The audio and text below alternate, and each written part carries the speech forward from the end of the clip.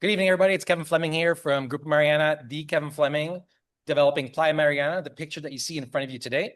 Now, this particular presentation is one in which you're going to stay with me behind the scenes, no matter when you're watching this. And I'm going to be telling you stories as we go along, the stories that we don't always have time to share in our typical 1 hour presentation.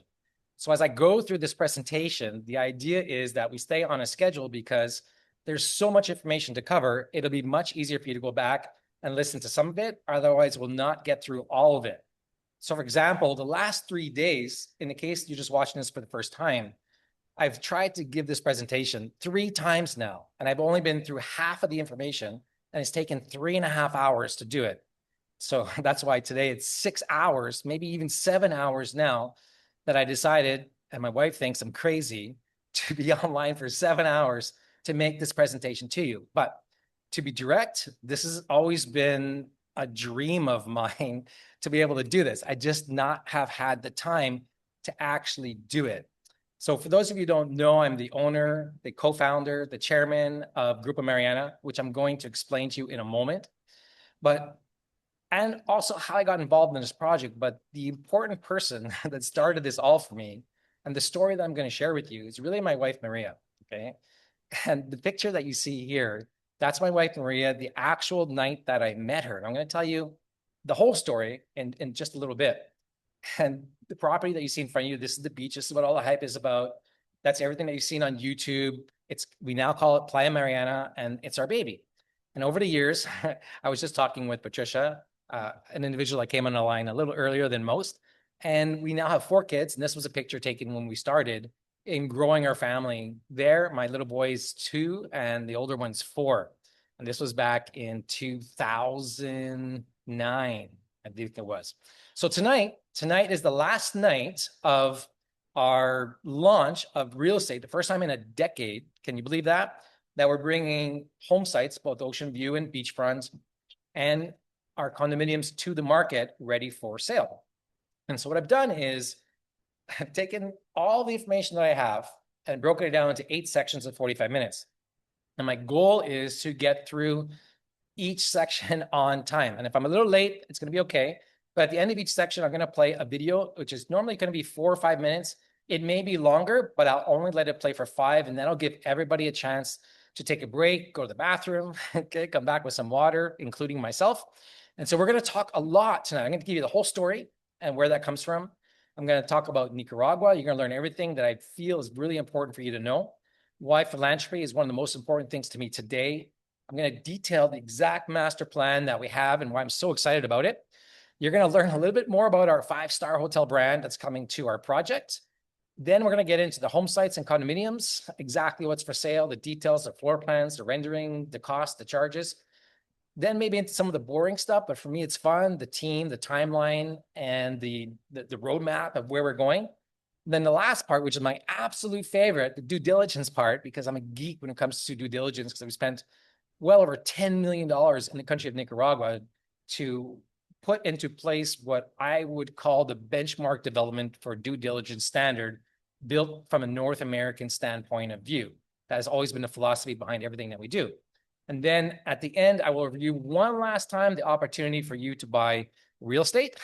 And tonight, I'm going to show you as we get there, there is $100,000 in bonuses that include land for any home site that you purchase outside of what I'm going to show you are some resales from existing owners and condominiums. So an amazing opportunity for you to stick around.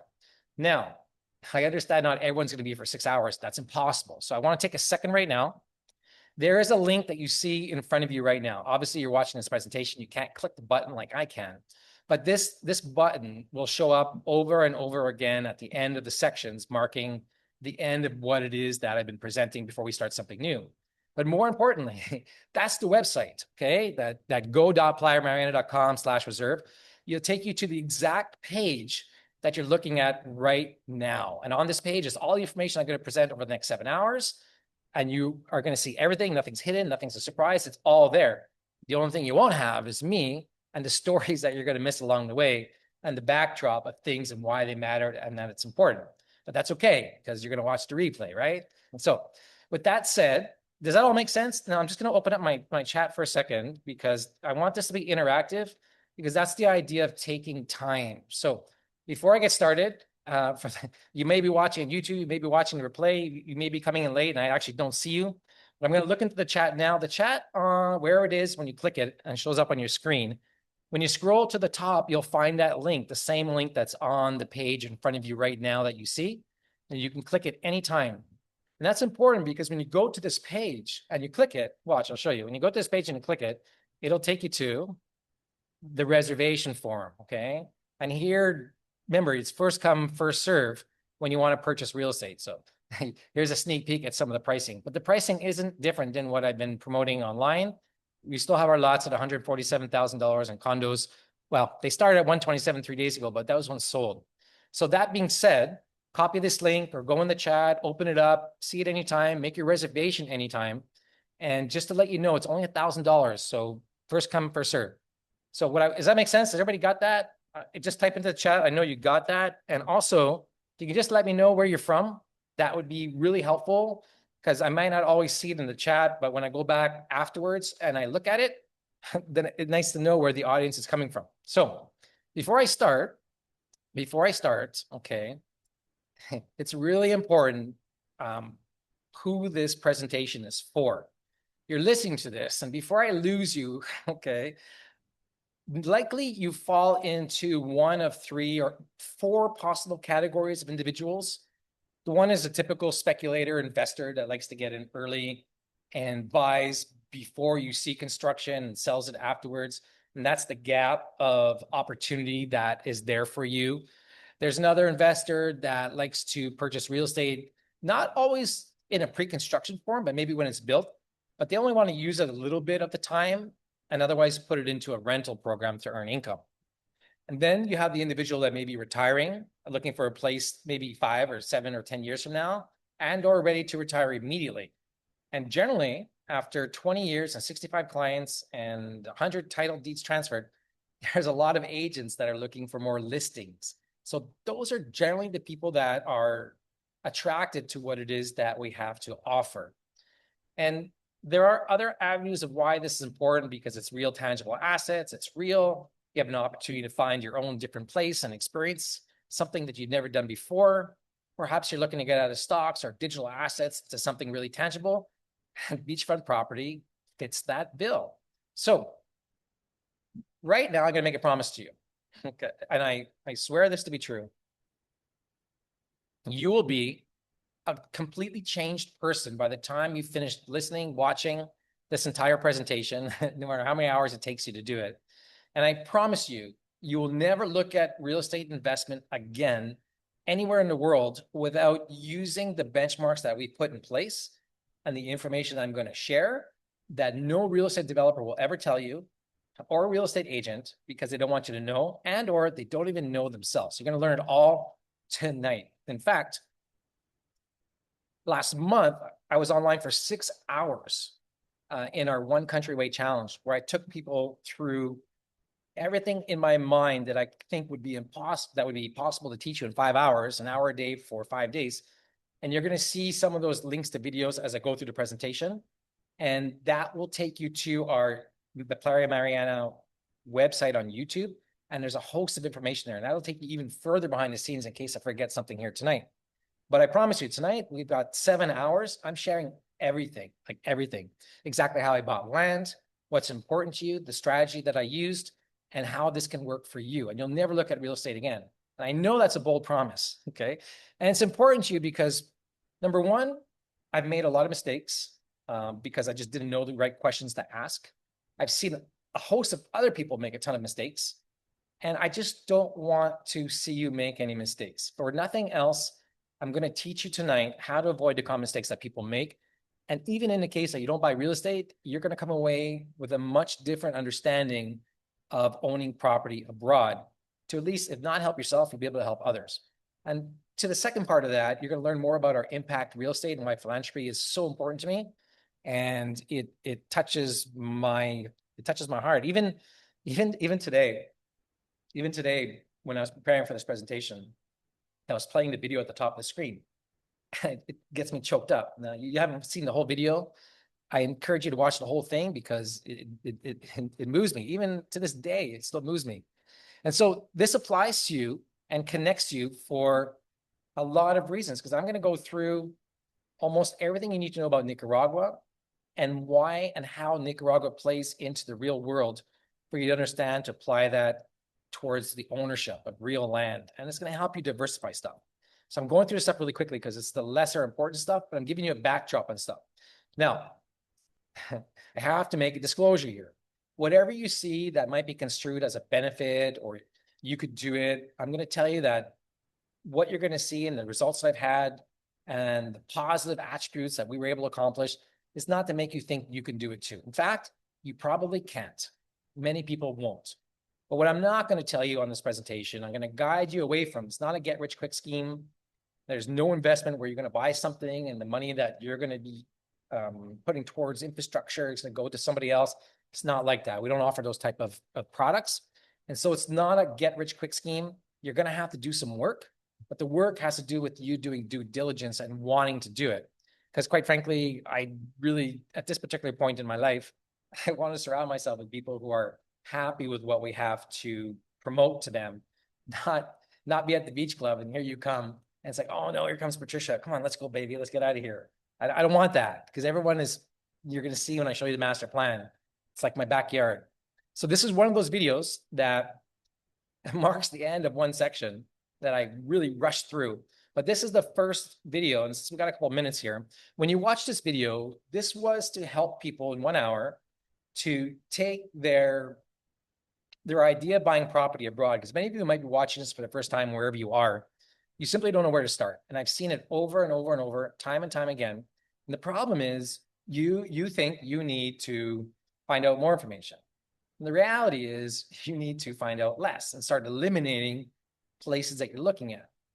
And even more problematic is you don't know how to do that. So this presentation, when you watch it to the end, the confusion ends here, day one, was to help you get over that overwhelm. And at the end of the day, the point here was you need to come up with some sort of filter, okay, of what you're looking at and what criteria is in that filter, so you can quickly eliminate a whole bunch of stuff. And a lot of what I taught further on in the subsequent days is how to define what that criteria is that's going to be for you. So that goes into the structure of how you look at things so you can quickly eliminate stuff.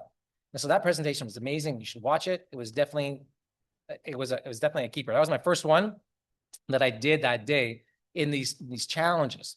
So now, before I go forward, does that make sense for those of you watching? If you're watching on YouTube, you're watching a replay, or you're seeing this on LinkedIn, wherever you are, please give me some feedback down below. When you see something that I might have missed, something stirred your heart, or I talked about something that I was wrong, call me out. Feel free to challenge me, because I don't profess to know everything perfectly. This story and everything I'm going to share to you tonight is just simply my experience and what has happened and how you can take and use that for your own benefit. If there's something that you like, keep it. If there's something you don't, just throw it out. All right. Now, I want to do one thing right now, wherever you are, before I get going, because now is the perfect time. In the chat box, please, when you were to rate yourself from a scale of 1 to 10 on your knowledge of real estate buying abroad, okay? And think of me as a 10, okay? Having spent $10 million and transferred 100 different titles and presented Nicaragua on 100 different stages around the world. I'm a 10. You could, when you type into the chat, please take a second just to type into the chat where you think you play in your skills and your market. This will help me know to the audience that I'm talking to and how and what level of depth I go to, because it is possible that in this presentation, because I'm going to be talking about everything, I don't want to be talking above you. So when I understand the audience that's going to be coming online, when you're watching this chat further on, it'd be helpful to know where you are, because then when I review the chat afterwards, we can have a discussion about that. All right. So when you get a chance, just go down below and tell me what you are. So for me, I'm at Nicaragua, and I'm going to tell you a little bit about my wife and how that all came about. For those of you just discovering Nicaragua now, it is an amazing, amazing country, whether it's lakes or volcanoes or beaches or any of the other highlands or the Caribbean parts of the country, this place is really a magical place. In fact, there was a video that I made and it surprised me. It was on my last trip back in October and I left in November. I was gone for 2 months. And upstairs on my balcony, it was the night before that I was leaving. And I started to tell the story of basically my 60 days in the country in 30 minutes. And I came to a part in the video that I started to describe what it is that I was seeing after being away for so long. And I had to pause. It had me all choked up. And my wife still tells me that I'm Nicaraguan at heart. And I take this country more seriously than she does. But the truth of the matter is you fall in love with this place. And only those who really understand it can really call this place their home. Like it's their new culture. It's their new different place. And so today, when we start to go through what it is that you're going to learn, we're not a new development, but you may be becoming aware of this for the first time. And the spirit of what it is that we've been trying to do for 2 decades through multiple and various experiences where I'm going to explain them all in the due diligence section some 6 hours from now. Let's just skip into the chapter where that is, because that's where the heart of all the stories lie. So it's now 6:30 where I am Central Time. So it might be around midnight when I get there. But until then, let me carry forward on this dream that I have that I'm going to expand upon that's going to take you into another world, into the future. Now, when I saw my property for the first time, I knew I was going to buy it. I'm going to tell you the story later. So you're going to have to come back and listen to the whole thing. But it's an amazing property with 923 acres, 1 mile of beachfront, and there's 2 levels to the property. And in this presentation, in fact, I'm going to show you right now in this presentation, I'm going to be drawing on the land. And this is the first time, this is the best time to start doing that right now. So I'm going to pull out my drawing tool. I'm going to just move the control. And we're going to do this the whole presentation. So get used to my drawing tool coming out. Now, when you look at the properties that are for sale, I'm explaining to this now in case you scroll down to where the pricing is and you're looking at stuff. The land is 2 levels. So think of it like this in this picture, okay? This is the border of the property. And then it goes this way. Okay, 2 kilometers, and it goes past that, okay? That's only like 1 kilometer. Now, what I want you to pay attention to and consider is everything over here where I'm tracing where the green space is, all right? This is not flat, okay? This is not what? What did I say? It's not flat. The area over here is actually 20 meters above the sea level over here. And in all this green space, there was a slope going down, or I guess it could be going up as well, depending on how you look at it, that rises on a 45-degree angle about 100 feet. So when you're looking at purchasing home sites later, when I show you the plan, that's all in 2D, you won't understand this unless I explain it to you now. Because when you buy anything along the beach and when you see the master plan, and I get to the point where I explain that to you, it's very low density down there. There's not a lot of product that's down there. Most of the development is happening all in this top region, okay? And I'm going to explain the coastal highway because the coastal highway that's bringing tremendous value to the project splits our property. And you're going to see all kinds of pictures and all kinds of videos of that in this presentation that you're going to see when we take our breaks. So when I start to show you lots later on the plan, and I'll draw them, they're in the area where the green space is down below here. All right. Does that make sense? I'm trying to explain that to you now because it's important you understand that there's 2 levels to this development. And that's going to play a factor in the decision that you choose, what path, where people are walking by. So that's really important. So in the chat, I'll be the first one. Did everybody understand that? I need a yes so I know, because if you don't, you're going to ask me later. Just type yes or no if you understand that. If you're down in the comments, let me know that I made that clear. In the master plan, you're going to see a sloped area that's going to make it more clear, but it's helped that I explain it to you now. Now, what attracted me to this project tremendously was the beach, because in the area where we're located, and you're going to see some of those surrounding communities as we move through the presentation, the beach, this picture right here is like from 2 weeks ago. When it's a low tide, the shelf is really flat, and you can walk out almost from the edge of the land 800 feet, and it's only going up to your waist. So there's no drop off there at all. It's just an amazing beach. And you can walk in one direction to Masachapa. I keep telling everybody it's 8 kilometers to Masachapa. But the other way, you can go 12 kilometers and you have the same sort of beach the whole way. So nothing is stopping you from walking a very long distance. So this is the preliminary part of the introduction to give you a sense of where we're going with the project, the overall scale of it being 923 acres, the beachfront. You're going to get a lot more pictures as we go on. It's just a taste to get going, all right? Now, this video that you're going to come across on the page right now when you come to it, this was day 2 of my challenge, all right? So day 1 was teaching you that you need to start eliminating properties from your world and putting in a criteria. This is trying to put you in a place once your criteria is in place, whether you're too late or not, all right?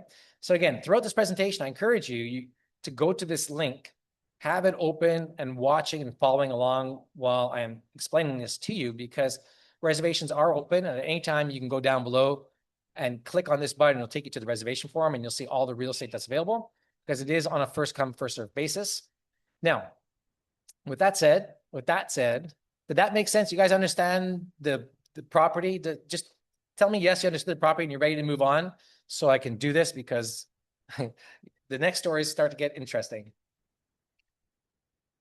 Okay, fantastic. So before we go further, that was just a little blip of kind of what we're doing. But let me tell you about me. Let me tell you why I am the developer of this project and how all this came about. And I'm so glad that I have this opportunity to take the time to do this. All right. So you've been watching these videos. I'm not sure where you found us or came through, as Facebook or LinkedIn or Twitter or X or Pinterest, wherever it might have been, mostly on TikTok, crazy 100,000 views on TikTok. But I'm the developer of Grupo Mariana, Kevin Fleming, and we are the developer of this massive project in the country. And on the documents, on the forms, in how we present ourselves, Grupo Mariana is the parent company of all of our companies. And that's kind of how it shows behind the scenes in all of our structure. And we are the individual sole owners, debt-free holders of Grupo Mariana, which also own 100% of Playa Mariana. And you're going to learn this in the due diligence part. And everything that we do in the Grupo Mariana, let's say, world is revolved around philanthropy first. In fact, I don't want to go off on a tangent before I tell you a story from Maria. In many ways, we promote ourselves as a developer of real estate. So it's clear. But if I had my way, if I truly could do it the way that I want, I would promote myself only like the executive director of my foundation. And it's our foundation that's developing this property. That's how I look at it, even though from a corporate standpoint of view, it looks like we're just selling real estate. But behind the scenes, and when you're done with this presentation, in a moment, I'm going to show you more, you're going to understand why I'm telling you that now. So the picture that you're looking at is Maria. Okay, that's my wife, Maria Borrero. And everything that we do and everything that I present, she's always behind the story of what's going on, because it's her fault. She's the reason why I'm doing this. So I have to give her credit where credit's due. She also looks after and is a real estate developer in her own heart, because she is involved in everything that we do in the country. And there's no way any foreigner can do what I have done by themselves without the help and the support of a local that you can trust. So thank God I have a wife that I can trust, a Nicaraguan that's allowed me to do this. I'm so eternally grateful to her. So I give her all the credit. So comment down below if you like it that I have a Nicaraguan wife that's behind the scenes. We're a team, even though you might only see my face, she is there. So now let me tell you the story, because this is really important, because it lays the background of everywhere we go from here forward. And we got the time. In fact, what's going to happen in this presentation, you're going to see when I find that there's something really important to share with you, like a story, okay? Because that's how these presentations are going to go. I'm going to show you some information. And when I have a story to tell you that's going to come up, I'm going to come to you full screen. And I just hope that I remember. So this is really interactive for anyone that's jumping on the line whenever they jump in. So just type into the chat and I might see it. Kevin, I still see your screen. And it'll take yourself off screen share. So let me tell you a story from here. It was August of 2003, a Friday night, and I was on my way from North Vancouver to the ferry to go across to see my sister Nanaimo on the island. And this is in Vancouver, Canada, for those of you who don't, Vancouver, British Columbia, Canada. And what happened was I drove all the way to this ferry terminal. It was like an hour drive. And the Queen of Coquitlam, which was the name of the ferry, I still remember it, was broken down. And so they're telling me that I can't get on the ferry. You basically, there's no ferry to go across to the island. So I'm like, okay, whatever. So I go back home. And then my roommate at the time said, let's go out. So we went out that night. And of course, I was 33 at the time, had a good night, whatever. So the next day, was like, okay, we're staying home because we were out the night before. I don't want to do anything. He didn't want to do anything. And we're just hanging out. And it was about 10 o'clock at night. It was about 10 o'clock. I still remember. And his girlfriend came over and goes, let's go. Let's go out downtown to the bars. And we're like, no way. We're not going out. And you might think that's late, but at that time, I guess they were trying some new thing with bar hours. So everything was open to 4 in the morning. So 10 o'clock was rather early when you think of it along those lines. We're like, there's no way we're going. We were just out last night. I have no interest. And so after a half hour, I guess she finally convinced us. We said, okay. But then she goes, okay, but I got to go home and change. I'm like, what? What do you mean you got to go home and change? It's now already 10:30. So how long is that going to take? Okay, drop us off. There's a local restaurant that turns into like a little pub at night sort of thing. You've probably been to one of those. We used to go there to play the golden tee kind of sports thing while we have beer. Drop us off over there. And then when you're ready, come back and get us. So that's what she did. So we got out, we got ready. It doesn't take long for us guys to get ready. And I do what guys do when they go to a place where there's a lot of girls around. I'm walking around, and in about I don't know 10 minutes, I see this woman. Okay. And I was walking, and as I'm walking, I can see her and I'm attracted to her. And she had this kind of Latin look to her. But I'd walked past her. I was like, I like her, but I walked past her for about 3 feet. I stopped. I'm like, what am I doing? I like this girl. So I backed up. And because she had this kind of Latin look to her, I kind of like stepped in front of her and said, hola, ¿cómo estás? That was the best Spanish I could come up with at the time. And she happened to give me the time of the day. So we started talking, and it was maybe 5 minutes only that she said, I'm finishing university. I'm in my last year, and then I'm moving back home to Nicaragua. And right away, I knew what she said. I'm not interested in dating anybody. I don't want any relationship. I'm basically out of here. I don't want to be dragged down. I'm not sticking around for anybody. And I knew that right away. But I'm like, well, tell me more about Nicaragua, because crazy people, they're not scared of anything. And you tell her, that's exactly what I told her that night. And so she kept talking to me about Nicaragua. So as the hours went by, I didn't even notice it, but my roommate must have saw that I was talking to this girl. He took off, and I was left behind with Maria. And in fact, before I go forward, it's very interesting because I'm not sure, for those of you watching and your significant other, if you can date back to, you have a picture of the first night that you met. But on this picture right here, I don't know how, but back in 2003, I don't even know what camera or who took it, but this picture is the picture of myself, my younger self at 33, and my wife. Okay, I'm 5 years older than my wife, so she's in her late 20s. But that's Maria on the first night. That's the woman that I fell in love with that night, and that led me to where we are today. Now, what's happening is, after I met her, we went on our first date. It was the next night, and I was in love. I mean, I know it seems easy to say, but I was hooked. I was hooked. And so after 4 months of dating, I essentially asked her to marry me. And that was January of 2004. And I remember this clearly because I'm under the impression, she's under the impression, I've asked her to marry me, that we're going to Nicaragua. And I remember she graduated in April. And as we went out for lunch one of the days afterwards, because we were planning a wedding in Nicaragua, and she was start to get really serious about it, because now it was going to be a full-time thing, either look for a job, plan a wedding. She just graduated university. And she told me, she comes to me and she goes, Kevin, I know what I said when we met, but maybe she's in love too at this point, hopefully. But we don't have to go. I know you're working and you got this stuff. And so we could stick around for a little bit longer. And I'm like, no, baby, I told you the first night that we met, like, we're going. So keep planning that wedding in Nicaragua. Like, that's where we're going. And I didn't even have to think about it. It was the first thing I said. And it was never brought up again. So Maria continued to plan a wedding from April to November. And I got married in Nicaragua on November 10th, civilly, and November 12th in the church. And that was, and so during that time, we planned a wedding. And then I went to Nicaragua and I landed in the country. It was my first time there.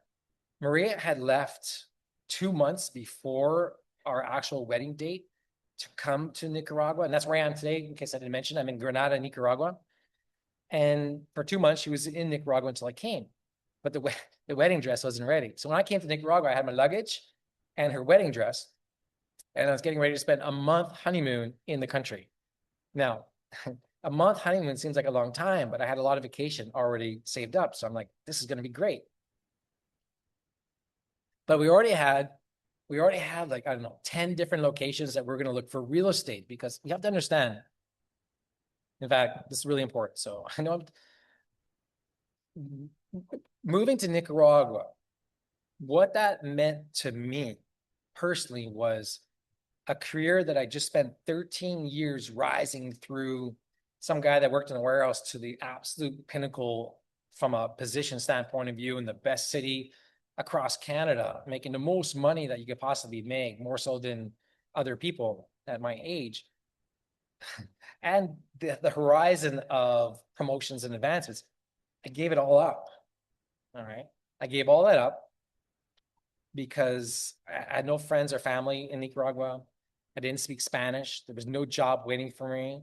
Maria didn't grow up with a father to hand stuff down to her. In fact, she didn't grow up with a father at all. She just grew up with her mom and her grandmother, probably more specifically her grandmother. And so it was, what are we going to do when we go into the country? And so real estate at the time, and all the investigation and everything that I learned, everything she was telling me, that was the path forward. And so that's why today, involved in real estate that I am, is where I'm committed, because I believe since 2003, the opportunity for real estate in the country to where we are now today. And so we got married in Nicaragua. And for those of you who don't know, I had an interview one of the last months, I think it was in December, and I was telling the story. I was hooked like within 2 days of moving into the country before I got married, because it was November 7 or 8. And I remember sitting at one of the restaurants that are locally near Managua, near the hotel where we're at. And we're sitting outside, and it's 10 o'clock at night. And I'm in like a white shirt, kind of like this color. And I'm like sweating. Like, and I'm like, this is the most amazing thing. I've never been outside at night at 10 o'clock and sweating, because Nicaragua is hot at all times of the day. And so it makes it, the climate here is tremendous. And so I'm in love with the climate, and there was no way that I could see myself going back to Canada. So what happened was, that's why I like this presentation. I got so much time to tell you this whole story. We got married, and after we got married, this is Maria at the bottom left over here. That's her at the airport. We're coming back to Canada, and we get into Canada, and it's not more than 12 hours. And I, looking at her, and it's Christmas time. It's December 8th, because we came back on December 7th. And I said, there's no way that we're going to find real estate in Nicaragua and do all the due diligence that we need to do if we're both in Canada. And that's important, because prior to going and leaving to Nicaragua, Maria had gotten a job with Enterprise. She just got a job after graduating university, and she was going to be a purchasing agent. She was going to be the person that buys the cars for Enterprise rental cars. And they had trained her, spent a lot of time, and basically she came back in Nicaragua and basically gave notice, because what was more important was turning around and going back to Nicaragua to look for land. So after Christmas, and all being back a month, Maria left. Okay. You gotta imagine, she was gone 2 months before I got married. I spent a month with her in Nicaragua, a month back in Canada, and then she left. So there was no like super honeymoon period. We didn't go on a honeymoon. We had one where we got married. So she left to go back to Nicaragua to look for land.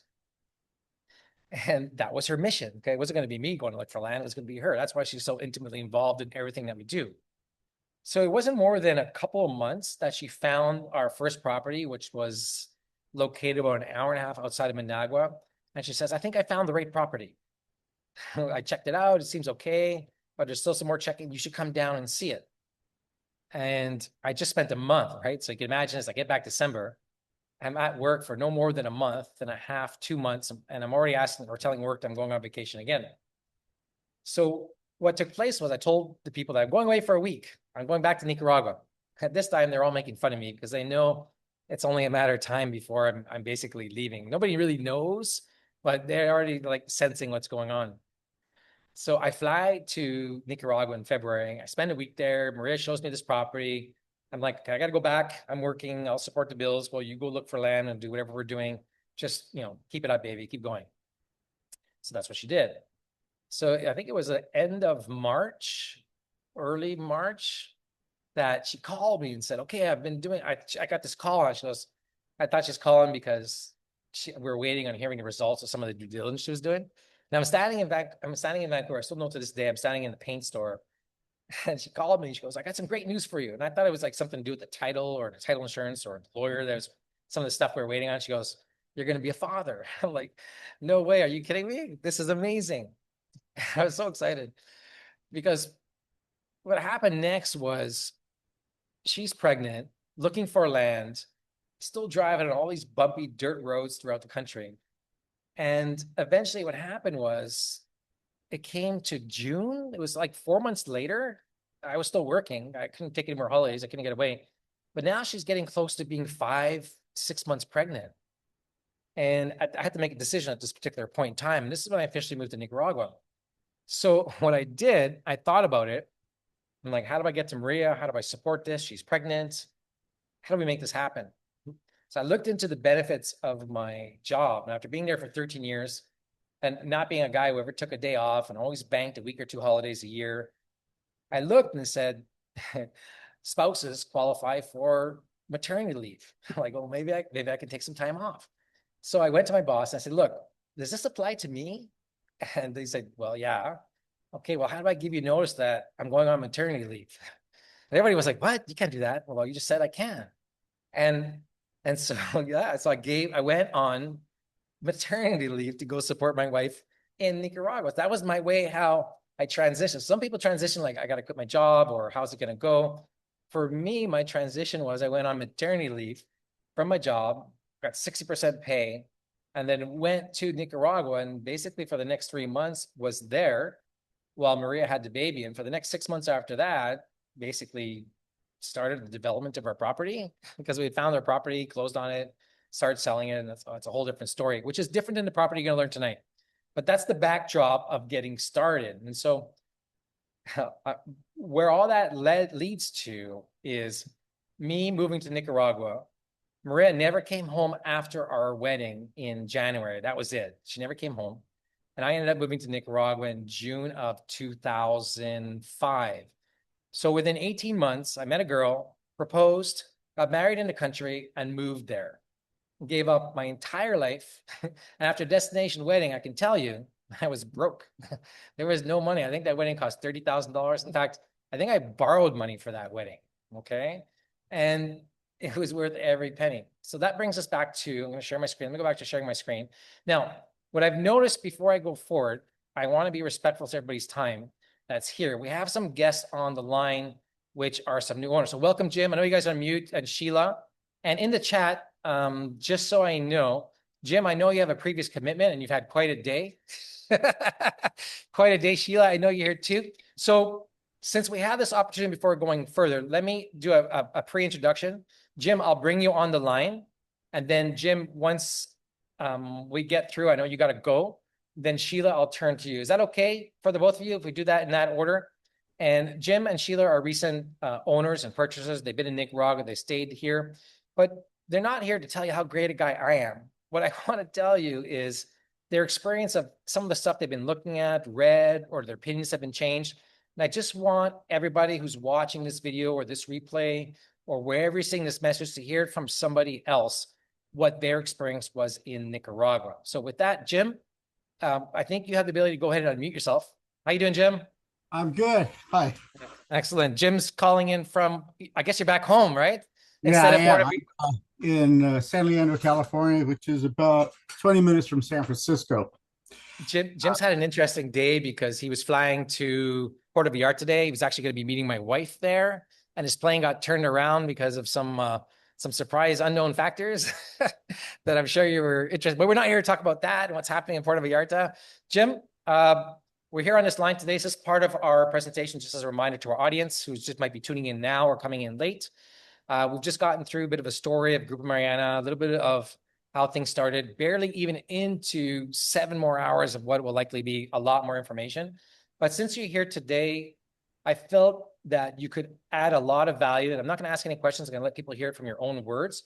For those who are listening to Jim, all right, and something comes to mind because he might not be looking at the chat, please feel free to type into the chat, or you're watching the replay, wherever this might be, questions that might come to mind, because in the case that you're thinking them, other people might be thinking them also, and we can certainly answer them for you in another modal opportunity to deliver that information. So Jim, with that said, you've come to Nicaragua, you just bought 5 lots from our property, but the important part there is I want to hear about, before you decided to buy, what were you doing? Where were you? How'd that all come about? Yeah, a little about me. I'm a carpenter by trade. I'm a general contractor, and about in 2017, I visited Costa Rica, and at that time I was thinking, it'd really be nice if I could have a house right here on the beach. I loved it, and so since 2017, I've been checking all over the place, looking for a place that I could build my own house and live on the beach, and make a nice, relaxing life for myself. And I worked hard all my life, and I thought, well, this is something I really, really would like to have and like to do. So a couple of months later, I went back to Costa Rica. I looked all over, and then I continued looking different places, different countries. I went to Honduras, checked out Panama, and looked at a lot of different deals that I saw online, and I followed through with it, and I checked them out. And then I contacted Kevin last year, and he was on his way to Canada to renew his passport, and so he made a stop off in San Francisco. I forgot about that. Yeah, That's right. and so anyhow, we were going to meet for a couple hours and kind of go into details. Well, we met around 8:30, 9 o'clock, and around 3:30 in the afternoon, he realized he had to get going. But we spent the whole day going over details about Nicaragua and the property, and all the things that are going to be done. And at the end of the day, it's like he said, "Well, you ready to sign?" I said, "Well, wait a minute." My partner said, "No, she's not going to do it without seeing it." Yeah. Well, that was just a deposit, right, Jim? I was saying, you guys ready to put down a deposit, right? Deposit. She didn't want to do anything without seeing it. So anyhow, I said, "Look, we'll just come down there and we'll check it out." And so we did. So then later on last year, I think it was in October, November. I think it was October. We went down there, and we spent 10 days with Kevin, and we went and we checked out the property. We went all over Nicaragua and looked at other properties and other deals that are out there and available. And we also did a little bit of sightseeing to get to know the country. Sorry, Jim. Just to interrupt you for a second, because a thought came to my mind. Because you said you came into the country to check out what was going on, but I know when we met, you had also just been to Costa Rica and had quite an experience trying to meet up with agents that didn't show up. Before we go forward, maybe just draw a parallel between entering into the country and hoping that a real estate agent shows up versus your experience. Because I saw the month before I was going to go down to meet with Kevin in Nicaragua, I was there in Costa Rica again because I already had arrangements to go down there again and look for more properties. And it was terrible. The agents, all they wanted to do is sell. They didn't care what they're selling. They just wanted to make a deal. I saw properties that were not what they said they were. Ocean view. I got there to the property. It was close to the ocean. Yeah, in about a mile. You couldn't see it. If you went somewhere else, you could see the ocean. The lots were tiny, like 3,500 square feet. And the house was built on. It was a new home. It was really nice. But the thing is you were cramped and you couldn't see the beach. Uh, then so, and I probably went to about 5 or 6 different places again in Costa Rica, and I was really disappointed. People were they didn't care. They just want to make a sale, and they didn't show up for appointments. I had an appointment with somebody, and then, well, I was there. It was a Saturday morning. The person said, "Well, I'm not in Costa Rica right now. I'm in the States." And so they had me meet with somebody else. I met with that person. He showed me a couple of the places, and it wasn't anything what we talked about. Um, and so I got to run around. I spent a lot of time and a lot of money going to different places that failed. It wasn't what it was supposed to be. But when I met with Kevin, you know, it was what he said. It was raw land, and it was like, it was a little more challenging because his property, we have to get the water there, we have to get the electricity there, you know. But after going through these other places, he told me up front that we need to get these things there, and he told me this is where we are, this is what I've been doing, and But when I saw the property and saw that, okay, here I could get my house right here on the beach. This is what it's going to cost me. This is what I still have to go through, and this is how much I think it's going to take, because we calculated the getting the water there and getting the electricity there. When I was there, we also met with the engineers. It was a great opportunity, for me as a contractor. I was able to see the side, look at the plans, talk to the engineers, and know the whole scope and see it in real time, what I know it's going to take. And, it's part of it is getting money together and getting it done. But, after it was all said and done, I felt like this is it. This is the perfect place for me, because I get in at a good time. He's not only selling you land, he's selling you. Tim, do you see this? Sorry, I'm going to interrupt just for a second, because I think, as you're talking, or we might be watching a replay, I want to show my screen here. When Jim came, okay, I know where this. Tim, Jim came in October, the absolute worst time. Tell him what you see here. I'm gonna play the video on mute, but describe what you saw. Well, this is where they're building the new highway. This new highway cuts right through the property, right about almost midway up, all the way across the land. And those tracks were probably our tracks, as we went from the road that goes from the gate to the property way at the top, and it cuts through. And these guys are digging and cutting in a new road, a new highway. And so it's like, wow, this is happening right now when I'm here. And but I can see that that's a really good thing, because this is going to be the road in. This is going to be the way that people are going to get there. This is the future. You see the future happening right now.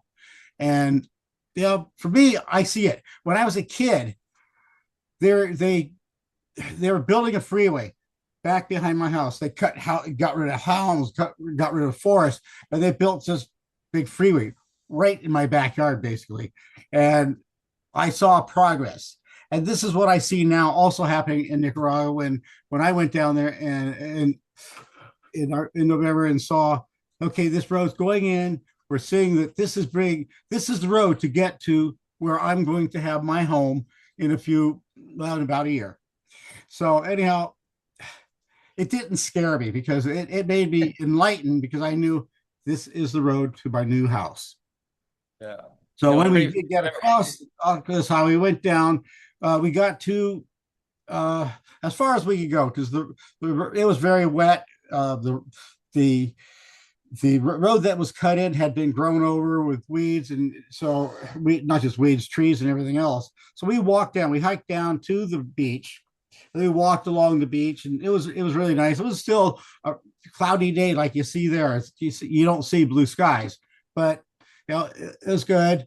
We got to where Kevin said, okay, there is a road cut in here. And so if we cut across that road, and we did, and we could see where the lots are, the beach lots.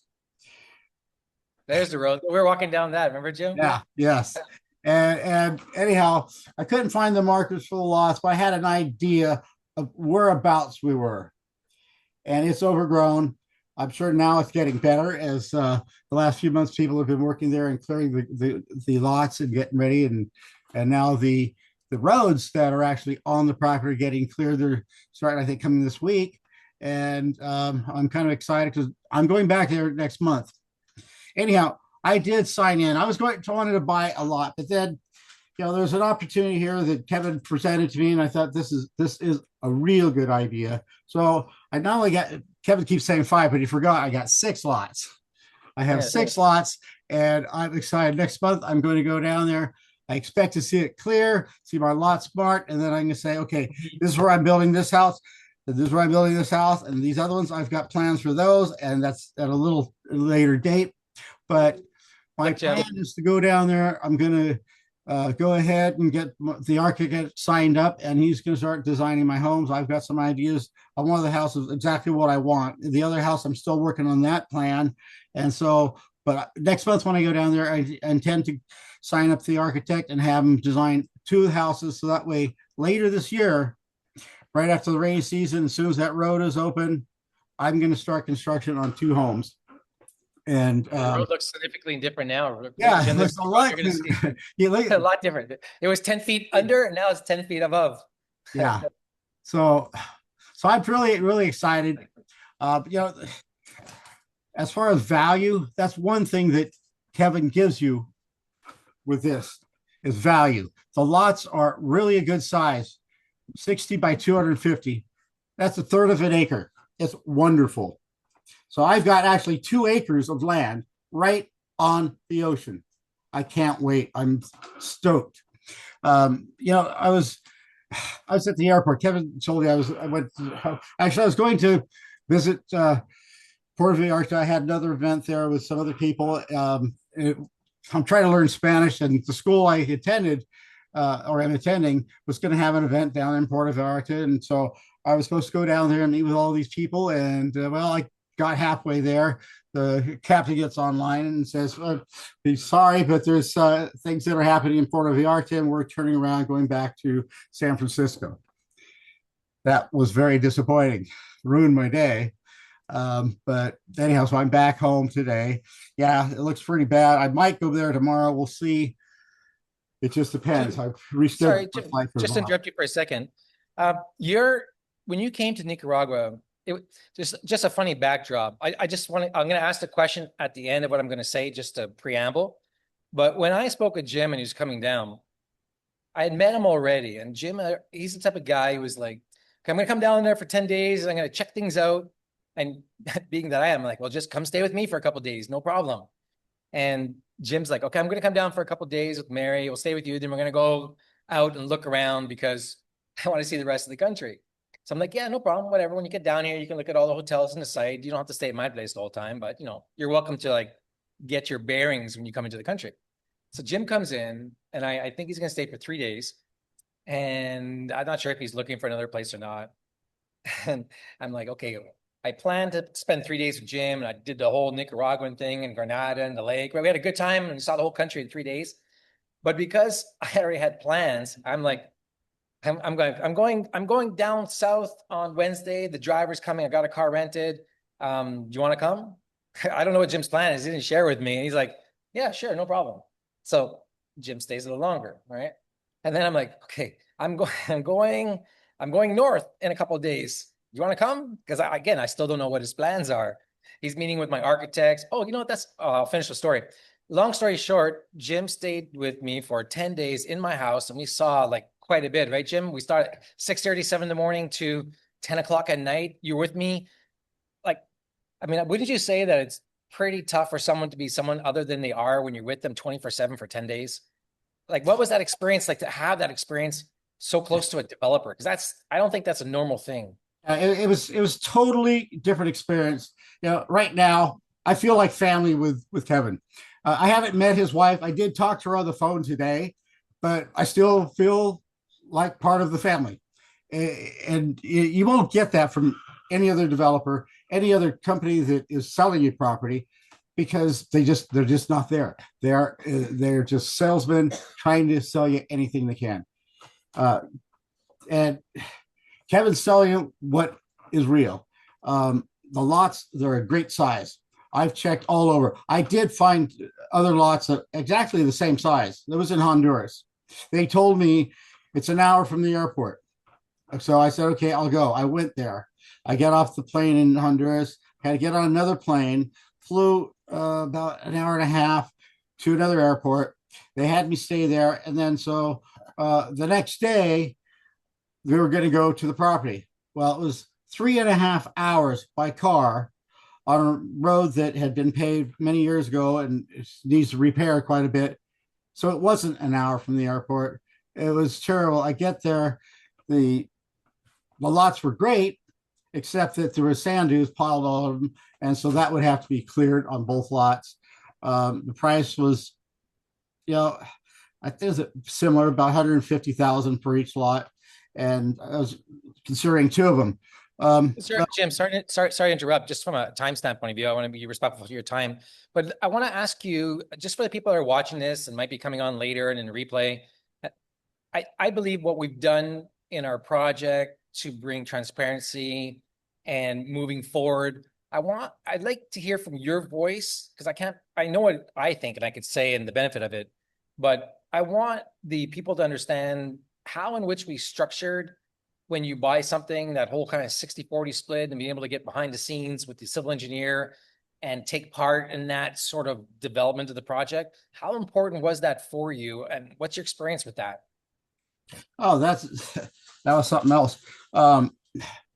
Nobody else out there would do this, because it would be their project, they're running it, and it's going to be how they want it. Here, I purchased property, and part of my money went directly to Kevin. Part of my money, I would go directly to the contractor that was getting in there and getting the water down to the lot.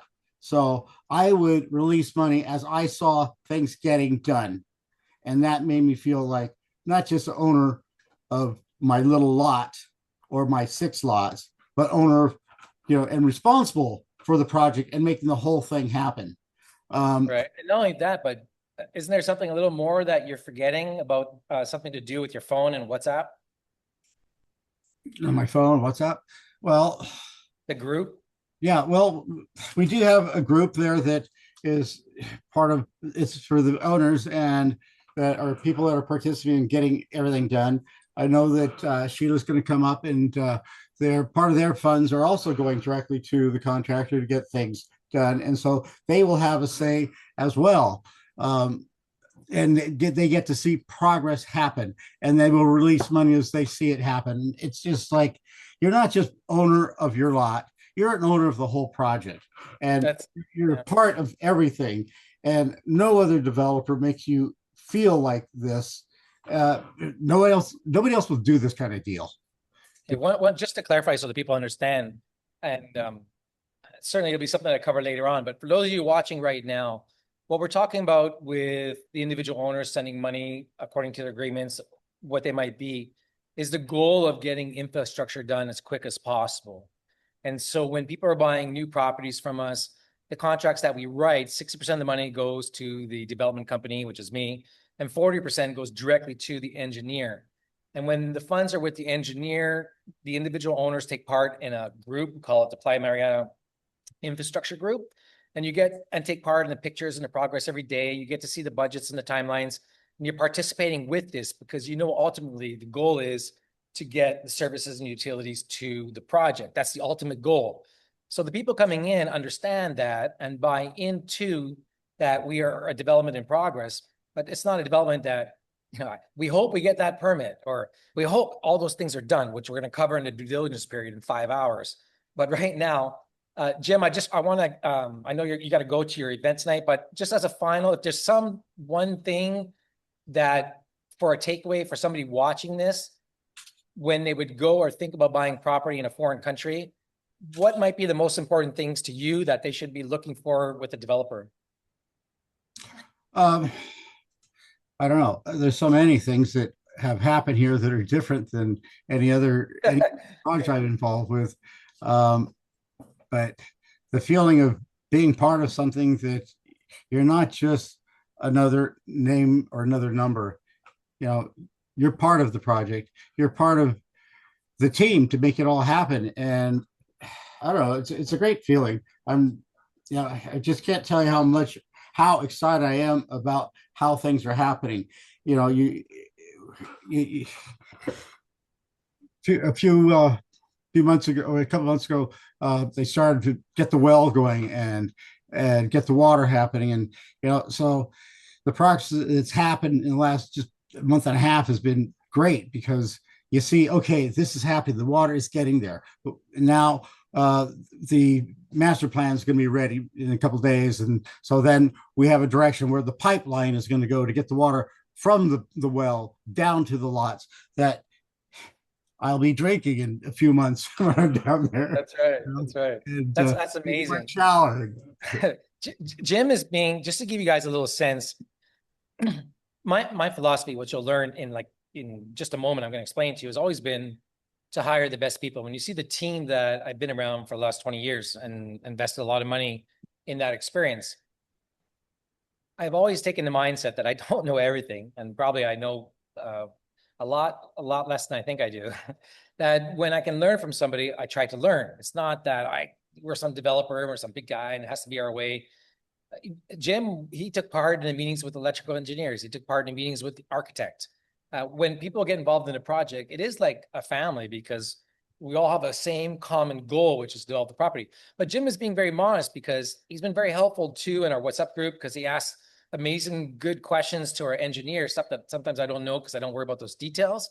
But Jim's been around construction for a long time, and so he asks really great questions, and it's just nice to have him in the group, keeping the engineer honest and asking questions like, why so long for the concrete? And why don't you get it delivered and not, pour it on site? How come, and here come the answers that are revealed and why that is. So Jim, thank you so much. Say hello to Mary for me. The tree is growing back. So when is she coming with you in March to the groundbreaking event? Yeah, she is. Oh, that's amazing. That's great. That's In excellent. fact, a So, friend of mine's coming with me as well.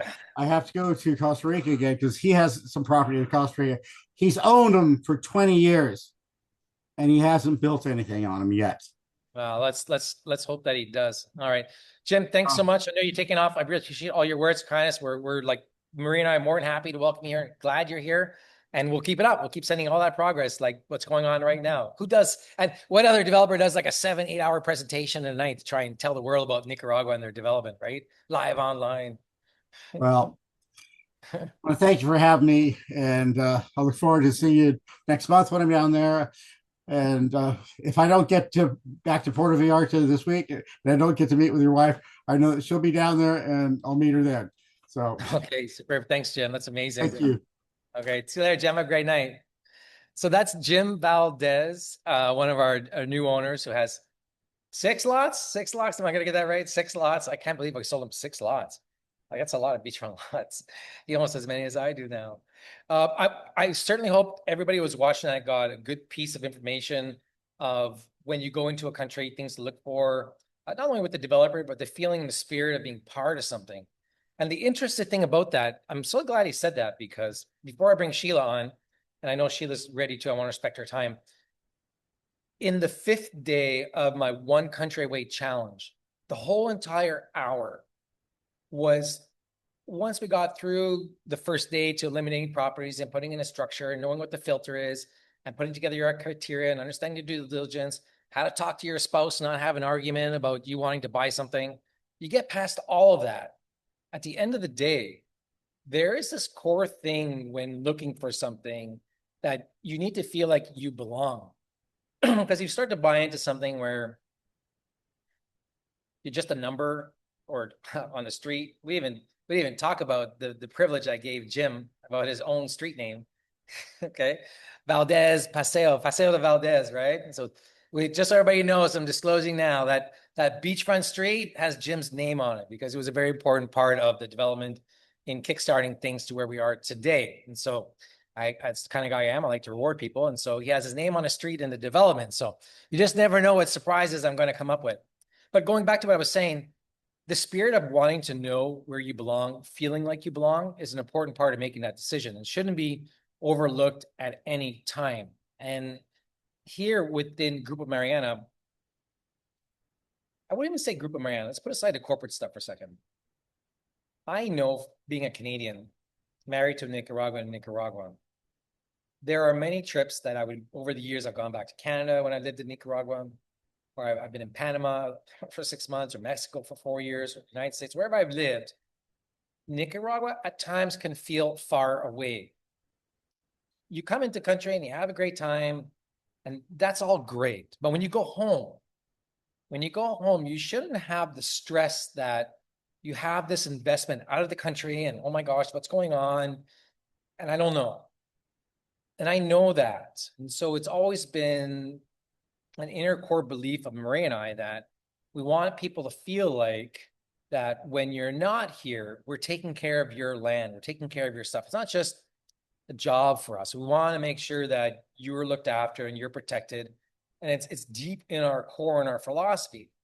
And not only because it's the right thing to do, but from a strictly marketing standpoint of view or sales, the reality is anybody that has a bad experience buying property in Nicaragua or a bad experience in general with the country is going to leave the country and tell way more people about the terrible experience that they had to scare people away.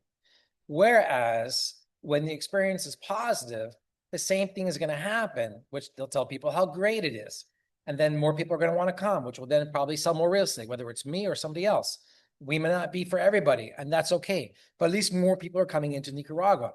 And so because I'm married to Nicaragua and my kids are Nicaraguan, my life is here in Nicaragua, I want to protect that reputation, not only mine, because it's very important to me, but the reputation of Nicaragua. And I get very defensive when people try to bash Nicaragua, right? It's not that I'm biased. It's just that, you're talking trash, you know what you're talking about, I'm going to call you out. You might not like that, but I will. So with that in mind, there's no better time right now and to bring on our next special guest. All right. And this lady in her own right is quite a lady with the music in the car and karaoke. We'll get into that story in a little bit. But Uh-huh. does she ever have a music repertoire with her partner Lee? And I'll let her tell her about the experience. But I'm bringing Sheila on to speak in her own words. Just came back from Nicaragua, spending a week, 9 days with us in my house here, Yes, a and week. a week. But she came to Nicaragua with something else in mind. And what I want to do is I'm not going to say anything else because I want to spoil this, but I want to welcome Sheila, who's a very important part of this project now. And I feel like we're really getting to know each other really well. I can't wait for her to meet my wife and everybody else when Oh, they come to yeah. Nicaragua.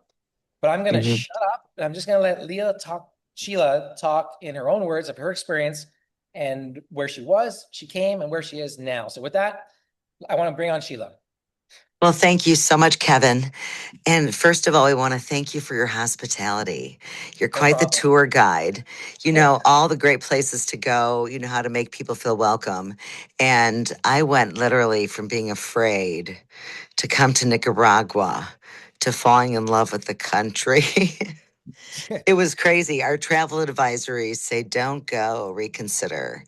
and and I read all the things that they had said, and then we just actually went to Costa Rica in August for 12 days, and we traveled the country alone ourselves, me and Lee, and so we're very comfortable coming to Nicaragua after I got over the travel advisory warning and saw the beautiful people on the airplane, saw that Airlines and United Airlines fly there multiple times in a day, and the flight attendant's mother lives there. It's okay. So we met beautiful people, made friends on the plane, got there, fell in love with Granada, where you're staying, fell in love with all the other sites. You took us to the property. We were absolutely amazed at the view. We've been looking for years to find something near the ocean or ocean view in another country. And we're just so grateful that we finally found you.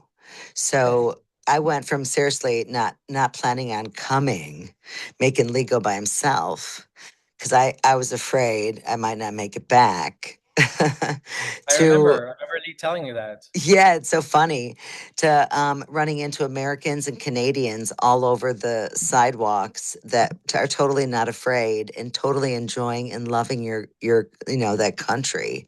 It's absolutely beautiful, and the people alone. You know, we even walked at night, 2.5 blocks down to your square. It was absolutely charming. So, you know, we are excited about the oceanfront property, but we're also excited about the rest of the country because there is other places to go. You know, like Grenada, like the islands. You know, up where the cigar factory was. So, you totally sold us. You sold us so much. We bought a second property, and Ah, I know it was who great, right? knows? You never know, right? Now, So, I want to tell them about the experience on the island that we went to, because I thought that was amazing. oh my gosh, we felt like it was Fantasy Island. Kevin arranged for us to stop at a beautiful resort that was private exclusive. I think it only held 18 guests an evening. And I think the prices range like from 800 off season to 1400 a day. And we got to have a beautiful luncheon. The place was incredible. And just, it was like a sanctuary. We were greeted with rum and towelettes and had amazing company and an incredible lunch. I like their influence of vegetarian and vegan. It was just incredible. So thank you again for hooking us Yeah. up and And what showing about us. Granada? I mean, Sheila, you stayed in Granada, you were walking everywhere. On the screen right now, I'm sharing a screen from the top of the tower in Granada of the area. But Oh we're having yeah. the groundbreaking event is right here in Granada. Could there be a better spot to have an event for people to come down and stay at? No, it's so amazing. And we could always, you know what, the one thing I will say about this country is there's always a bench somewhere. In other cities, there's no place to sit. You know, I have bad knees and I just love the country because I can tool around and I can have a break almost anywhere. Taxis everywhere, easy to catch a ride. The carriage ride's awesome. Yeah, that's right. Oh Well, yeah, really easy to get around, I have to say. It just was a beautiful, I see why you're in Granada, you yeah, it know. was amazing. Yeah. So What about thank you. what about Lee? I mean, Lee's not on the line tonight, but and I kind of know, but when Lee came, he had a different opinion than you did. But what was Lee's overall take from the trip? Because he's told me, but I want the audience to get a sense from your own words what he experienced. I guess for him, he felt very safe as well. But for him, he just couldn't believe the property. The fact that we could actually own oceanfront property and the disparity of wealth. He thought that was pretty remarkable that you know, in fact, you started a foundation to give back, but people are actually living with dirt floors, you know, and working for a very slight wage, you know. It's interesting So you say that because if there was something that I would take away from Lee's trip that stood out to me, it was that he was touched by that disparity of wealth and particularly in the family that we're trying to help out that's on our property and that whole story behind it.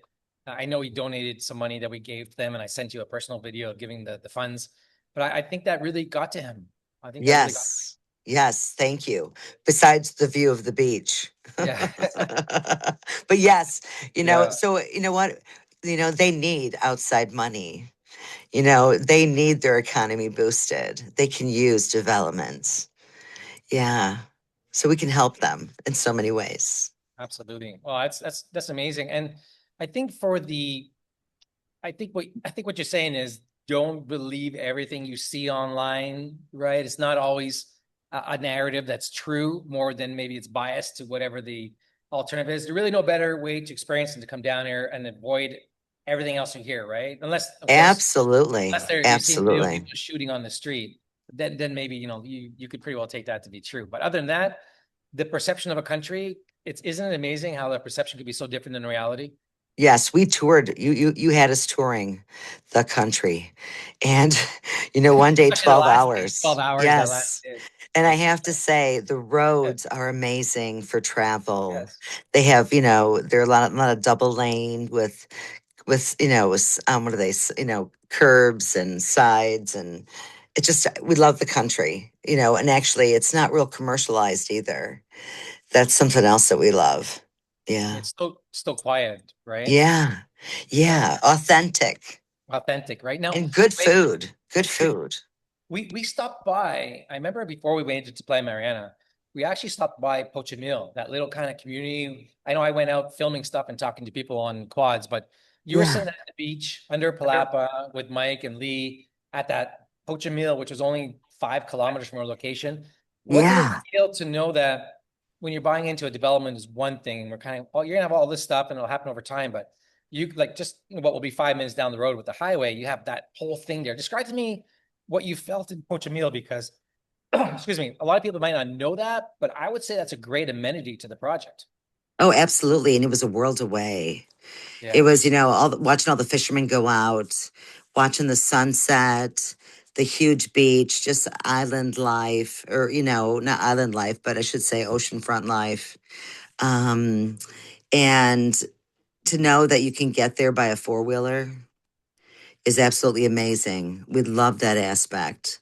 You could go there for a beautiful cocktail, maybe some food, but just really cool to have something so close by, Very That's a fun.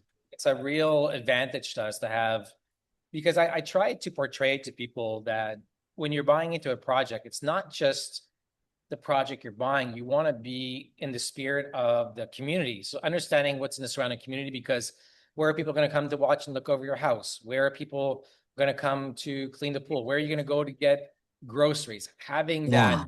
that ability to have these close towns close by is really, really critical. And I think we're fortunate because we visited.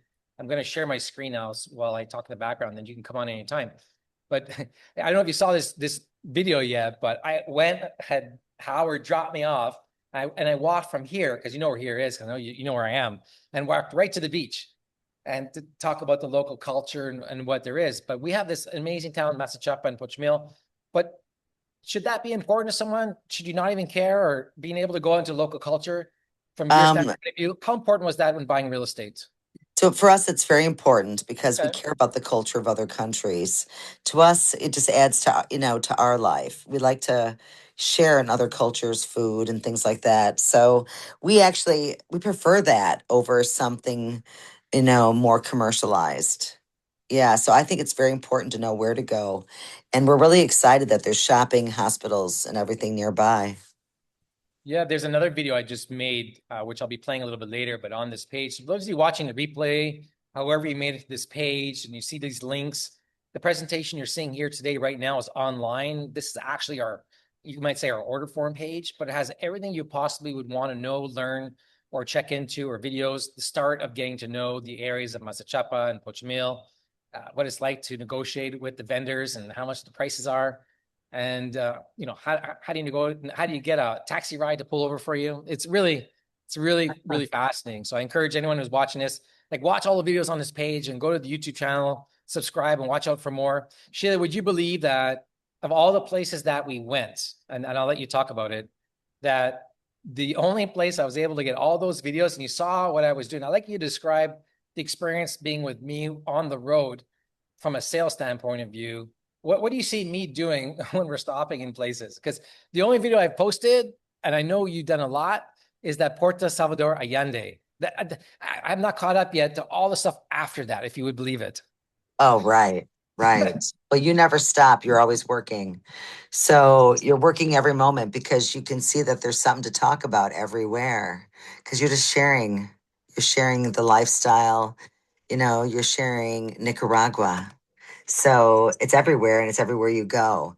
And it's really, really important, I think, for everyone to see. If you go, you need to go for at least a week.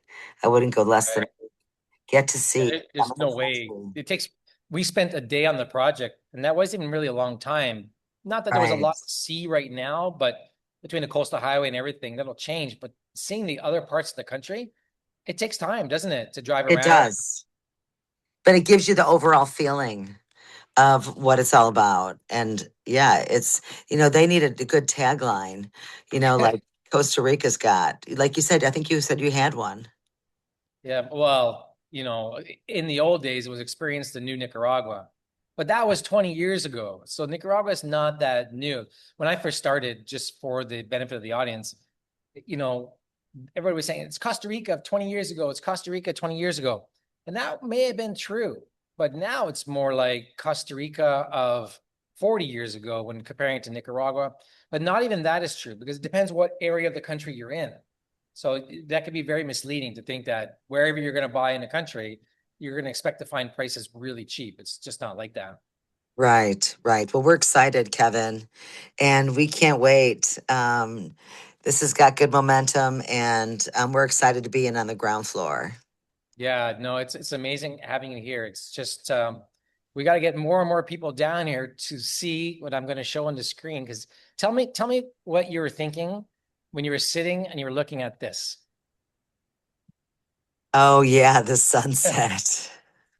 That was just incredible. And one of our favorite places to go is Key West, and we stay at a beautiful place on the wrong side of Florida where you can't see the sunset. So we always have to go to the sunset. I'm just so excited that it could be out my front window, out my front door to Right. see that sunset. What I love most about Nicaragua over the years is, especially when you're on the property. I don't know well, we weren't there, but in some of the videos you can see it. It feels like the sun is not out some far in the horizon, like it is, but somehow it feels like it's right on top of you. Oh, sure. I don't know if you got that feeling, but when it was coming down, it feels like you just reach out there and grab it. It's like feels that close to you. Yeah, I love the sunset, and the view from the property is amazing. Yeah, it's going to be especially the two levels and the two tiers and how things are. So Yeah, that's the just view. truly amazing. Well, I don't want to use up all your time. Maybe for just to leave our viewers or the people listening to us or maybe just a couple of things that come to your mind that might be the most important thing, your experience with Nicaragua. What can you just tell someone like no BS, like, you know, to give them a push towards Nicaragua and give it a chance? I guess don't be afraid, number one, like I was. Don't be afraid. It's an adventure and experience everything that Nicaragua has to offer. Go on the tours, go with Kevin. That's, you know what, that was the best thing we ever could have done. I have to say, we've taken a lot of trips, and Kevin, having you as our tour guide, made it the best trip ever. Not We only just got to do we had so much. multiple drivers, right? Yes, you took us, you knew everywhere to take us, and we got to see so much in such a short period of time, but you paced it so well. And that the private dinner, meeting your people, meeting your team, we feel like we got to know them. So we're very eternally grateful for that. Eduardo, you know, Don, and Donald, there's Dahlia, and you were exchanging Dahlia. Instagram profiles with all of our team members' wives and things like that. Yes, so they're real people and they're amazing. And we're very excited about this infrastructure and in the movement it has. So thanks, Kevin, for all your hard work. Oh no, I appreciate that. But one thing I want to because I know it from me, but I believe Jim imparted the same thing that I believe that we're trying to do. When Jim experienced and mentioned that whole kind of feeling like you're part of it and it's kind of like family, is that important to you? Did you feel that same? I mean, I think I know the answer, but I don't want to put the words in your mouth. But Well, it is that made everything so easy, Kevin. It took all the doubt away. You're very transparent. That made everything so much easier. Spending the time with you, getting to know you, and get to hear your stories. We love all your books and your yeah? pamphlets. The Those are the ones brief, the behind me over there, right? Nicaraguan, All yeah, that the stuff that's on the Nicaraguan table. brief. Yes, Yeah, we love it all. So we love all of that. But yeah, that made everything so easy, and it made us so comfortable that we bought a second property, Kevin. great. I That's know. how Just good. That's what it was like. It's totally natural. It's a better place in the stock market to put our right. money right now. And I think the funny part is people might be listening to this and like, oh yeah, she bought two lots, like like whatever. But I mean, I don't think they understand. Like Lee was a salesperson at a very high end car dealership, a manager, and Yes. here's a sales guy selling to a sales guy. Like, Yeah, and we're a hard sell. We love to be right, sold though, Kevin. We love to be right. sold. You No, but know, that's interesting you say that. I mean, of course I can be on the business side, but did you feel like you're being sold when Not you? at all. No, not at all. You informed us. You educated us. We did our research. Trust me, we did our research. We looked for anything, everything, and we're just really grateful that we did it when we did it. That we've been researching and he's been looking, because we've been looking for years, and we never knew for sure. Location to us was very important because we want guests. So airport to that new highway is a super huge sell for us. Yeah, that's a big one for sure. Yes, transportation back and forth, guests, things like that. So, no, it just took all the guesswork out. You Okay, made it well, so easy, Kevin. So thank you. Thank are you you for all you have to offer. Everyone needs to come see you. Are you coming back for the event? Can you gather up Lee to get back on a plane and get down here in March? I know we would love to. We have a lot going on in March, but we know Sure. what? If there's a will, there's a way. So you That's know great. what? We'd love to be there, Kevin. You know it's true. That's Thank great. I you. appreciate that. Thank you, everybody. I hope you guys appreciate that. I'll take you off speak or mute now. Thank you. Thanks, That's Kevin. Sheila from Wisconsin. Wisconsin? Did I get that right? Oh my gosh, it's getting late. I think so. Yes, Wisconsin, Yeah, okay, I Delavan, got it right. Yeah, I know I Wisconsin. was getting it right. And so, and I think it's pretty cold there now, isn't it? Yes, in the 20s. Okay, all right. I'll let you go now. I won't interrupt you anymore. Okay, good So night. that's Sheila John, everybody, and she's amazing. And just so you know, Sheila stayed at my house, and Lee would go off to bed, and Sheila and I had conversations for like another hour, an hour and a half, and she asked some really good questions. And just like I had some good stories, Sheila has some amazing stories too. And that's what happens when you come down to Nicaragua and get to spend some time. Hopefully you get to spend time with me, because I really do enjoy meeting everybody that comes, because I'm the one that is protecting everything that you have here once you leave. And so my job and my goal and my philosophy is to help you out as much as possible. So that's Jim Valdez. Thank you very much. And that's Sheila John. Amazing. I hope to share that message like with the world. So with that, we're at 7:45. I only got like 5 hours left to go. So let's get back into the presentation, everybody. So for anyone who might be joining us or watching the replay, we're going to continue on with what I have to share with you now. So all this, we were only talking about Grupo Mariana. Would you believe it? We've barely even gotten started. That's okay, because tonight, or whenever you're watching this video, or what's to come, or what you're going to expect, I might stay here to 4 in the morning. It just depends at this particular point in time, just telling you the stories, because when I pull up a slide and I start thinking about why it's there, it brings back different memories. And I can't always share things in a half hour or with an hour, or even in 10 hours in a car. It's just not enough time to share it all or get into the details. But tonight I do, and I got a whole pot of coffee to help me do that. So I'm just gonna keep going. You, you guys might not be surprised. I know Jim and Sheila, you're watching now. You might be here. I might be here at 7 in the morning. One never knows. So I want to describe something to you now for everyone who's listening. All right, before I switch to the next page, I want you to understand what my goal and what my dream is for Grupo Mariana, and where my vision has always been for 20 years on this property and this project, going through financial crashes, having to redevelop property, scrapping $2 million worth of land, getting hotel brands, losing them, golf course project managers, pandemics, demonstrations. It doesn't even matter to me, because I have this huge vision of mine. I want to share with you now, because when you start to look at everything else I'm going to show you, it'll make more sense of why we're doing that. And you'll be saying, oh, now I see why he's doing that. That makes perfect sense. Oh yeah, and he's been doing this over here.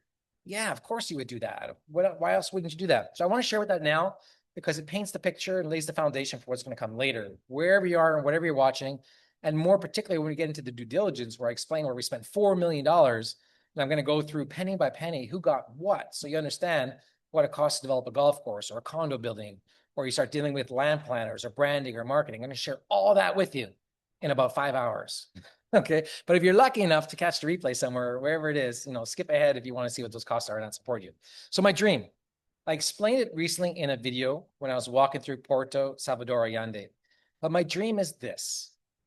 When I say the word to you, the Eiffel Tower, what comes to mind? Right, tap it into the chat box or down below. I'm sure you know it if you're fast. I know what comes to my mind. That's Paris, France, right? I didn't have to tell you it was in Paris, France. You knew it was there. When I say to you, Disneyland, what comes to mind? And you might think California or Orlando, but I don't have to tell you you're in the States somewhere, okay? That's likely what you're thinking. And especially if I say Vegas, okay? Did I have to say Las Vegas? Did I have to say you were going to Nevada? Did I have to tell you that you were in the USA? No, I just said Vegas, and you knew where you were instantly. Just like when I say, what's 5 times 5? Did you have to think about what the answer was, or did it automatically pop into your head? Because it's in your subconscious. You already know it. So my goal and my wife's goal and the goal for Mariana is to make it a single household name as the place to go to in Central America. I won't say Latin America, because, I'll just stick with my region, because there's a lot of nice places in all of Latin America. But I know out of the 7 countries in Central America and Mexico excluded, that Nicaragua has something really special to offer. And what you're going to learn in the due diligence of what's possible in the country, I know what we're trying to do can't also exist in other projects. So it's going to be special. But what I want for the future is you will never say Playa Mariana. You won't even say Nicaragua. You will come to know Mariana as a global brand, a name that stands alone. That's not just advertisement, but is an automatic association for what it is that we're doing in the country. And that's why Mariana was born from my wife. Okay, you can start to get the picture now, Mariana. And it's the symbol of all our companies, all we do, all of our naming, all of the branding. It's all there for the purpose and the direction. So what we put in place today lasts for 20, 40, 50, and 60 years. And that's really important because, as you likely already know, those particular places where you can automatically have an association and attachment to a name are more valuable, hold their value, drive demand for people who want to come and have that experience and know that they found their own different place and to experience something real. And in Nicaragua, it just offers that great place to come and unplug. So Mariana, she's a symbol of everything what you do. She's a symbol of everything you're going to see. But more importantly, she's the underlying spirit that's within me and this entire Nicaraguan culture. And at the end of the day, I joke to some degree with my wife on this, but I'm just a Canadian boy who met a girl and followed her back home. All right. And I fell in love, and everything that I do is born from that love.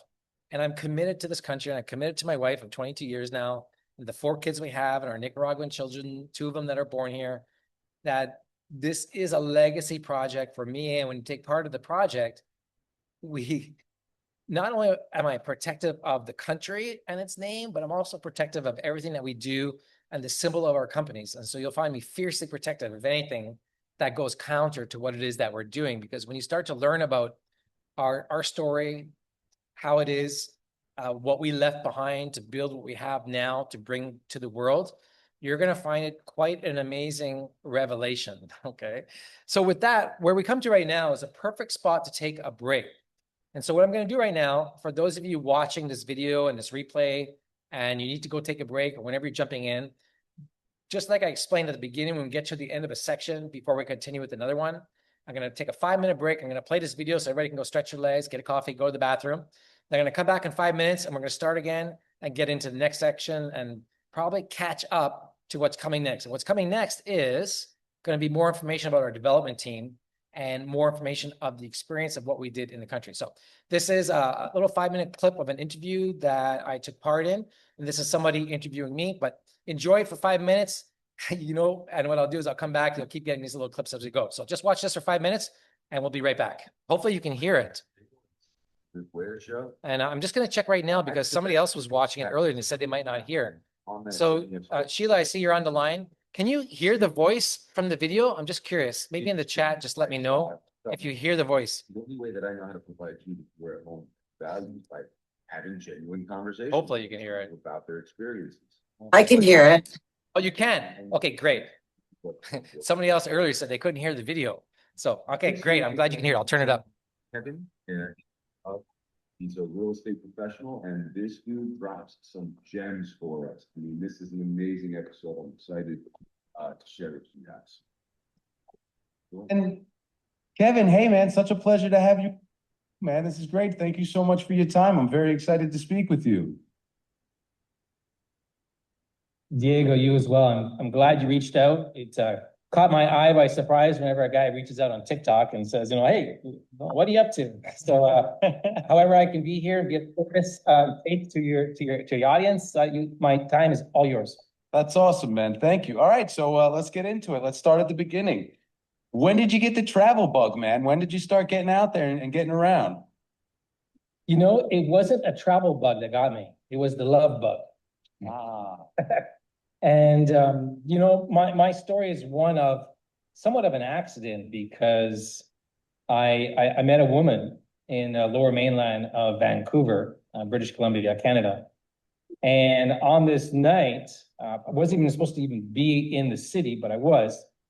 And I met this woman. I was literally in love the first time I saw her. It was just one of those things. I can't explain to you. Only people who might have been through it will understand it. And if you haven't, it's a great feeling. But I saw this girl and I had to, go up there. She kind of had this exotic looking thing, and I was into that. And turned out she looked kind of Spanish. So I threw on my best, hola, ¿cómo estás? And I stepped in front of her. And it wasn't too long after that, I wasn't some guy hitting on this woman in a restaurant, but she really just told me straight out, like within maybe 10 minutes, like, I'm moving to Nicaragua. And I'm like, oh, is that when I finished school? I'm like, is that right? I'm like, Nicaragua. I never really knew anything about Nicaragua. I didn't know where it was. So I'm like, well, tell me more about Nicaragua. Crazy people aren't scared of anything. And no, true story. You ask her, it's like the same thing. And she, it was about, I don't know, an hour after that. I was only there by accident, killing time. And I actually found her. But I was stranded there by my then roommate at the time, who went on to Vancouver to go partying with his girlfriend. And I stayed the rest of the couple hours talking to this new girl that I was just fascinated by and learning everything about Nicaragua. And it was like, not too long after that, we had our first date. 4 months later, I asked her to marry me. And 10 months later, I was married in Nicaragua. And a few months later, moved. So Wow. It wasn't so much a travel bug. Yeah, it was really, really, within 18 months, I met a girl, proposed, got married, a destination wedding, no friends, no family, no language, never been to Mexico, never been to Latin America. I just literally gave it all up with no backup, no nothing. I was poor as can be after a destination wedding. In fact, I had to borrow money for that wedding. And after 13 years working my way up in the corporate ladder in a typical company in Vancouver, Canada, I was happy. Sales rep, great company. Fantastic location in downtown Vancouver, working territory. It was really great. And gave it all up. Completely walked away, broke into another country with no language, no job, just an idea of, what, we're going to make it in real estate and we'll figure it out. Dude, I mean, listen, if there's any reason to move, if love isn't the one, right? Like, that's the one. That's the one. People say I'm crazy. People think I made a mistake. People think like I could never do that. And I tell people, listen, when you understand my story and you notice the trials and tribulations that we had to go through and do it, anybody, well, I say that, listen, not anybody can do it, but it's possible if you're willing to work for it. Got you. It's not just going to be So you're at home. Everything's just wow. Yeah, that's never works like that. So you're at home, right? And you've met this woman, and now you're about to tell your friends and family, like, guys, I'm moving to Nicaragua. How did they take that? How did that go? The funniest story starts with my dad, surprisingly enough. And when I told him, not first I was moving to Nicaragua, get married in Nicaragua, they were all like, well, why don't you just get married here? And I'm like, no, man, it's a cultural thing. This is the woman. She's going to get married back home because she's Nicaraguan. My dad's like, well, why don't you have this wedding in Mexico, like halfway or something for both? I'm like, you don't get it, man. It doesn't work like that. Come on, Dad, just come a little bit further, 3 more hours, get on the plane, 3 more hours, you make it to Nicaragua. But you know what? Most of my family was pretty good. Brother was great, sister was great. They all came down for the wedding. And for the most part, people were pretty supportive. But as you know, people have their own lives and they're busy. So after the initial shock wears off, they just move on to their own things, their own kids, their own successes, their own problems, their own desires, their own wants. And now it just becomes, back then there was no social media when I started. There was no Facebook and there was no Twitter and there was no YouTube, right? I got started, 2005 in Nicaragua, that was really hardcore. Yeah, that is hardcore. That's a long time ago, man. Even in Nicaragua, things have vastly changed between then and now. Yeah, 2 decades. Yeah, 2 decades have changed for. Okay, we're back. Did everybody get a good break? You're probably watching a replay. That was the part either you're watching or you skipped it. But for those of you who are watching a replay or on the line right now, I can't tell how many people are on the line, but when you're watching a replay, because you're going to watch this video or this clip somewhere, that little clip just in 6 minutes, was that helpful for you? Did you understand that? Do you like that? Go down below in the chat box, wherever you see this video and this clip, And it'd be great to hear your feedback on that because it helps me to understand kind of who's watching our stuff. Now, with that said, we're here all night. So I want to be very clear. This is Sunday. And when you're watching this video tonight, or you might be jumping in later this evening, what's very important is there is a link on the page right here that you can see. And when you copy this link and go to, I'm just going to put you on mute. When you go to this link right here, it'll take you to the exact page where I'm showing you this reservation information. Because once you register for Playa Mariana, we don't do websites because that generally tends to be very confusing for people and doesn't give them any guidance or direction. So this is your due diligence, this page, but it's also the order page where you place a reservation. So I just want to tell you right now, and I'm going to tell you probably at least 6 more times throughout this presentation when this button, this look comes up, this is where you go and reserve your property. Now, when you continue to watch some of these videos, there's going to be some bonuses that are introduced later on in the program, but they expire tonight. So I highly encourage you. It's now, I'm watching, it's 8 o'clock Central. All right. We still got 3 more hours to go to these bonuses expire. But depending on when you're watching them, until I end this presentation, let's say the bonuses are available to this presentation is over, because I know I'm going to go probably till 2 in the morning at this point. So go to this link, click on it, and you can go make your reservation, scroll through all the real estate. It's a first come, first serve basis. And you're going to really be excited about what you see, but we'll get to that a little bit later. So let's continue with the development. So I mentioned a little bit earlier before that my philosophy has always been to hire the best people. And some of those people over the years have turned out not to be just 1 or 2 people, but a lot of people. I just want to tell you a little story. So remember I told you I was going to tell you a little story. So keep these pictures in mind. I'm going to stop share so I can bring it to you personally.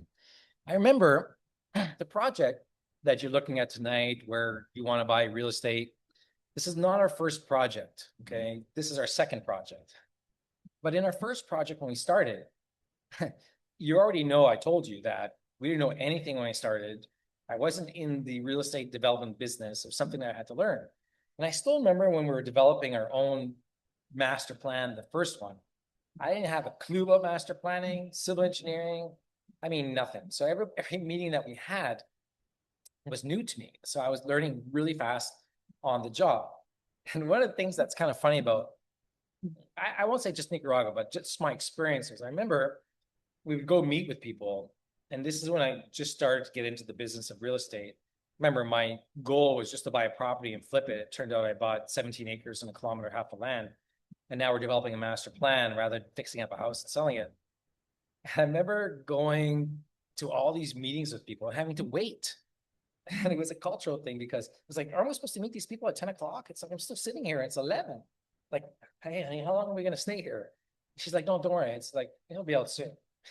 And so what happened was, being North American, Canadian, or having that mindset from a professional standpoint of view, okay, 2 things happened. One, from an appointment standpoint of view and going to see people, I always made 2 appointments for the same time, 2 hours apart, because 90% of the time, one of them was going to cancel. And so I knew my time would be productive wherever I'm going. And 2, when people were coming to see me at the office, I always double booked all my appointments because at least 50% of the time, half the people didn't show up. And so it turned out to be okay. And the ones that did show up at the double time, well, they're never on time. They just showed up 10 or 50 minutes later. And they were always fine just to wait, because why? They're showing up late, so they don't expect you just to be ready the minute that you get there. And so you learn to be very productive. So that's why when I show you this team members here, you have to imagine and picture, okay? I mean, I look at it, okay? Look, there's 5 team members across, 5, 10, 15, 20, 25, 30, 35. There's over 40 names on this slide that I personally interacted with all these people at the same time in the development of the lands and everything that you're going to see moving forward in this presentation and the due diligence. So whether it's experience from a golf course designer, I had never proposed to know how to design a golf course. I'm like, I want golf. Let's go hire Jack Nicklaus. I needed a master plan. Let's go hire land design. I need somebody to do the rental, the management program. I don't want people calling me when their toilet doesn't flush. Let's call Kemper Sports Management, the 3rd largest hospitality company in the world. My entire philosophy has always been to go and find the best person in the industry and hire them to do the work that we need, because ultimately for my goal to become a reality, I need to have it put together by the best people that have the best knowledge, because in the case, this is my first time doing it, it's certainly not these people's doing it. I think before Jack Nicholas came to our project, he built 60 courses. For land design, did our master plan, they've done well over 100. So what you see in the development or planning is so detailed that I can spend just 2 hours just on this slide and talk about every single person. But instead of doing that in our due diligence slides later in the development, as we go through some of the work these particular people have done, I'll talk a little bit more and expand upon their specific scope of services and tell you more about it.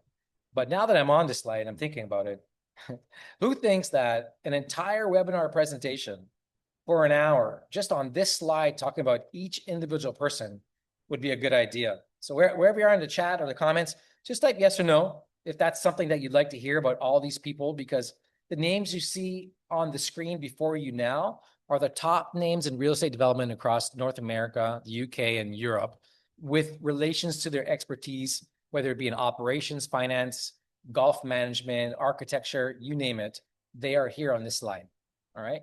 So that is the global team and the expertise that everything you see, everything that is prepared when you come and purchase properties today, everything is on a foundation of that. Okay. And you might say, I didn't go to any real estate development or bachelor. My bachelor's is in more business administration, but I've spent about $4 million on my Bachelor of Real Estate experience with all these professionals, that to the point in which no school could teach me what it is that I've learned. That is 100% for sure. Now you're coming to me today. I'm not sure where you saw us, but this is really important, okay? Because many of you who are watching this right now, it is important for you to understand where we're going, because some people will show you a slide like this, and this is really powerful, okay? And the importance of this can't be underestimated. This and these names that you see before you are articles that were written by other people on our activities based upon what we were doing at the time. None of these, not one of them is a paid advertisement to get our name in these particular locations. They came to, well, I won't say they all came to us, but most of them came to us, all right? Where this is important for you now is looking into the future and understanding that with more awareness and more activity in what we're doing. And in a moment, I'm going to share with you some details about a really exciting announcement we're going to make in the next 3 or 4 months about another international brand coming to our project, which is going to make more global headlines. It is not unreasonable to think that in the past, with the activities that we were doing, and now moving forward and picking up with what we've already done, and even more exciting, what we have planned, there may be 2 or 3 of these slides with more names and more press and more awareness that's going to come to the project. And just from 2 points of view, from a real estate standpoint of view, that's good for property values, because the more demand drives more prices. So I'm not here to tell you that you're going to make more money because you buy more real estate. Just the reality is, everybody knows the scarcity of product creates value, and that value raises prices. And so it's logically for people to think and understand that prices will rise with more press. Not only that, with more awareness comes more people wanting to come into the country, because they're going to see Nicaragua from a different standpoint of view in a different light, and they're going to be looking for a place to stay. And I'm going to touch upon that in just a moment when I get down into the part about hospitality and infrastructure, because there's some amazing things happening in the country today that are preparing for the future. So don't underestimate press. Now, press alone is not enough. You can't just wait for them to come to you. You got to get out there. And today, and whenever you're listening to this presentation, understand that I've been to over 10 countries. I've been on 100 international stages presenting Nicaragua to the world, traveled with the Nicaraguan Ministry of Tourism and Pro Nicaragua, and been in their own booths alongside of them promoting Nicaragua to the world. The visibility that is out there for Nicaragua is unmatched. And so I go out on the road a lot, so much so that this was one of the articles from the New York Times that got picked up back in the day when we were talking about Nicholas Design Golf Course and Wyndham Hotel Resorts on our project. So what's very interesting there is you get major headline news when you have major brands, and major brands, which you'll see in this presentation, are coming to the project. So it's only a matter of time before we get more of that representation. And here's this is an older me back in 2008 traveling to London. And when we go to a place, we don't just go there and show up and, hope people come to see us. We put Nicaragua center stage. At this particular conference, saw 20,000 people saw this sign. And this is the type of marketing, the branding, the sales, and the passion that I have to push Nicaragua out there to the world.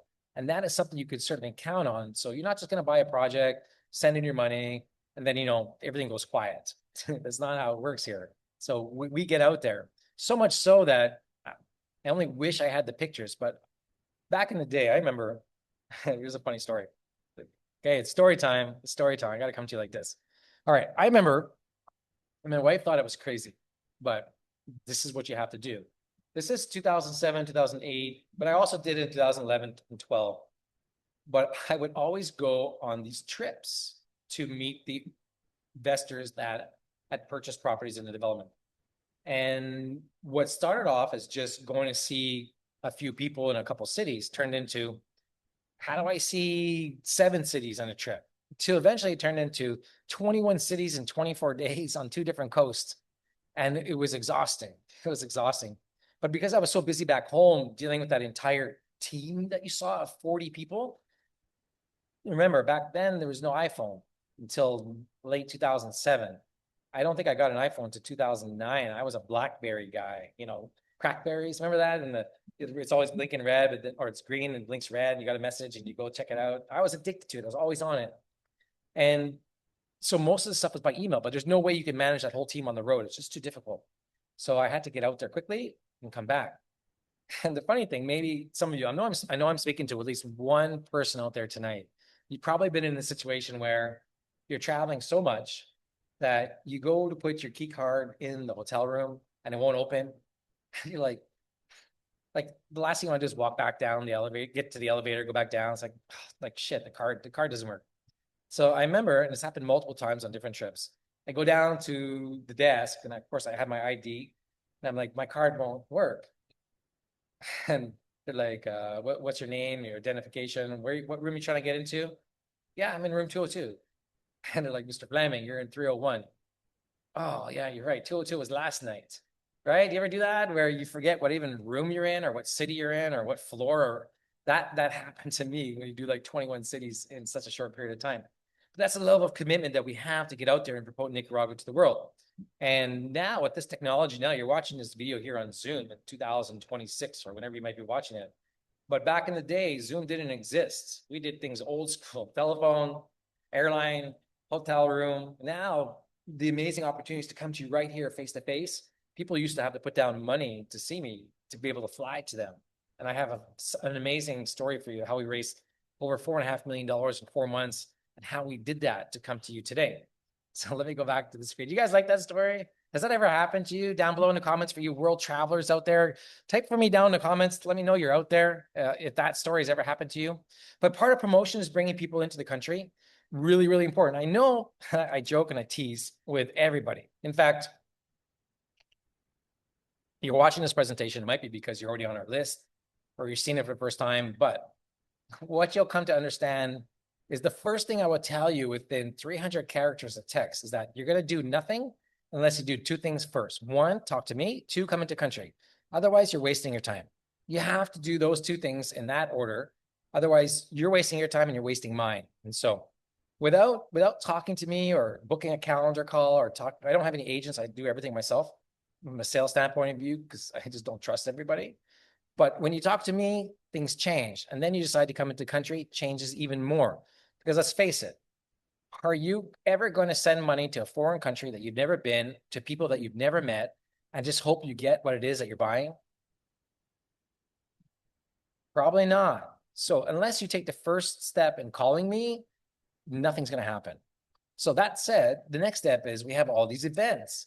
So every quarter, we try to put together an event, except for in the heavy rainy season. It's not the most ideal time. Now, back then, that was because of dirt roads. Now we have a paved road. We'll have events year round because there's no season that we have to avoid. In fact, I remember one event. Okay, more story time. Remember all the stories? I come to you live like this. I remember one event was in June of 2012. And the week before it had rained a lot. And in hindsight, we probably shouldn't have booked that event, but we were under construction in the project, and it seemed like this could be a really exciting time to bring people down. And so many people came. But the problem was the roads. Remember, we have like 20, 30 people coming for an event between our team members and our staff and visitors. So we have this huge kind of Greyhound like bus that could take people to the project. And in the dry season, it's fine because you can drive everywhere. You can drive right down to the beach, no problem. But in the rainy season, there's no way. So the roads were impassable a week before the event. So I'm like, there's got to be a solution. There's got to be a solution. So at that time, we had a sales center in Masachapa, which is only 8 kilometers from our project. So I called up the captain, which was our helicopter pilot that we used, and I said, can you pick us up here and then fly us to the project down the coast since it's so close? Can you get permission to land somewhere nearby in Masachapa? And it was like within the same day, he got permission to land at Montelimar Barcelona Resorts, which at the time from where our sales center was, it wasn't very far. So we would transport people from our office in Masachapa to Barcelona, which is only 2 kilometers away. They would land there at the airfield. And I would fly people up the coast 8 kilometers to drop them off at the project so they wouldn't see that dirt road. Well, that's not true. I don't care if they see the dirt road because everybody sees the dirt road. We just couldn't go on the road to get to the project.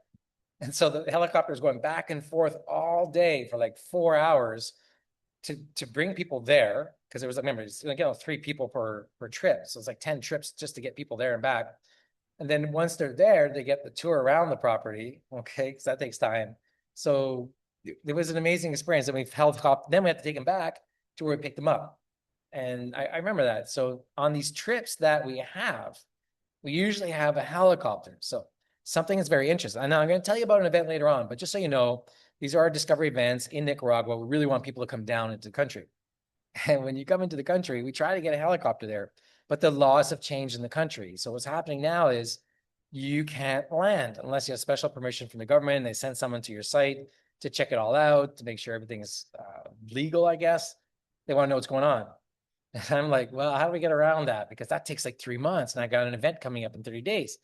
So I asked the helicopter pilot and I'm like, okay, well, what is considered the pickup spot? Can you make like our land the pickup spot and the drop-off spots? Can you get away with that? Because I got to go meet you somewhere with a helicopter. So why does it have to be where it is where you are? Could where you're picking us up or starting from be the project? So I'm just waiting to hear. Not that I'm trying to avoid any governmental legal stuff, just to be very clear. It's just I want to have an amazing event and the helicopter is a great experience. So when you come down to our events, there's always some surprise and an amazing experience like Sheila had when she was on the call. We spent 12 hours going to Matagalpa, and that was an amazing time. Now, some of the other press that you might have seen was recently in the LA Times. And I got an email one day, and it was from One Media, and they wanted to do this interview because they were coming into country and they wanted to explain Nicaragua to the world. And they wanted to talk to all of the different heads and all of the different people that they could within a short period of time to get a sense of what was going on in the country. So for those of you who haven't seen this report, in fact, let me back my screen out a little bit just so you can see it a little bit more clear. This was just an article that came out in January in the LA Times about their experience in country. And for those of you who have seen it, I'm going to look over here in the chat. If you just go and type a yes if you've seen it, no if you haven't. For those of you who haven't seen it, I've got great news. We happen to be one of the projects that were interviewed that particular, on that trip. And so the words that you see on this page is what they were saying about what they found and their translation of the interview. And then of course, we had our own little kind of advertisement. So wherever you're watching this right now, you can scan that barcode and it'll take you to a specific page where you can register for more information. And automatically, wherever you're watching this, you're going to get a link to this page. Immediately, you'll see this page after registering by simply scanning that barcode and registering on the page where it goes to. So I tell you that now because it's a quick way to get back to the information that is on this page because it's extensive. And if you're just listening to this video or a clip, we're going to be here for like 6 more hours of content. There's a lot to share. So moving forward, when you come into country, you're going to see things that are going to absolutely shock you to the benefit and to change how you see some of that stuff. And even for me, when you go on our Playa Mariana Nicaragua YouTube channel, you're going to find over 70 to 80 videos there, over 30 hours of content of me on the ground trying to tell you a little bit about Nicaragua and what's going on and the progress of the development. So I highly encourage you to watch those videos. And what we're going to do right now, just like we did before, this is the point where we take a break before we move into the next section. You see, we're moving into the next section. Now, just so you know, you're going to see some times on the page, and we're a little late because of the stories and the interviews. And so this says 3:45 p.m., okay, which would be 5:45 Central Time. And so for you, for those of you watching the video, just so you know, it's 8. Okay, so I am 2 hours behind schedule because there's just so much information to share and the stories are great. So I'm going to take a break now. For those of you just coming online and you're going to see the messaging, just know that down below, you're going to see the button here. This is to go and reserve your space. And this will take you to the reservation form, which will allow you to reserve a property, and you'll see everything that's available in our inventory. So while I take a break, okay, you can watch a little bit of this clip. All right. That is really noisy. This is we won't watch all 40 minutes, but in the next 5 minutes, just listen in and take a look at what's going on. And I'll be back in 5 minutes. And I encourage you to go check out that reservation page down below at the prices that are available and look at how it is that you make your reservations, and you'll be able to like be super excited. Okay, I'll be right back. It's gonna be a day where you see a lot of sights and sounds, and I hope you really enjoy what it is you're gonna find out.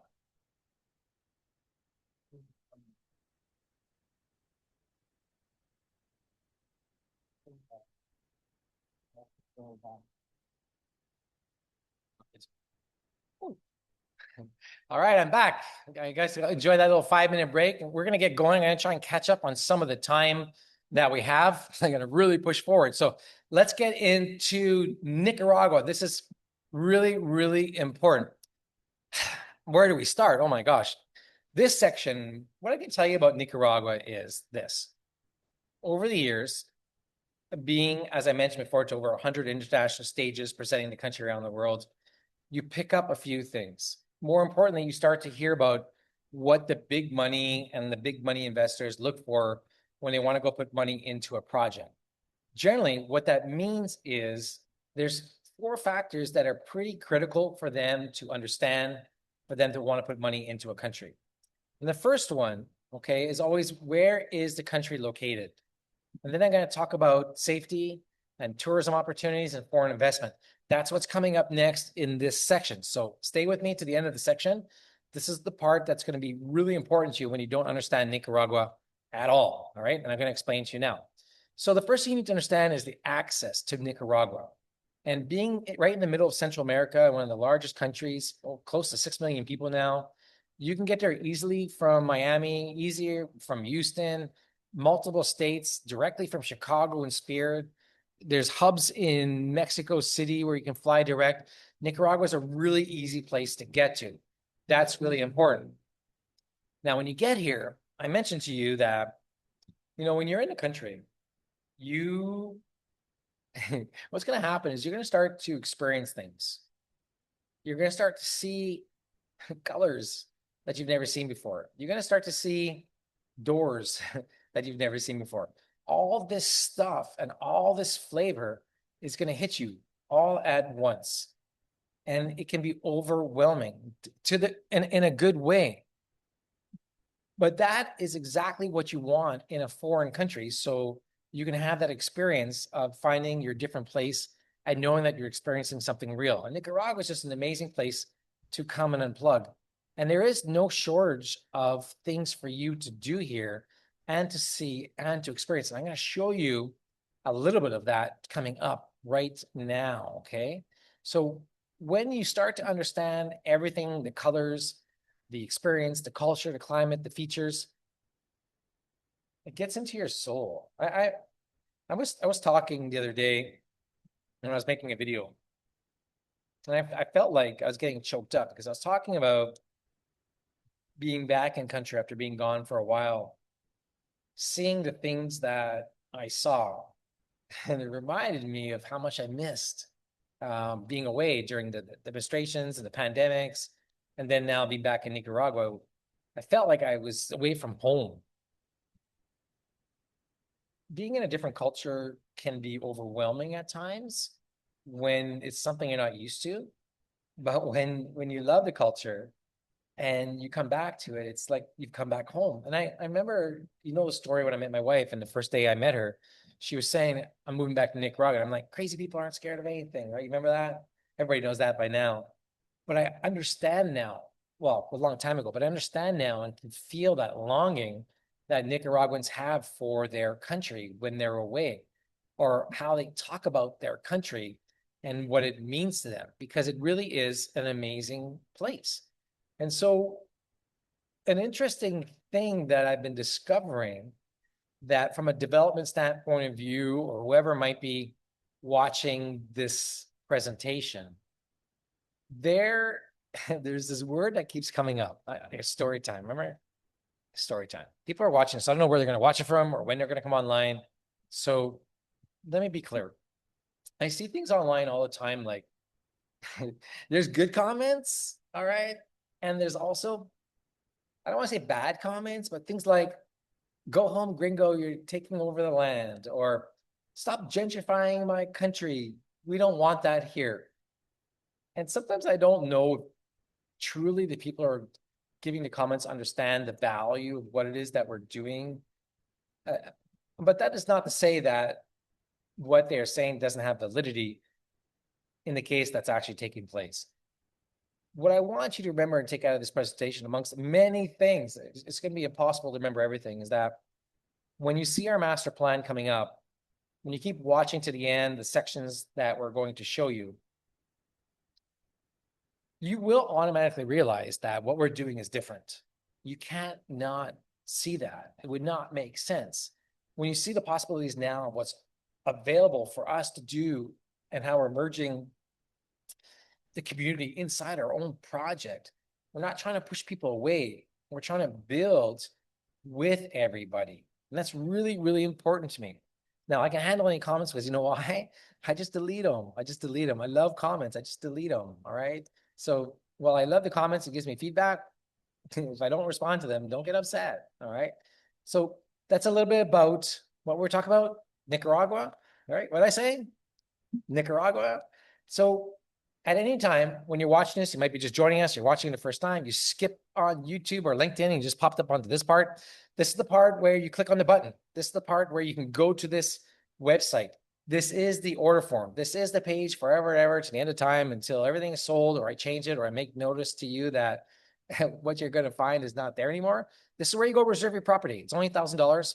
So you can click down below and check out all the real estate like immediately. It's all on this page. And you want to act now because people are making reservations. You are a little bit behind wherever you are and coming online watching this right now.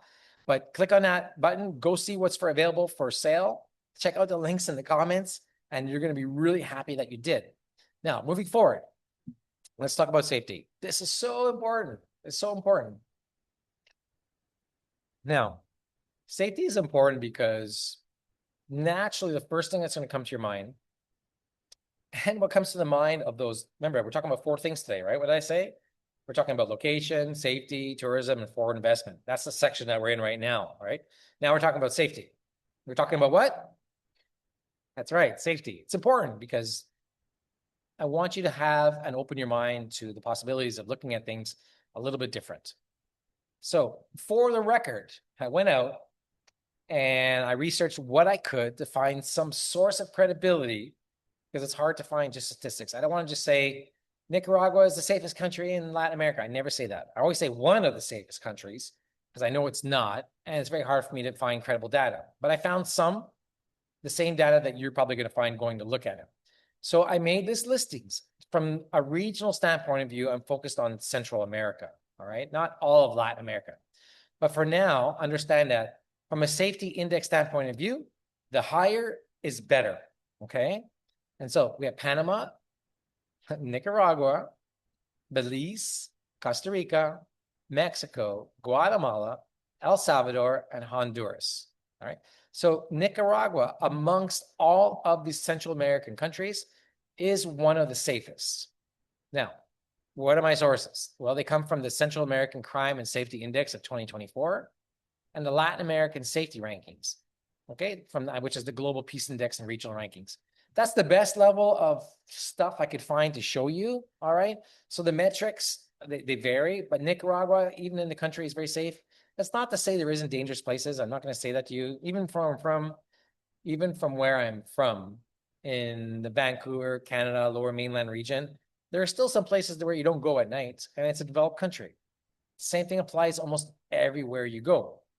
Now, from the top regional area, Chile is amongst the safest in Latin America, just as a point. And then obviously Argentina's up there. And this one I might take issue with, probably because the data is older. But what I've been hearing, to my surprise, is Costa Rica has been, I guess, getting more dangerous, is what I'm finding out. And I think they're starting to have some problem with the drugs there. So I'm hoping they get that cleaned up. But as far as I know, it's still a safe place. So if anyone knows about Costa Rica and more of the safety, or you've been there, you're watching this video from wherever you're watching it, I'm not saying Costa Rica is dangerous. I'm clearly telling you that I don't know. I'm just reporting to you what I'm seeing and hearing. Mexico, on the other hand, obviously, today is not a very good day for Puerto Vallarta, this February 22nd. And I live there for the last 4 years. We've been getting, as part of our international diversification plan, a residency status and a citizenship and towards a passport. But, you know, they had a bad day today. Even I saw an airplane on fire in the airport. So not good, not good. But the statistics and where you are in Mexico, you can't just paint the location of a country. You can't paint the country with just the dangerous of just one spot. So please, if you take anything out of this video, don't try and understand a country from something that you read that says the whole country is dangerous. It'd be like me saying the United States is dangerous, don't go there ever. Right? That's not true, right? Not all the time, not all places, right? So you don't want to scare everybody away. On this page, wherever you're watching this video from or a clip of it, I have a lot of videos that you're going to come to see. And they're from my trip in Nicaragua over the last 3 months. So they're fairly recent, but they're all on my YouTube channel. And they're all of me going through the country and showing you the experiences that you'll have when you come here to Nicaragua. And so whether you're going to attend our groundbreaking event coming up in March 19th to the 22nd, or the event that's going to take place afterwards, I highly encourage you to watch some of those videos. And there's videos on Granada and Masachapa and Pochimil and San Rafael del Sur. More videos coming on more videos on Granada and Matagalpa, Esteli, and San Juan del Sur. All kinds of more videos coming of me on the ground, trying to show you behind the scenes of Nicaragua, so you can understand what it is that and why we love this place so much. All right. So when you come into country, this is some of what you're going to see. Now, again, we're back to wherever you're watching this. You may be joining us for the first time. You're seeing this clip of a video from wherever you are. Go to this website. It'll take you to our reservation page. And from there, you'll see the real estate listings that are available, because obviously when you're watching this throughout the week, you're going to want to take advantage of and join other fellow ambassadors reserving now. Building 1 and 2 are sold out, or are, sorry, reserved, okay? Building 3, we have a number of units already reserved, and building 4 is still available. There's only 2 units in there.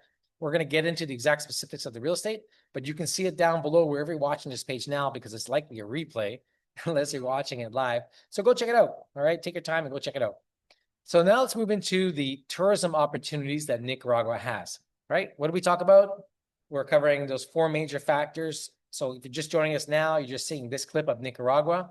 What I shared with the audience in this presentation is the big money and tourism and opportunities and investment. They really look at access into a country. They look at the safety of country. And this is the third thing, the Nicaragua tourism, right? How is a country set up to handle tourism? Is there stuff to do there? Or are you just trapped inside of a place that you're not going to be able to get out? Well, Nicaragua has been seeing a lot of press for a long time, particularly in really popular outlets. And when I got started, these were some of them. And there's more than I can put on one page. So this is just giving you a glimpse that Nicaragua isn't some backwater place. It's getting some real press. And I showed you earlier in a presentation, in case you didn't know, that LA Times article that just came out which is a very detailed and exhaustive overview of the country. But normally when you come into the country, you're going to start off in Managua, all right? That's where the international airport is. That's where all the amenities and the facilities are. You're going to have an amazing time. And so some of what I'm going to show you coming forward here are highlights of the areas that are the surrounding communities of our project. Now, just before I get going, I want to come to you like this. Now, when you go to buy real estate in the country, this is me coming to you, giving you a pro tip because you're behind the scenes. That's why you're watching this video. This is why you're interested in real estate. You need to know this stuff. Sometimes when you come to a country, depending upon who's picking up or where you're going, you may and can get carried away with the vibe of what's going on, whether it's in a group situation or by yourself or being hauled around by a developer or a real estate agent to see. What is important to understand is once you're in a place, you need to start thinking like, I need to get a plumber, or I might need an electrician, or I might want a carpenter, or I want to go get some groceries or some fresh fruit, or I need to get a tire repaired. Whatever it might be, you don't want to be so isolated. It takes you an hour or 2 hours to get somewhere, right? That's not what you want. You want to be able to know that in and around the community where you're located, you can get to those places pretty fast. Doesn't that make sense?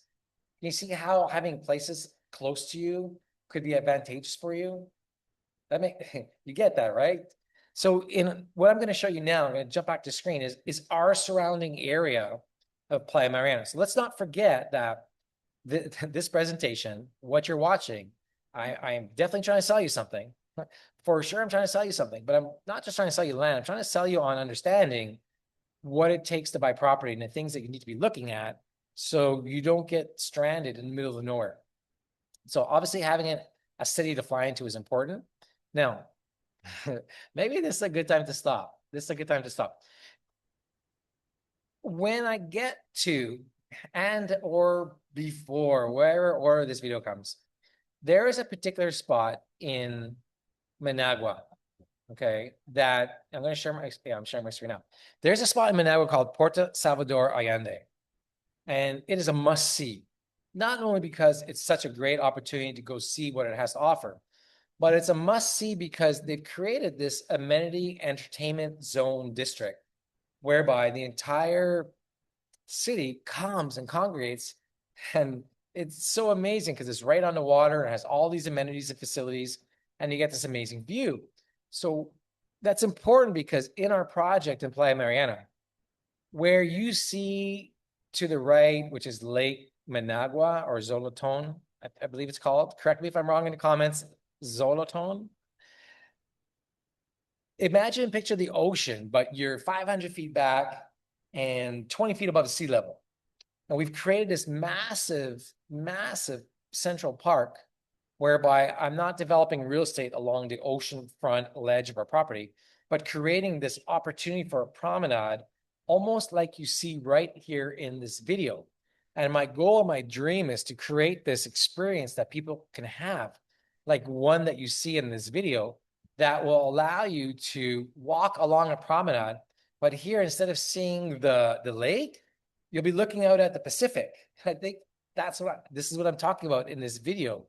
So when you come back to this page and you're clicking on it, I'm walking you through this place, trying to give you an idea of the vision of how we see our park central area near the ocean front. It's an amazing attraction, an amazing amenity, and it falls into my overall vision of making Mariana a household name. So that's a must-see in Managua, okay, because we're doing it at the beach. Now, one of the other great areas that I can't gloss over any of this stuff because it's that important is welcome to Mazachapa. Mazachapa, you hear me say it in all the videos, is only 8 kilometers from our location at Playa Mariana, especially along the coastal highway, which I'm going to introduce you to. And in this town, it's primarily a fishing coastal village, but they have some really good restaurants along the beach. Inside the town of about 2,500 to 2,800 people, you're going to get all kinds of other smaller amenities, right? It's not going to be a lot because there's only so many people there, but the culture and the flavor is amazing. In fact, I just finished walking the whole entire town in this video. And so when you start to watch it, okay, I was there. I told my driver, who's kind of behind me. I'm like, just follow me. I'm getting off right here. He's like, where are you getting off? Where? Yeah, I'm gonna walk. And I walked like a kilometer through the whole town, and you'll be able to see Masachapa, because that's important, because it's another area where you can go and visit and not feel like you're isolated, because you're only 5.5 minutes from all of this fresh fruit in the market, $3 watermelons, 40 cent pineapples, and you can intermix with the locals and get everything that you need from the pharmacies and other support that you're going to want in a project. And this is so close. Like it's an amazing amenity. So when you look at a project, as in fact, you know what? Let me put this on pause. I'm gonna come back. It's story time. Look, we're just here, you and I, right now. So when you're looking at a project, it's easy to look at the master plan and go through the legend, look at the amenities that are going to come, and get all caught up in timelines and when are they going to happen. And that's good. Of course, it brings value when there's construction and progress in the project. More importantly, when you're buying in a pre-construction project, like you might be, I don't know when you're watching this video, but I would say we're in a pre-construction stage right now. An important factor for you to consider is what is outside of the community, because when you buy a property, you likely can go build a house, but it might be a ghost town, or maybe things are under construction, or it might be 2 more years before something's there. Whatever, it doesn't even matter. What matters is what else is around you to go and enjoy. Are there other towns that you can get out and enjoy? Is there a place where you can go and drive to a night and feel safe and entertain and party with the locals and get that cultural vibe until all of that is available in the country? So while you are doing your due diligence, while you are coming into country, don't just think it's a drive to the project to walk the land and see how things are and you like it and make a decision. All right. What you want to do, okay, what I might suggest is understand what are your local surroundings, how many towns are there, and go to them. So don't think you can get your due diligence site visit done in a day, because that's impossible. So part of Masachapa, I don't want to go off on too much of a tangent, but I'm telling you this because it's important, right? That's what you want to know. Is not only do we have Masachapa and Managua, you have Pochimil, which is 5 kilometers from our location, right? And this is where all the locals go to party and have fun and rent their stuff and do their day on the beach with their families. And it's really easy to get it. It's a whole entire tourism district area. And it's just only 5 kilometers away, like 5 minutes. And you can do so much stuff there. And of course, I made a video so you can see it, right? So when you go to Pochimil, I'll skip through. This is like a little town. And so when you walk, you drive in, but once you drive in, they have all these amenities and facilities and restaurants and services that you can go and visit. And they got guys and they're like, come visit, come visit. And there are all these open air palapas and you can get a good seat on the beach. You can see that lady, she's waving at me. It's like, come join me. And you'll see other people as you go in there. They're all like, come on, let's go. Look at, they're all standing on the street because it's the weekday. So it's not too busy.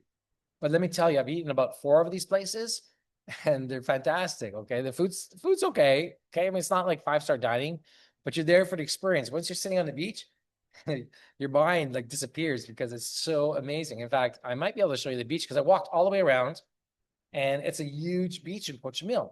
And this is 5 minutes away from you. You can go rent motorcycles. You can rent quads. You can come in here and enjoy sitting in this palapas all around this area. It's something really, truly to enjoy. So this is only 5 minutes away from our project. Now, while our project will have this soon, okay, you might say it's already available for you to enjoy. Okay, so again, I'm showing you this because understanding the local community is important. Now, when you drive to Playa Mariana, we are only 8 kilometers to Masachapa, but it's only 13 kilometers to the main town of San Rafael del Sur. And here in San Rafael del Sur that's the big town of 75,000 people, is your hospital. It's the municipality.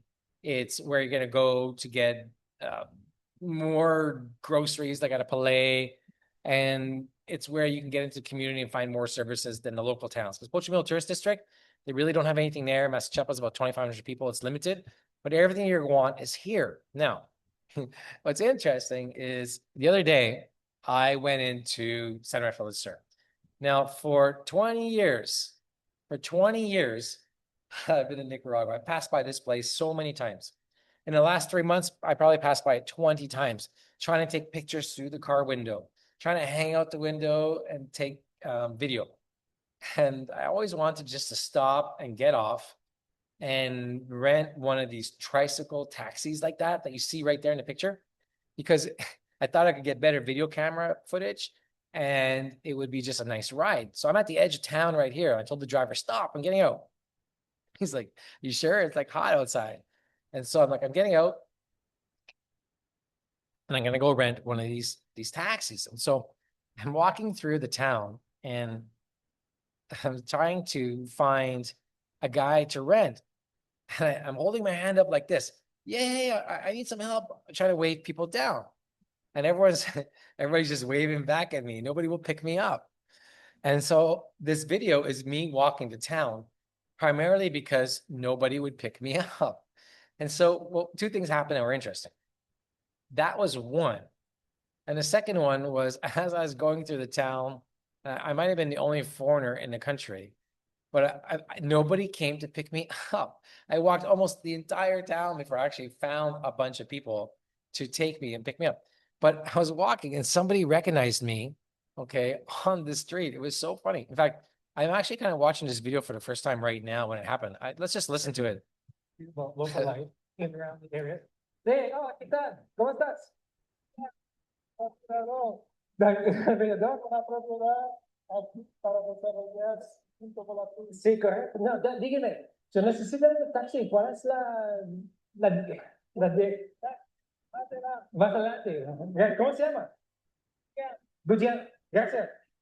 That's so funny. So what's funny about that was somebody was honking and they recognized me on the street. You got that project down there. So we're starting to get around the community. Now I can tell you on this day, I didn't see anybody. I was the only person walking with a camera from a foreigner standpoint of view in San Rafael del Sur. But it's a great town. Here's where you go. I was walking through the camera. You could feel completely safe. Nothing happened to me. Right? And I got a camera. I couldn't look more thirsty than I do right now, walking and filming and talking. But here's where you come and get all your goods, supplies, services, food. This will be the local market stuff. So you can get into the country and enjoy the culture. Now, I'm showing you all this because remember why? I'm going to go a little faster, else I'll never get through all the stuff. But whether it's Granada, Leon, Messiah, Catarina, right? Matagalpa, Esteli, Salmon de Sur. All right. I tell you all this because one of those four things was tourism. Are there things to do in the country? And Nicaragua is an abundance of stuff to do. It's what? What kind? An abundance of stuff to do, right? And so can you see how a country like Nicaragua has so much to do? And this trip and all these places, there's at least 10 or 20 more things to go and see. I'm showing you like the hot spots of where you're going to go. And tell me in the chat, go down in the comments because I don't want to be talking to myself. For those of you who've been to Nicaragua, tell me your favorite place. Go into the chat box now and just type into the box, what is your favorite place? Have you been to Nicaragua? If you come to Nicaragua and when you come to Nicaragua, what did you see that you liked on this page that you want to go and see? Now, you might have seen in previous videos that I've been introducing you to the 6 hours of content that I made in the One Country Away challenge that I put on last month in January. And I went live every single day for an hour, which also lasted about an hour and 20 minutes, talking about how to buy real estate overseas and avoid the common mistakes that people make. And being a real estate developer, I was telling you things like, what no real estate agent or developer wants you to know. So these videos, the challenge, the playlist that you'll see when you come and click on these videos, I encourage you to watch them because they're going to teach you things that you don't know. And I'm going to give you some inside scoops on my experience and how it is that you can use what it is that I have learned over the years so you don't make the same mistakes and you could be ahead of everybody else. And so you want to come and watch those videos for sure. Now, here we are again. So when you're liking what you see, and before I go on to the Nicaragua brief, which is going to be very important for you to know, I highly encourage you to click on this link that you see on your page right now as you're scrolling through. Go down to the reservation form, see what is available. because everything that's available is on a first come, first served basis. And you're going to want to check out all of our beachfront offerings. So I don't need to tell you much about that. I just highly go click the button now, go check it out. And when you easily click that button, you're truly going to be glad you did. So let's continue, right? So let's talk about the Nicaragua brief. Let me tell you something. Let me stop share for a second. Okay, this is story time. This was early 2025, and I've been watching the market for 2 years now, since basically COVID passed in 2022, 2023, when things were sort of getting back online. And I was saying to myself, I wonder if it's time to bring Nicaragua back to the market. Because the last thing I want to do is, one, I don't want to waste my time. All right. Two, I don't want to be trying to sell Nicaragua when no one's interested in the country. And three, it's not just Nicaragua and bringing people here. I want to sell real estate. So in the case that I'm going to do that, what is the price going to be? This meant that I had to do a whole bunch of work that I had not done in many years. And that work was to look at the Latin American countries that Nicaragua competes with, like Dominican Republic, Mexico, Panama, Costa Rica, Guadalajara, El Salvador, and 9 different Latin American countries, to get a handle on what's happening in the market, what are the prices of real estate, not only real estate, but what are the prices of people renting the real estate, because people don't just buy real estate to hold it, and when they're not there, they want to rent it. So are people using it? So I went through all of the regions of a country, whether they have 2 coasts or not, whether they're colonial cities or an urban city, whether they were in the mountains or on the beach. And I analyzed over 3,000 listings, 2,000 to 3,000 listings, closer to 3, of all these countries. And within the region, I looked at even further all of the real estate projects that were offering golf lots or beach lots or condos or homes or 2-bedroom homes, 3, 4, 5, or condos 1, 2, and 3, everything. Okay. And what I came up with was a lot of data. So when you look at our prices this evening, know that we are very well priced for what it is that we're offering. It's not just something that I pulled out of my head. It's the value of the product in the market of where we are today. And so this is not all of the information I'm going to show you tonight, because I could be here all week. But in the next 5 minutes, what you'll learn and see and want to come back to is something really important. And so this Nicaragua brief will show you 13 different regions of the country. All right, from the Pacific to the Caribbean, to the colonial, to the urban, to the highlands, to the lakes. And it will show you all of the pricing averages. All right. Now, when I get to know you a little better, maybe after you confirm and become an owner, I'll share with you this data. You can have it. You can have all of it for free, the more detailed stuff. But you can have what you see tonight, right now, or today, or this afternoon, or this morning, or wherever you are from around the world watching this, the averages right now. Now, I'm not going to go through it all right? I'm going to explain to you what's here. So on this page is the regional index. So you look on the top, there's a legend on all these graphs. So the lots between 5,000 to 34,000, condos between 835 square feet to 2,800. These are the averages, all right? And just to give you some background, you're going to see a pattern develop. Now, this is where I get creative and I get to write on the screen to show you this, because I want you to remember many things in this presentation, but remember this. Okay, this is one of those things. Let me zoom out. Hang on a second, right? When I put a drawing tool from Zoom, it doesn't show all of it. Okay, so I'm sure you can almost see all of it now. There we go. All right, so I'm pretty sure you can see that. I'm going to draw here for you these areas.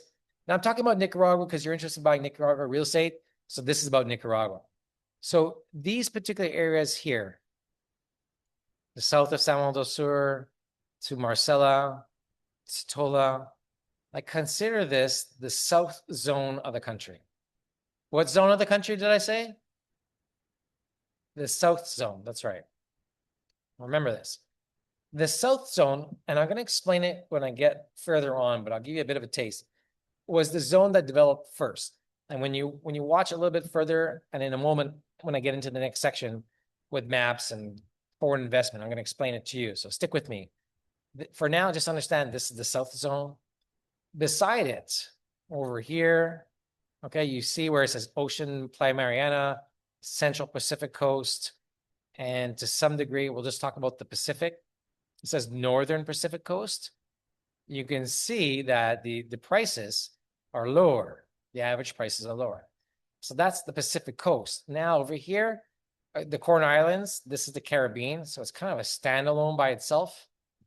Then you have the colonial towns of Leon and Grenada. And in between that, you see you have Managua. That's the only real urban right over here. And then you get up into the mountains, into the highlands areas, and 2 and 3 hours from Managua. Okay, where there's not as much for sale. So when you look at my funny colorings on the drawing here, okay, let me go back. Let me get rid of this tool. The south is more expensive. Which area of the country is more expensive? Did I say?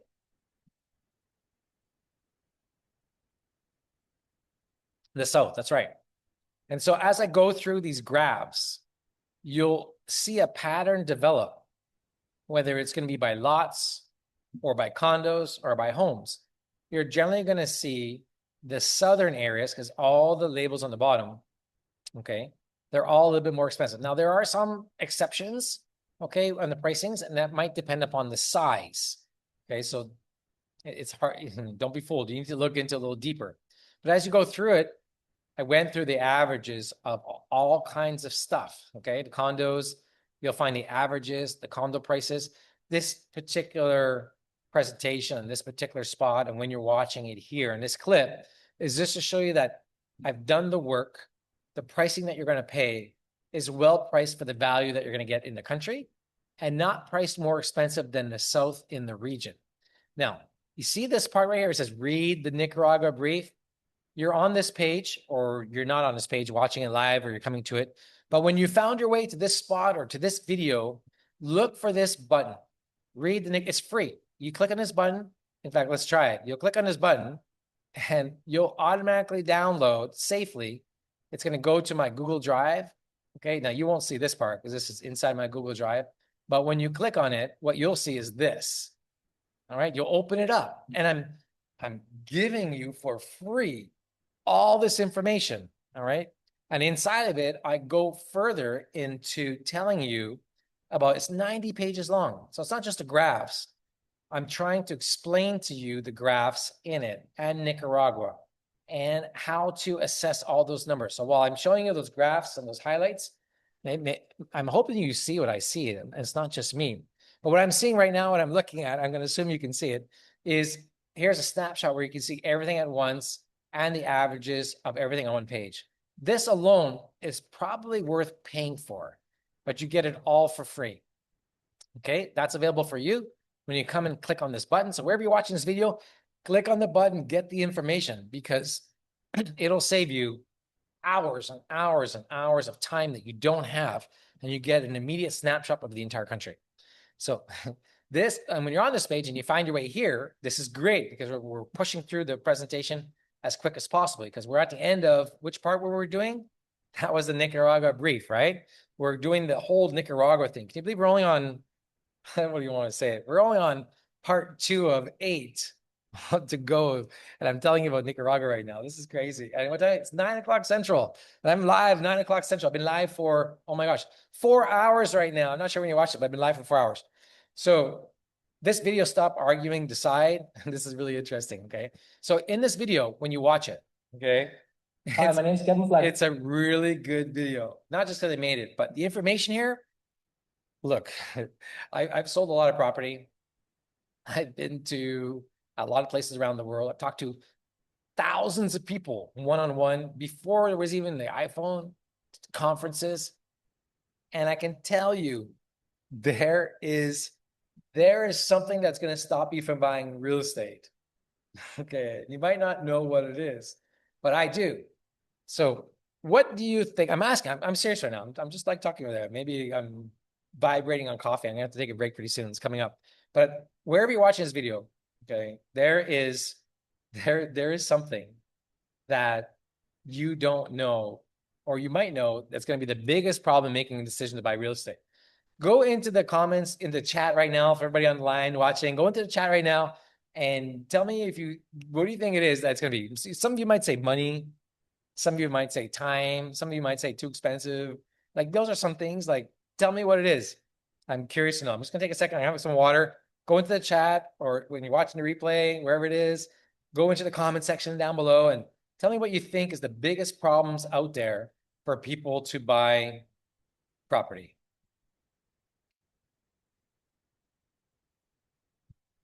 Okay. All right. You're writing something, right? Or at least you're thinking something, right? I know I'm talking to at least one person right now that has a big problem of what it is that I'm going to tell you and reveal. The number one problem of buying real estate, okay, anywhere in the world, over and over again, true to the end of time, is your spouse, okay? It's your partner. It's the person that you need to go ask permission because you can't spend the money on your own. Doesn't make it bad, okay? It's just you need to go talk to someone before you spend 50,000 or 100,000 or 500,000, or maybe you don't, okay? But in my experience, the biggest problem for most people is not many people will go spend a good, healthy chunk of money more so than it's not like you're buying some $2,000 course off the internet with your credit card. You're buying property in a foreign country. You're not doing that without talking to your significant other when you have one. So for those people who have one, this video, 1 hour, I went into how to not convince, not sell, not persuade or manipulate, but the specific ways in which you can speak with your significant other that's going to help you introduce what it is that you're interested in so they don't turn you down. Okay.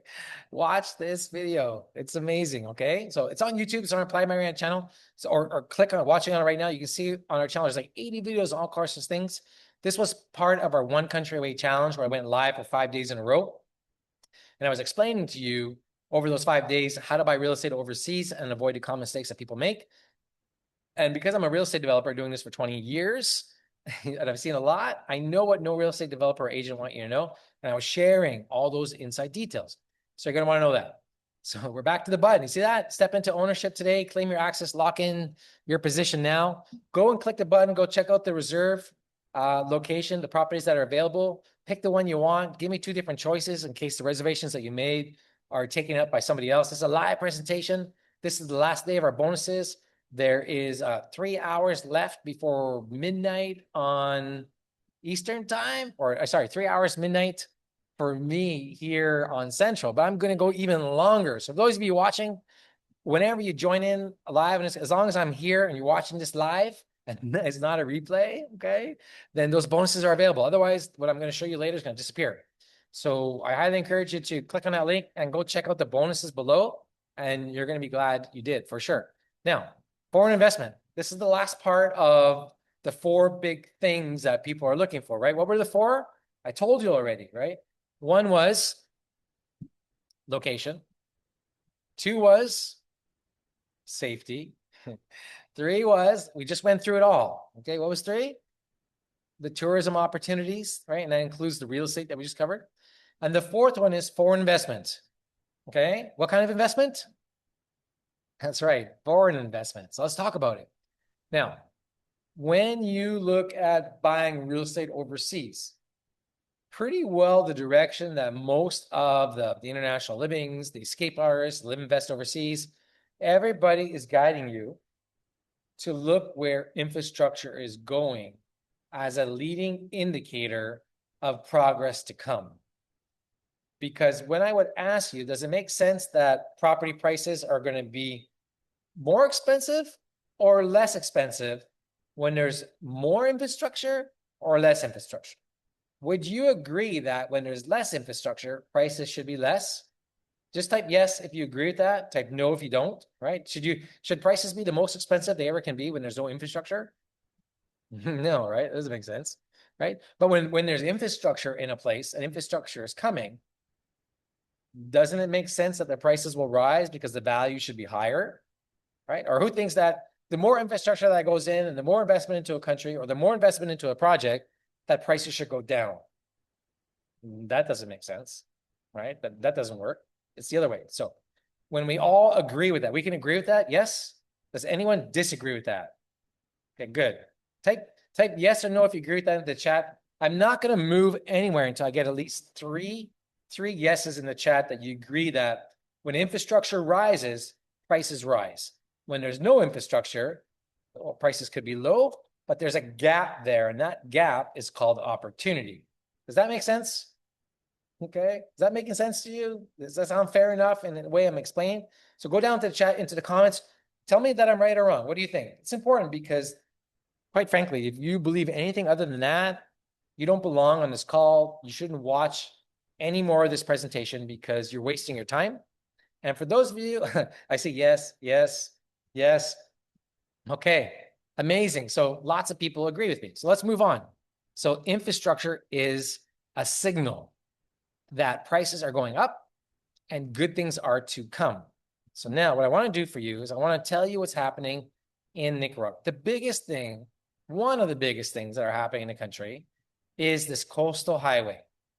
Okay, it's going from San Juan del Sur all the way up to Masachapa. You've probably heard me say it 80 different times and 30 different videos over and over again. I think you've probably seen a lot of videos. Wherever you're watching this, go find me on YouTube. There's hours and hours of me walking this coastal highway on our property, and it's bringing an amazing value to the land, which is going to rise in value quickly in the next 2 or 3 or 4 months when the road is finished and passes by our project. I'm going to show you that when we start getting into the master plan and the due diligence, and I'm going to be flipping over to Google Earth and showing you all kinds of stuff and drawing it up. So just know that this whole coastal highway is open right now. These are pictures of the coastal highway down south where it's open, and within the next, I want to say 2 because they tell me that, and then they're already paving, but let's just say by June, okay, you'll be able to drive from the airport to our front door completely on this sort of highway. And right now on our property, and some of the videos that you'll see, they're building an exact duplicate of this bridge to go from one side, our neighbor side, to our side, and then just put the beams across. And what's interesting about this highway is, in this picture, the land before the highway, let me get my drawing tool because this is actually pretty interesting. And you'll see it in some of the pictures. You might have already seen it. You see this property over here? Okay, it kind of looks flat. Well, I can tell you on the other side, it's kind of flat as well, right?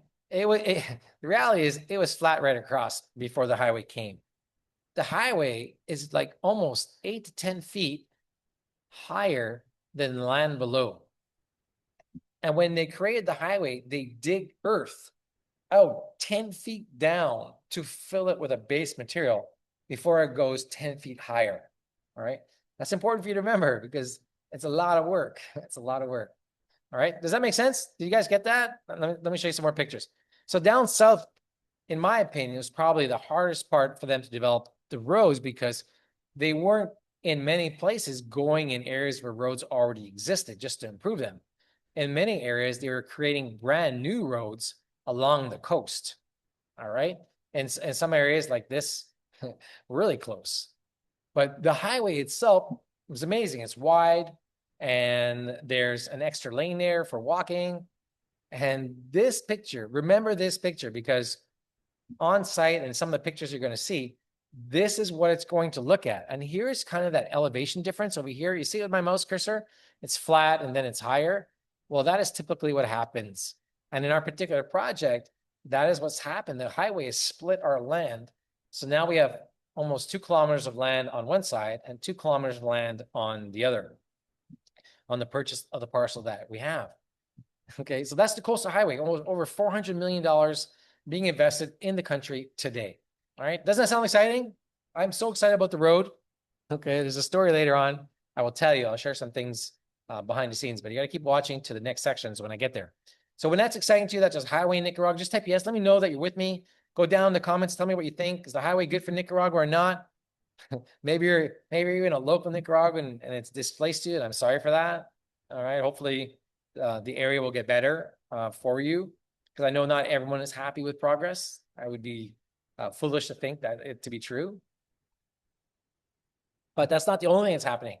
When you come into Managua, this is the Managua International Airport. And it's really nice. And they've renovated both downstairs and especially upstairs. But coming soon is this new Punta Huete International Airport. And they want and propose with this Chinese investment of another, a lot of millions, hundreds of millions, to be able to accommodate more larger aircraft and passengers up to 3.5 million. And to put that into perspective, Nicaragua sees about 1.2, 1.3 million passengers in the airport now with only 2 carousels, all right? So when you think about it, when the government's spending money on this huge road along the coast, not anywhere else, all right? And they're spending money on this airport road, probably what the 2 biggest infrastructure projects a country can do. Do you think they're doing that for nothing?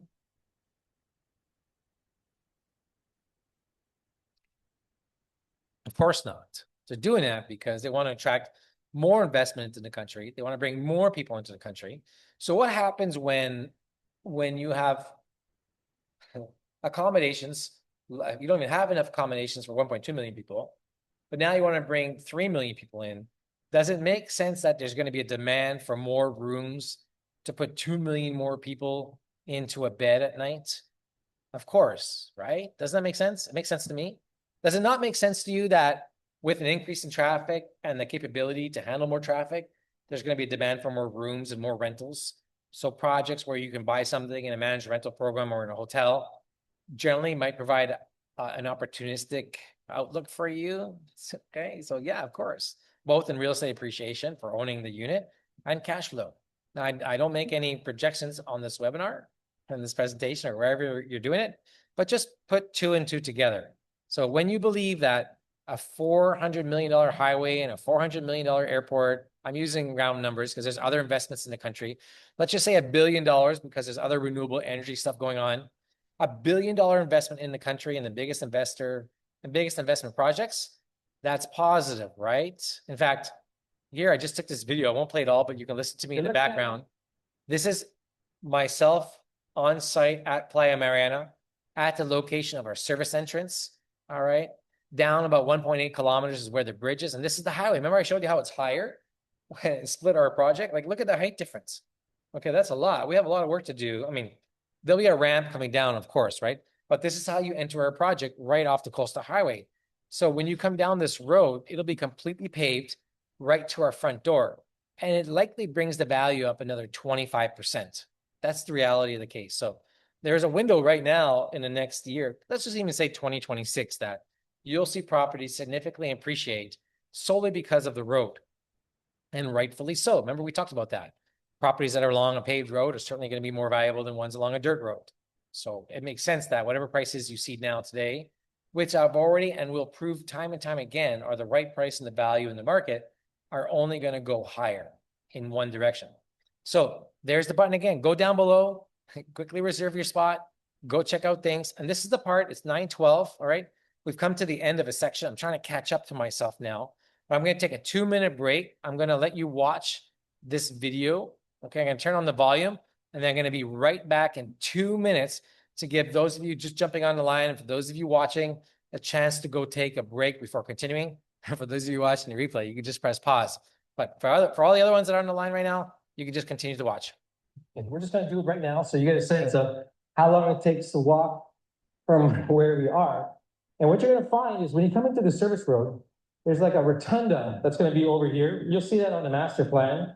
And within the development here are about 3 kilometers of internal roads. And the roads in this specific project, they're really a unique feature because they're 33 meters wide, 33 meters wide. Sorry, I'm getting my meters here. 33 meters wide. Why? Why are they so wide? Okay, give you perspective. All the pictures you might have seen of the coastal highway and the top and how wide that is and how amazing that looks, that's 13 meters, okay? And we're going 33 meters. The reason for that is I have a dream to have really wide, big roads, and in the middle of the roads is this green space, like a Cocoteros Avenue, where you can walk and enjoy it, and it becomes like an amenity to the actual development. So all the roads, most of the roads, 75% of the roads okay, are 2 lanes going in each direction, and then about 2 lanes wide of green space right in the middle, all right? And that's for the entire community to enjoy. And that goes along with the park that is also in the development. And so back here, this is actually a pretty interesting spot because back here, this is the employee service area from about this spot and 250 feet all along this road. And then after that is the future hotel location. So to give you a sense of the scale of the hotel location, if I were to look straight, well, you are looking straight right now. There's a road that kind of meanders through the property from here, 1.2 kilometers. And then everything from that middle road. Hi, everybody. the wall- I'm back. You guys got a little taste of those videos. Go to YouTube because on YouTube, Playa Mariana, Nicaragua, you're going to see so much content and information there. It's going to blow you away. So let's continue on. We're going, oh my gosh, we're on section 3, philanthropy. Oh my gosh, it's so funny. It's 9:15 here because I don't want to say started an hour late, but I got into some early conversations with people on the line. Actually, one specific person.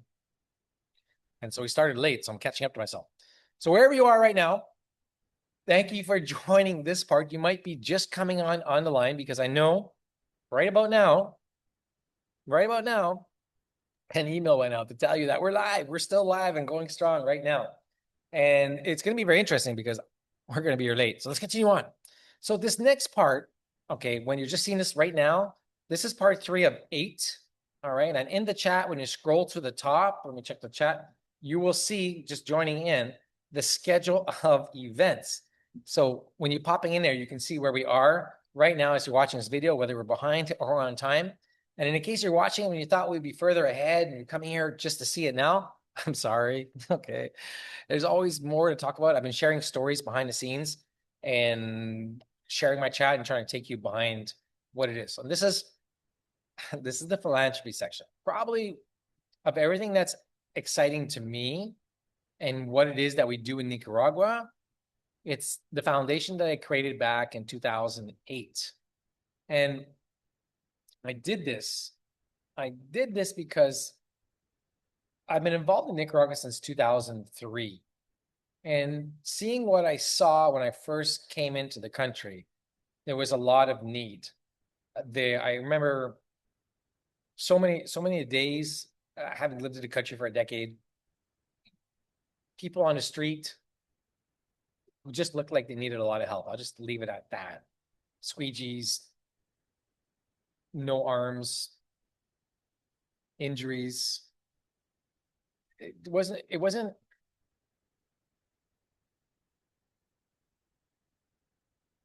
people with their hand out just because they could work or find a job. It was people who looked like they really truly needed help because they couldn't get a job.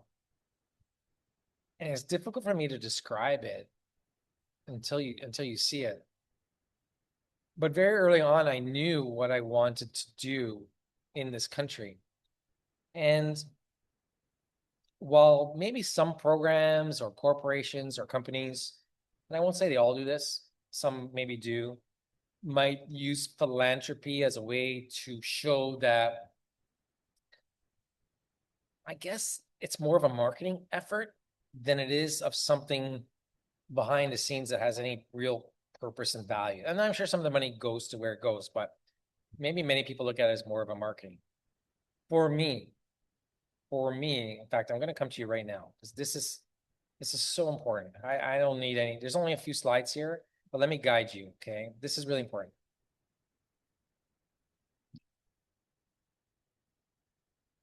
You may be coming and learning about me right now for the first time. You heard of Grupo Mariana, Playa Mariana, or any of our other companies and developments and projects, and everything looks great.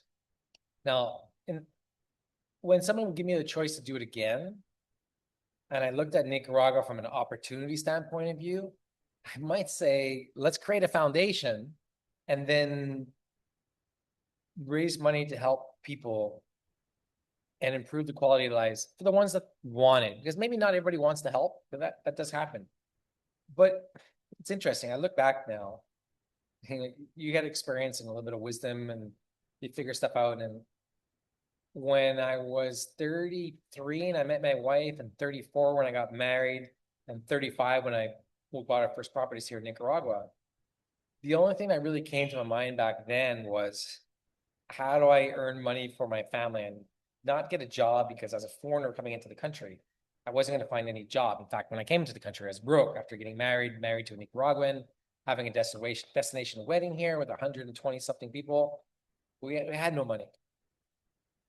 And so real estate seemed like the most profitable thing that we could do and the quickest way to earn income.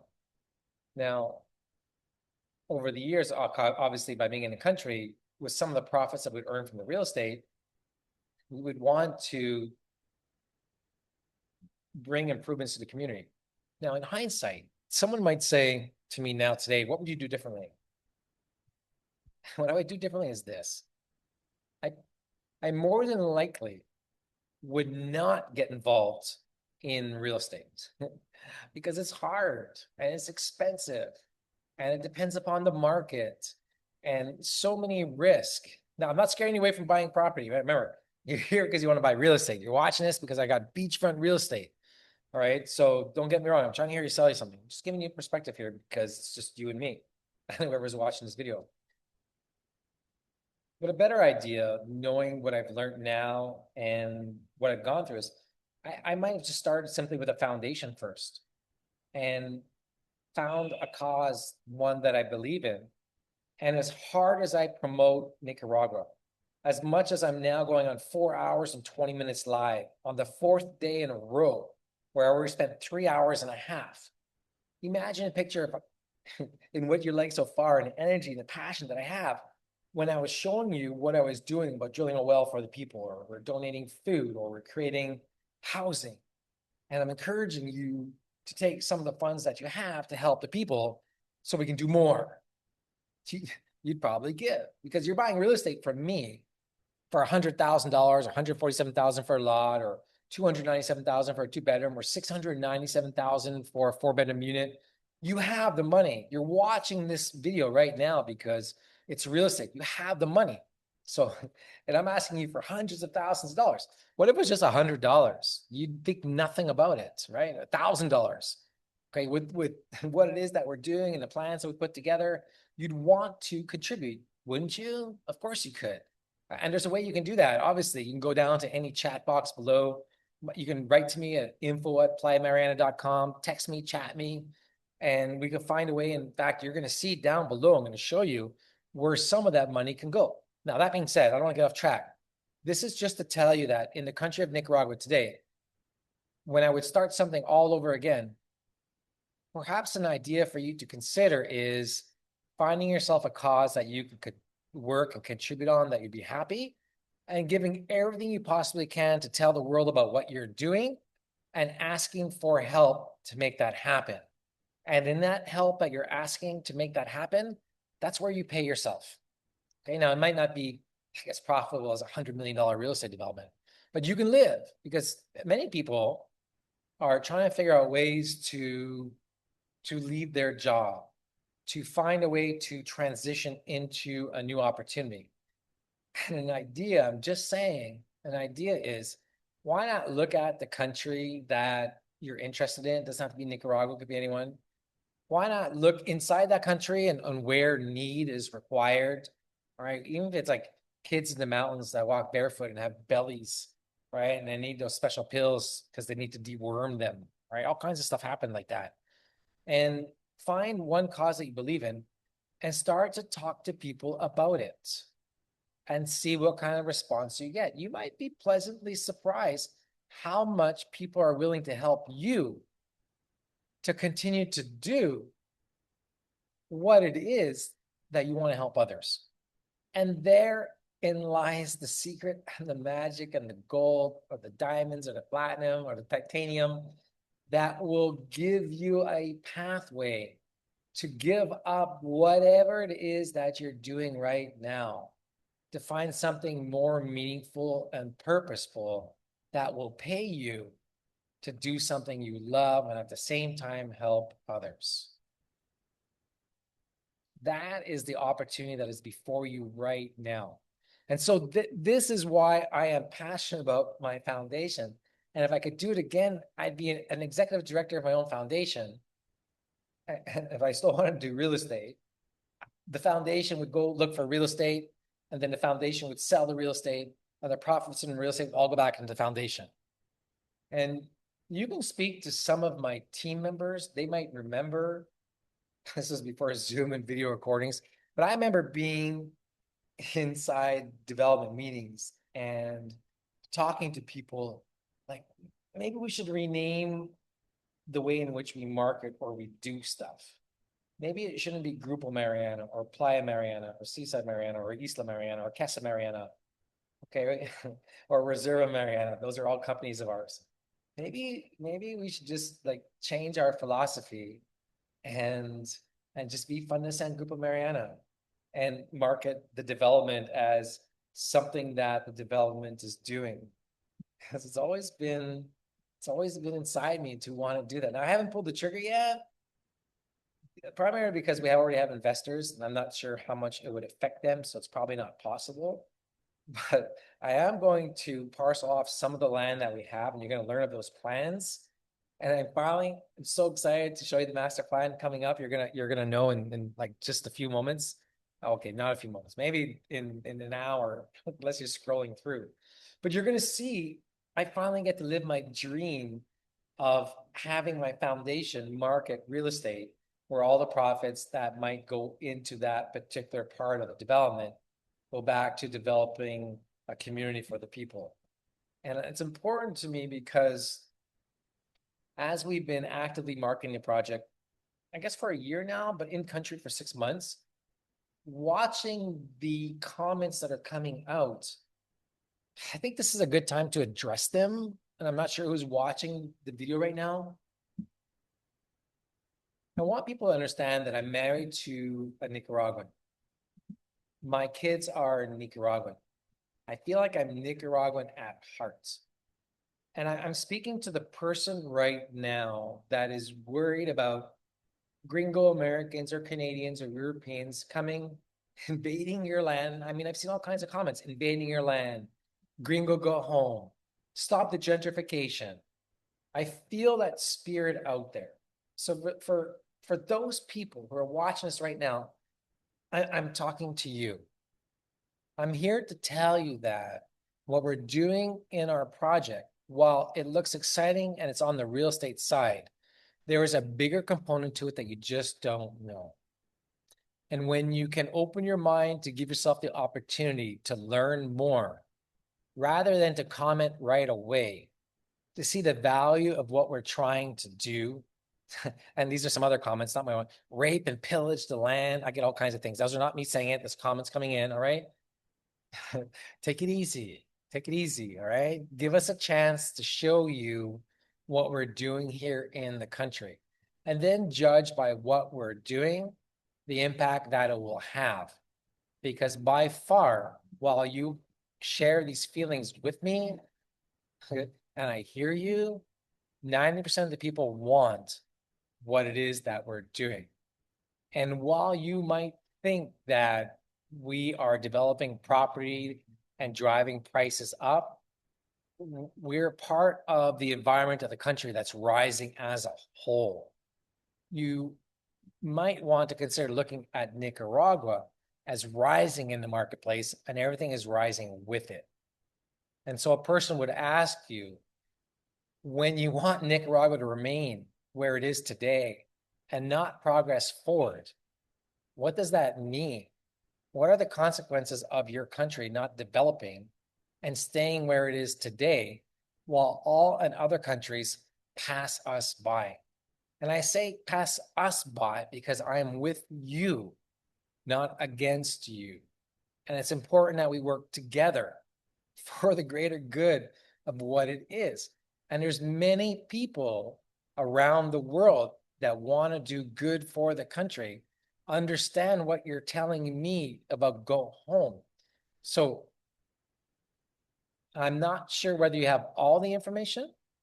I'm not sure if you're painting the picture of our project with everybody else, but I'm asking you, I'm inviting you to give me a chance to show you over a little bit of time what it is we're doing and the stories of your fellow Nicaraguans, of my fellow Nicaraguans. Okay, my children are born Nicaraguans. They could be president of this country one day because they were born in Nicaragua to my Nicaraguan wife. And 22 years I've been in your country, not as an invader. I'm one of you. So just keep watching, learning, and perhaps reserve judgment till we're done. And judge me by the actions of what I do and not what I say. And just give us a chance to show you what we're capable of. Is that fair? Can you see why it's important to me? That why your comments, I hear them, I delete them, okay, because they have no place for negativity. But should you still feel, after hearing the stories of the people that we're helping and building homes for and donating food to and feeding the communities and the family, if that is still against your wishes for people to come into the country and develop and help you, I'm not sure what to tell you. Except maybe just, keep scrolling. Don't bother writing negative comments because you're just wasting your time. Keep scrolling because nobody's listening to you, right? So watch what happens. Give us a chance. Will you give me a chance? Will you give me a chance to show you as a fellow spiritual Nicaraguan, okay, what we can do? Just watch, all right? So for the rest of you who are watching this presentation, we have amazing plans that in Nicaragua today, all of our businesses, okay, the idea is to give back 5% of the closed sales, okay? And in real estate, that's a lot. Think about it. You buy a beachfront home site for $147,000, which is pretty cheap compared to the average price of $240. But 5% of, let's say, $150, that's $15,000. You could build a home for $15,000, okay? Just today alone, we have 9 beachfront lots for sale. That's 9 homes that we can build for families that you're going to see really need that. And I'm so excited. I love the families. I love the dogs. It's incredible. So this has always been a dream of mine. Now, unfortunately, over the years, when we started, this was a program that we implemented in 2012, but we really never had a chance to get off the ground because we had to stop construction for a little while, and then the pandemics, and then demonstrations, and for whatever factors, we're getting into business now, and we're already spending money now from sales and money that's coming in. So it's exciting. So just give us a little bit of time, and you're going to see the economic development. You're going to see us building those communities, and it's going to show up. All right. When I walk the lands in Masachapa or Pochimilo or San Rafael del Sur or Monte de Mar or Lome Alegre, all right, and I'm in or I'm walking down the rivers 250 feet in the middle of nowhere, and I see a family living in a shack with 2 kids and they're growing banana trees on their land. I see it. Okay. There's no way I can develop property and not help and not want to do something. Right. And I saw that very earlier on. That's why we went out and we thought back in 2008, what better person to come and help promote us than like Barbara Carrera, a fellow Nicaraguan. And she was going to be part of our foundation, acting kind of like a spokesperson and doing stuff with us. And we were really excited about that. But unfortunately, we never really got around. Now, you see, I want to show you something. This is, I don't even know it. I'm going to take the time because it's my presentation and I can do it. You're looking at the view right? from our neighbor's property. Now, what I want you to do and see, I'm going to describe this video. Okay. And I want you just to watch a little bit of it, and I'm going to fast forward through it because it's not that we don't care about what happens on our property. I want you to understand we care about what happens to our neighbors too, on both sides and all around us. And when you learn about what it is that we are doing, you just might change your mind. So just watch this for a few minutes, and I'm going to watch it here with you. I'm going to stay right here, and I'm going to watch it with you. And so just we'll watch a couple of minutes. I can fast forward. But they live right beside us. They've been here 47 years on the property beside Playa Mariana. For those who, and the coastal highway, which is something that I've been talking a lot about, is about 0.4 kilometers from now. Their property here looks really clean because they've been living here. And we've been feeding all these dogs. ¿Cómo está, perros? The dogs remember me? We've been bringing some dog food. Oh, they're comiendo. Okay, comiendo. Listo. ¿Era tiempo por la comida? Ahorita? Okay, go ahead. So there's a special place where they feed the dogs, because I told them, don't just throw it on the ground, go put it in a special spot. Oh, here's my okay.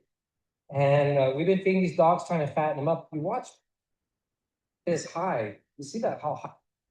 Dinner another day, but hello, little babies. So when you go and watch other videos online, you'll see all this stuff on YouTube and full videos, but I'm going to take the time now to show you something as part of our foundation of why it's important to me. Now, with the pandemics and COVID, we weren't able to come into country, but we still had to protect the land. So there's been some people on the property, and I haven't been able to really tell the whole story as I go and visit and I'm dropping off food or money. But I'm going to play the video as I talk, and I'll try and describe what I see. All right. When I returned to Nicaragua back in March of 2025, this was after it was time to come back. These folks have been on our property for some time looking after things, all right? And so it was important for me to come and meet them and see how things were going, because they've been kind of like the caretakers looking after things, living off the land. And on this day, what I saw was something that I'd not seen before, because we never really had people on our property living there. And I really was never really invited or just walked in off the street to a neighbor's place to see, hey, show me what you got. What's going on here? We had not gotten to that part. We'd been in the community, in the schools, or in the church, helping in the municipality or in the schools. But I not made it to an actual house ever in my life. And so on this day, we were delivering food, and I'm pretty sure in this video, and I saw this. Okay, I saw animals for the first time starving.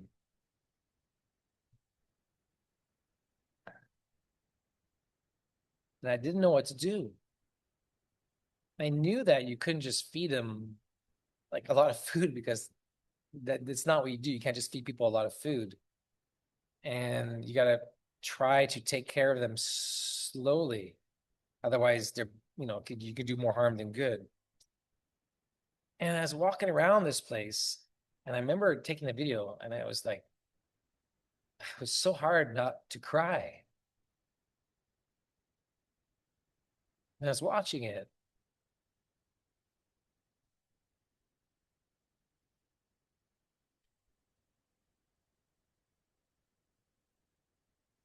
I was watching it. And I was just trying to figure out how fast I could help them.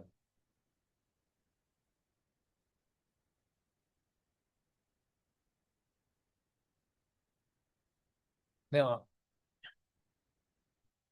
when I showed these videos for the first time, it was interesting to see the comments like, it's animal abuse, or they need a veterinarian. And I don't know if you can call it animal abuse when you just simply have no money to feed the dogs, when you barely have any money to feed your family. So it's not animal abuse for everybody who's watching the videos. These people are not abusing the animals because they have trouble surviving themselves. And the food that these dogs are getting are basically the leftovers and the scraps of what the people are eating. And that's if they're even giving the dogs anything. I don't know. I don't know the conditions of the dogs. All I know is that I can see their rib cage, and I've never seen that before in my life. And my mission went from not only moving people, it went to like feeding animals. And I'm like, how many animals are here? I think there's like 5 animals on this side, and you saw a bunch of like 6 dogs on the other side. And I think right now we're feeding like 11 dogs, It was something that I had to deal with right away.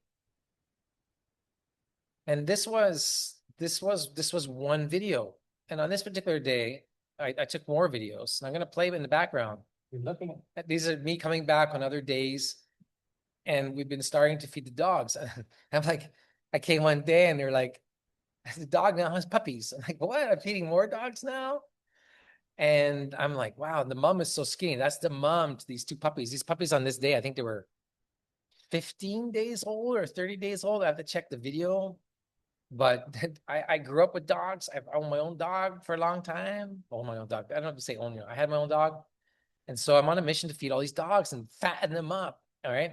I can still see their rib cages. Now that one's getting actually better. There's some other videos that you'll see that are great. But now in some other videos I'd gone in, but I didn't take a video. But this is where things kind of people, I don't want to say it lightly, like come to Jesus moment sort of thing. You might see a picture of this, but when I went inside the house for the first time, and I'm looking at the walls, and there's like, it's basically slants, and the ceiling's got holes in it. And in other videos, I'll show you, I went to see the rooms what they're sleeping in, and everything's dirt floor. And this is how they've been for 4 or 5 years. One, I was grateful that they were there looking after the property, but I not known how they were living. Now, to them, I don't even want to say that. I'm not here to say like, oh, we're going to improve their life. It's going to be so much better. I believe it will be, of course. All right. But I'm not aware that some people just don't want help. Some people are like that, right? So I don't make an assumption that we're going to help everybody. You have to take the help we're giving you. Okay. It's not like that. So when you go to our channel on YouTube, you're going to see a lot of these videos of me talking about our security family. And because of just the time and I'm with clients, it's hard for me to express how much I want to help them, and help not just them. They're not the only ones. There are other people. And it's important that we're not just a project that's here to develop real estate. When you become involved with our project, you're involved with the community. You're part of the lands that are going to be taking care of these people. And not only do we want you to have an amazing, wonderful experience, I want Mariana to be worldwide known and a global household name and a brand where you'll just say you're going to Mariana and you never have to say you're going to Nicaragua. I want that. But it can't happen without also helping the people that are in and around our community, because it just wouldn't be right. And someone once asked me, actually quite recently, and I wish I would have answered it differently, but it was in relations to real estate. And in the interview, I was asked, like, what would you do? Oh no, I wasn't asked what you do to start over. I was giving an example of how to buy real estate and the value of a horizontal property regime and to be able to have enforcements and covenants and restrictions. And the idea there was, what can you prevent something from happening? But my response was, I was going to go do something. Perhaps in the future, if someone asked me the question again, if I could do it again, if I had to start all over, it's what I would do. What I said earlier, I would look for a cause that you believe in, share your cause with other people, and I'm pretty sure you're going to find people that want to help you support the cause you believe in and give you everything you need to help others. Who are you going to help? Others. And then you're going to find that meaning and that purpose that you're looking for. And you might just feel that fulfillment, the satisfaction of seeing what it is that you want to do come to fruition and reality. For me, it has to do with my fellow Nicaraguans that are in and around the community that I work and will employ, so I can directly benefit the people that are closest to me, because I can't help everybody. I have my cause right now. All right. And the real estate, you might say, is when you buy real estate in Nicaragua, this is a cause. All right. It's an impact that we are making. It's an impact that you can have in your life through what we're doing here in Nicaragua. And so wherever you are, wherever you're watching this video, look down below, because there's always a way to reach out for me. And when you want and feel compelled to do more,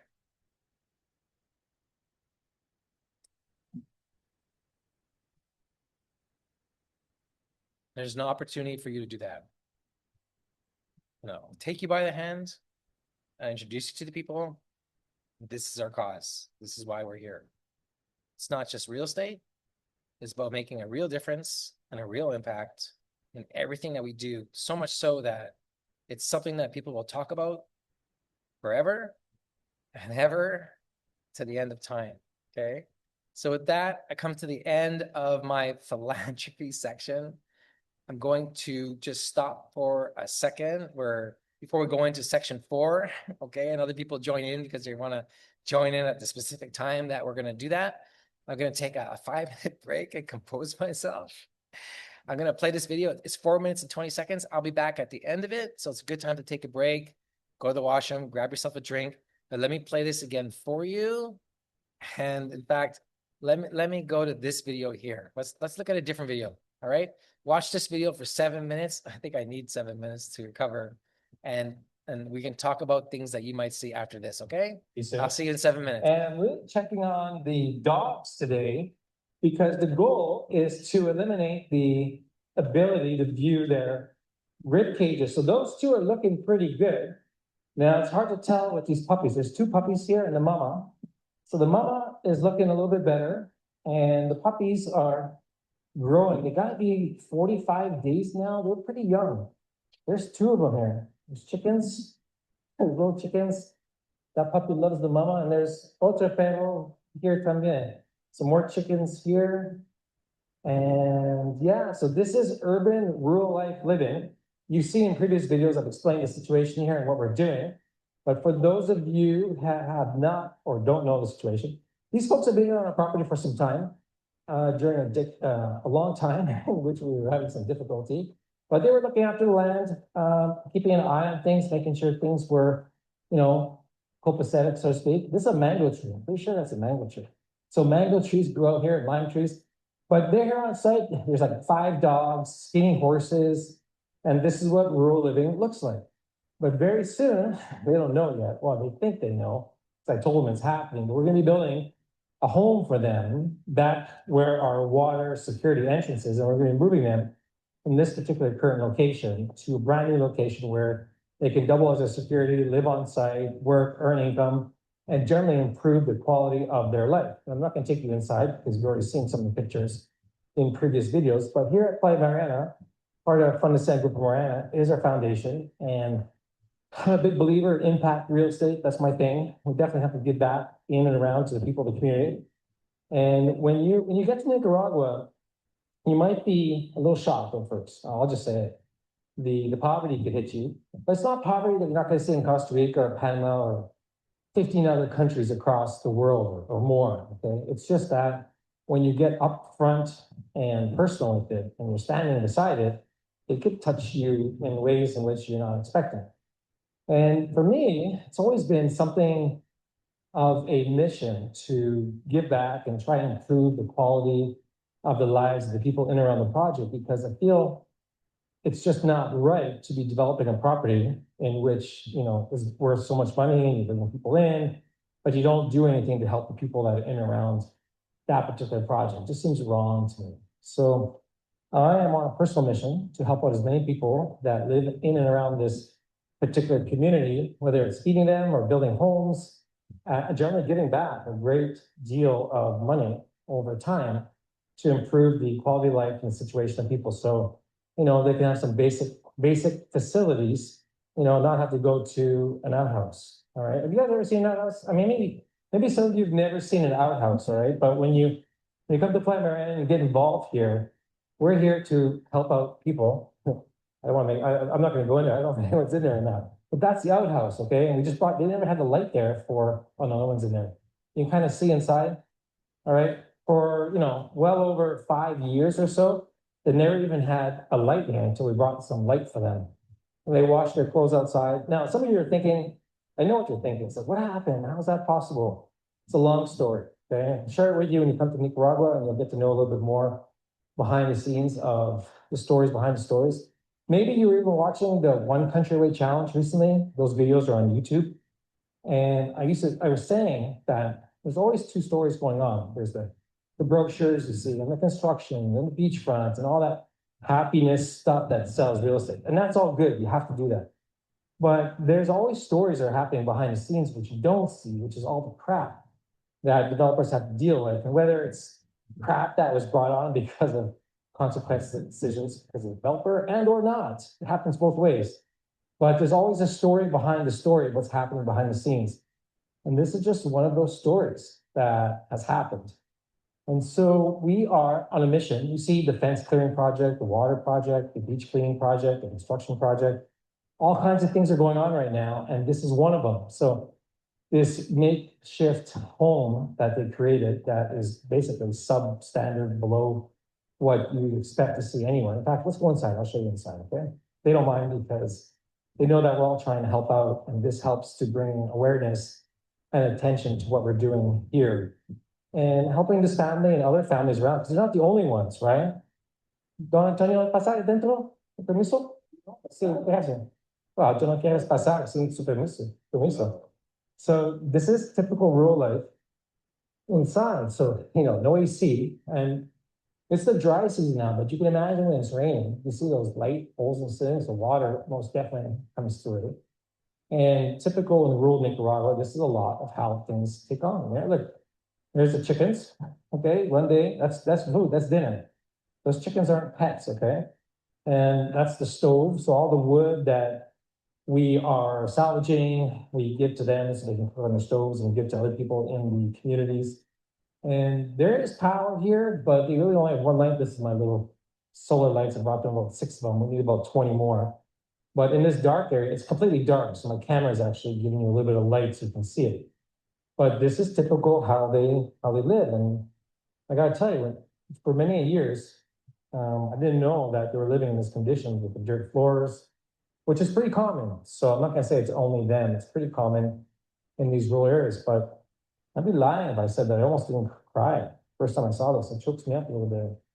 And the kids seem to be out right now, but there's this open room here, and I think there's one bulb up here that lights up. But for the most part, this is a room over here. And it's pitch dark. There's not like light bulbs on the ceiling, just light coming through the walls. And this is another room where you sleep over here, right? And there's another room over here. But you can envision and picture, imagine living in this particular environment, how difficult it must be. There's no AC, there's no fans, there's barely any light. You're cooking on a stove, right? You are farming your own food, okay? So we started by bringing some money to help out. Actually, no, that's not true. We started bringing food, then they asked for money instead of food. So now we bring money. And you might wonder how much money we bring. Well, they like to keep things private, but let's just say it's north of $500 a month, okay? And with the food for all the dogs, there's like 5 dogs here. One died, it was a real skinny one. I was a little bit sad. We got to it a little bit too late, so it wasn't possible to save it. So that's a little bit of rural life and the security. So when you come, I am back. So there's a lot of videos. There's a lot of videos online on YouTube with me around that house, not just around the project and everything that we're doing. So I highly encourage you to go there and look at that. So in the comments down below, wherever you're watching this video today, wherever you're watching this presentation or the replay or whatever time during the rest of the week, I'd be curious to hear what you think or what you saw or how you feel what's going on and what we're doing there. So we are moving into the next section. We're getting into now the real estate part. Is everybody ready for the real estate? But before we go, don't forget, this is the button to click to go get the deals of the real estate. The bonuses are here tonight for those of you on the line. You want to go down below right now. It's a first come, first serve. And after tonight, the bonuses are gone. All right. It's just, we're just open for business and looking to sell real estate. And there's an amazing opportunities for you down below when you check it out. And we're going to get to the actual real estate sections very soon, where you're going to see how and where it is the return on your money and all that kind of good stuff, right? But right now, we're into our next section. And just so you know, for the record, because I got started late and I'm still here, this is PST. I'm in Nicaragua right now, in Granada, Nicaragua. And 5:15 is when I was supposed to be here. Okay. But between stories and everything else that's going on, would you be surprised to learn that right now, 5:15 PST is 7:15 Central. Right now it's 9:54. Okay, so I'm 3 hours behind, which means if I expected to finish at 11, I'm definitely going to 2 in the morning. So that's 4 more hours. So it appears I have about 4 or 5 more hours to go, unless there's a question period, which I don't know if anyone's going to be on that late. But nevertheless, let's do it. Okay. So for those of you just coming on the line, I'm Kevin Fleming, developer of Playa Mariana here in Nicaragua.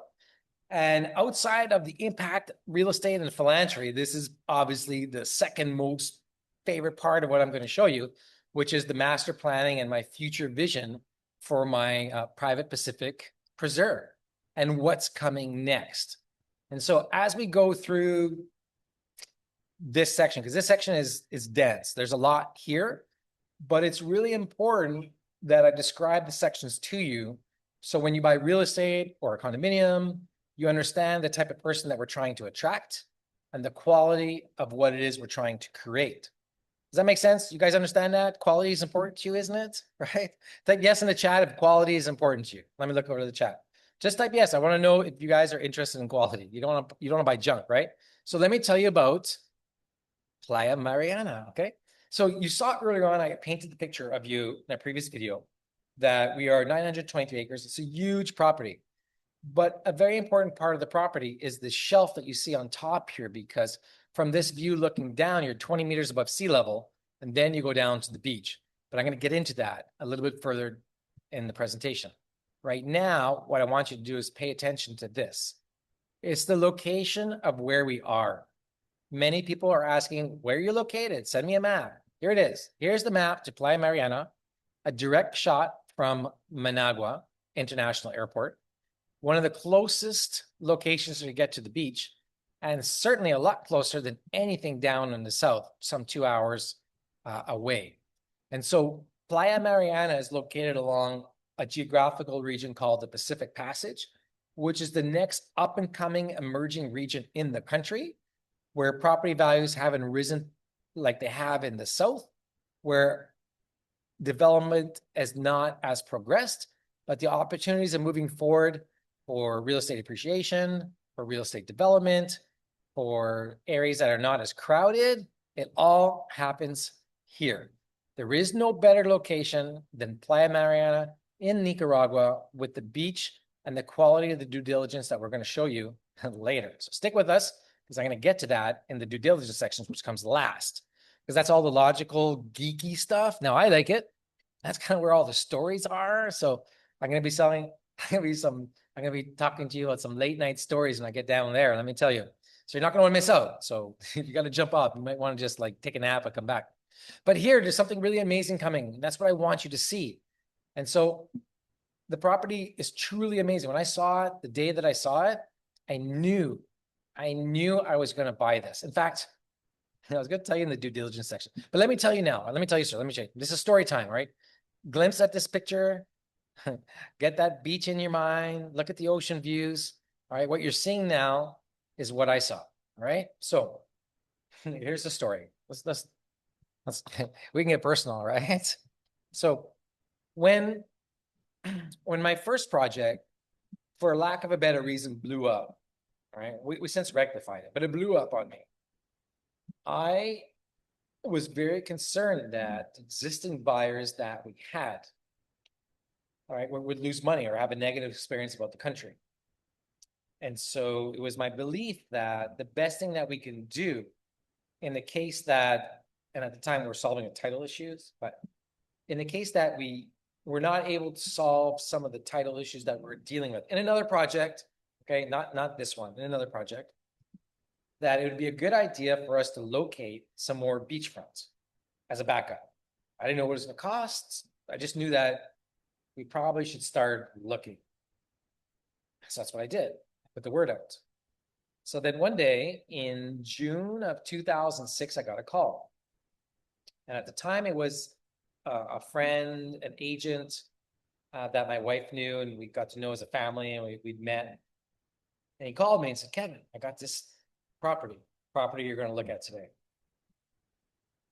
And the owners had it for like 100 years. I'm serious, like 100 years. And they want to sell it. And I finally got the listing to buy it. But on Monday, this was a Friday, where I'm going to list it because the owner's in a hurry to sell. And they were in a hurry to sell because in June of 2006, that was an election cycle year. And after almost 9 years of a different government than the current administration, people were worried that maybe some of what happened in the past would happen again. And some of the locals, many, were selling off assets to get cash and clear out, which creates an opportunity, is how I saw it. And so he took me to this property, and as I am driving through Massachusetts, which I showed you in a previous video, and you might have seen online, you might have noticed all the sugar cane all around the area. I'm thinking to myself, well, it's probably a lot of water, because all the way up into the property are cane fields and trucks moving cane out. You need a lot of water to harvest and grow sugar cane. So that's not going to be a problem. And I say that because not all regions of the country are blessed with water. Many of projects, that's their biggest concern. So that's for the due diligence side. Later, I'll tell you some stories. So when I got to the land and I saw it, one of the first things I saw was, oh, thank God, there's no trees to cut down. Okay, because perhaps when projects started back in 1997, 88, 1998, 2000, there was no environmental laws in the country. Okay. Those environmental laws, that was an afterthought, okay? Now there is. I've been very strict, all right, which is good. But our land was already being used for agriculture, or not sugar cane, but other agricultural uses. And so it was all cleared. There's no trees and there's no stumps, and you can drive on it. It's just the way it is. So I was like, oh, that's great. It's flat, but we can fix that if we really wanted to do something. But okay, so I fast forward. I knew I was going to buy it that day. And so on that day, I went home and I told my wife, and I said, listen, honey, I saw this land and it's amazing. It's going to solve our problems. It's what we've been looking for. It's $4.4 million. And she's like, okay. But we have to put a deposit down, or else they're going to list it and we might not be able to buy it. And she's like, okay. And I'm going to put $100,000 non-refundable deposit to take it off the market, so we can have 4 months to do our due diligence. Okay, now do the math. 4 months from June, July, August, September, October. All right, so let me paint the picture for you. It's June of 2006.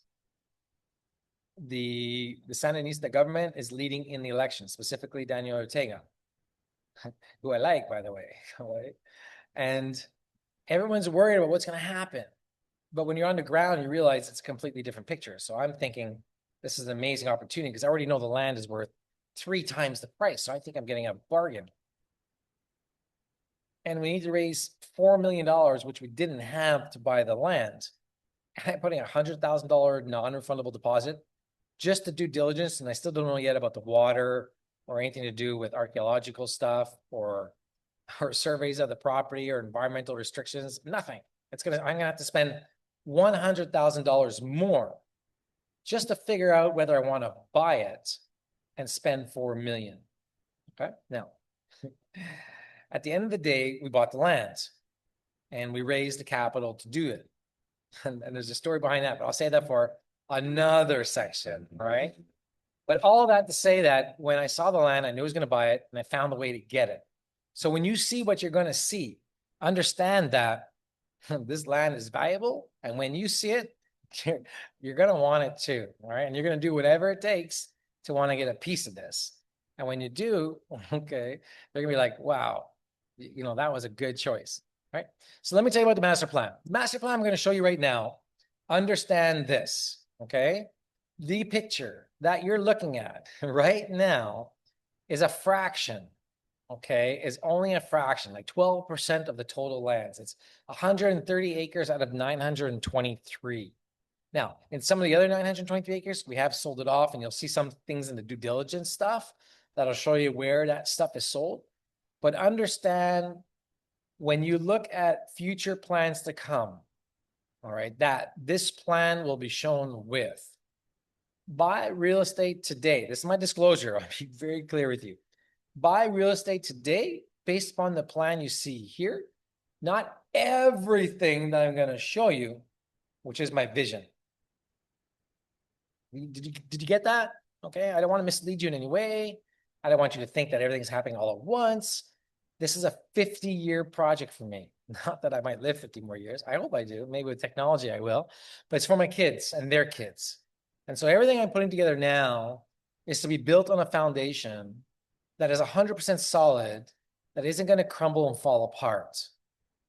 And the plan in which you see today is that foundation built on top of another foundation that we poured many, many moons ago.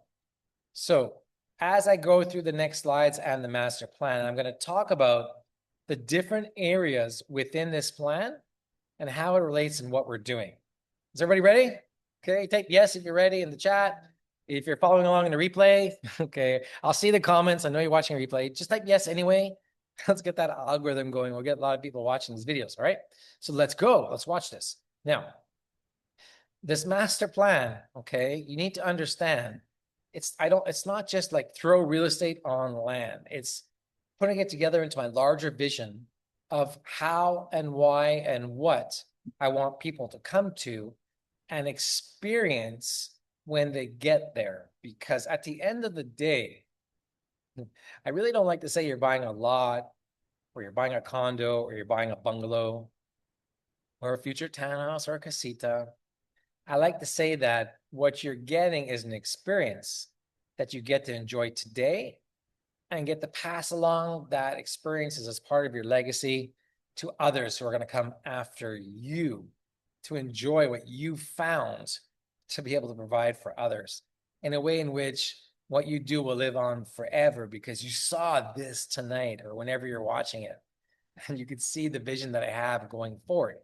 So the plan is set up very much from a very civic and community core. I'm going to show that to you. And a lifestyle, from whether it be the main public areas to enjoy the facilities like the beach clubs, to residential neighborhoods that are small and unique by themselves and home sites, to what is my kind of like my flagship thing, which is my Villa Fundación. All right. And maybe that gives you a hint of what that's going to be about. And that's basically, it's the area for the workforce and the essential services. So when people might say, you are pricing people out of the market and no one's going to be able to afford that, you're wrong. Okay. Because people can come and enjoy this community in a specific area and the benefits of what it is that we're creating. You're not priced out of the development. Things are built and priced for you. And in most cases, you don't have to pay for anything. As long as you're working in a development, you potentially will have housing and medical and education and facilities to enjoy when you're not working. So this plan is bringing the community together so it benefits everybody, right? Now, I'm going to go through this quickly because I don't need to spend too much time, but giving you a sense of the whole plan. When you watch other videos, you'll see me across the way talking about our other lands. You might see images of pictures of me standing on the beach over here and saying, you see those mountains over there, 2.5 kilometers down that way? Okay, we own those. That's what I'm saying. These are those mountains. Okay, I'm up in those mountains. This is a low part of those mountains, but this is where I am. And back here is on the plan where we see a future community. All right. Both from an active living, residential, real estate. I'm not going through every one of these plans in detail because they're not purposeful for today, but I'm just showing you when you go through the property, there's a larger master plan that stands behind the one that I'm soon going to explain to you section by section. And that's why Mariana over 20 or 30 or 40 years will become that household name where these 923 acres is like wow, unbelievable what my kids, grandkids might say, what your dad started. I always joke I might end up being that old guy in a painting on my grandkids' office in their boardroom. That's gonna be me. Okay. That's what this is. All right. That's what these pieces are. It's where I see the vision of what this thing can be, taking components of 50 other projects around the world and looking what they're doing and enhancing it to the point in which we can do better and improve upon. Okay. And turning that into Mariana. Okay. Today we'll call it Playa Mariana, but soon I'm just going to start saying Mariana so it catches on. All right. So these are the unique neighborhoods in Mariana. All right. And you're going to see them right here. And what's happening in here, I'm going to explain in a second, is a way in which you can access all of these communities. And I'm going to explain it to you now. I'm inspired by curating a project that is different, that is something that will be recognized, and to some degree can be seen from almost outer space, at least from Google Earth, right? And that starts with the roads, because they're the most impactful thing in a development, how you move people around, that experience of traffic, and not only that, the amenity of using the roads. Is there a sidewalk or no sidewalk? So I've looked at all kinds of things, all kinds of projects, and I made an executive decision that the roads need to be a major feature of the project. So what we've done, and I'm going to get my tool out so I can draw on it, and then you'll understand when you watch it further, all right? These roads here, okay, as they come through the project and they access all the development areas, all right, what's important for you to understand is these roads are 6 lanes wide. They're 33 meters. Why so large? Because they go 2 lanes in each direction. And in the middle is about 2 lanes wide worth of space. And that's, we call it our cocoteros, where it's a lined avenue of trees and you can bike, you can walk, you can rollerblade. It's an activity, it's an amenity, it's a feature, it's a highlight. And it makes for an amazing experience because that's what we're all about, experience. And the way we move people around the project, the way that roads access other areas, it's all been meticulously planned by myself and given to the architect to tweak. And this is our master plan, and I love it. And as I go through the other areas to show you what's going to go inside this plan, I feel that you're going to love it too. So when we go through the chat, somewhere down below or where you watch this, let me know. You like it, you don't like it, you don't know it yet. But let me tell you a little bit about what's coming. So overall, while the plan may look large, the density is low because in this development where a unit is not possible to have a view because let's say there were other units in front and the view might be obstructed, then it won't exist. So that means that in all these spaces, wherever you would put a unit, you can't put one behind it because it wouldn't have a view. So everything has to have a view, which means half this land is that you see in this picture is likely not going to be developed because you wouldn't be able to give that ocean view experience to the residents and the owners.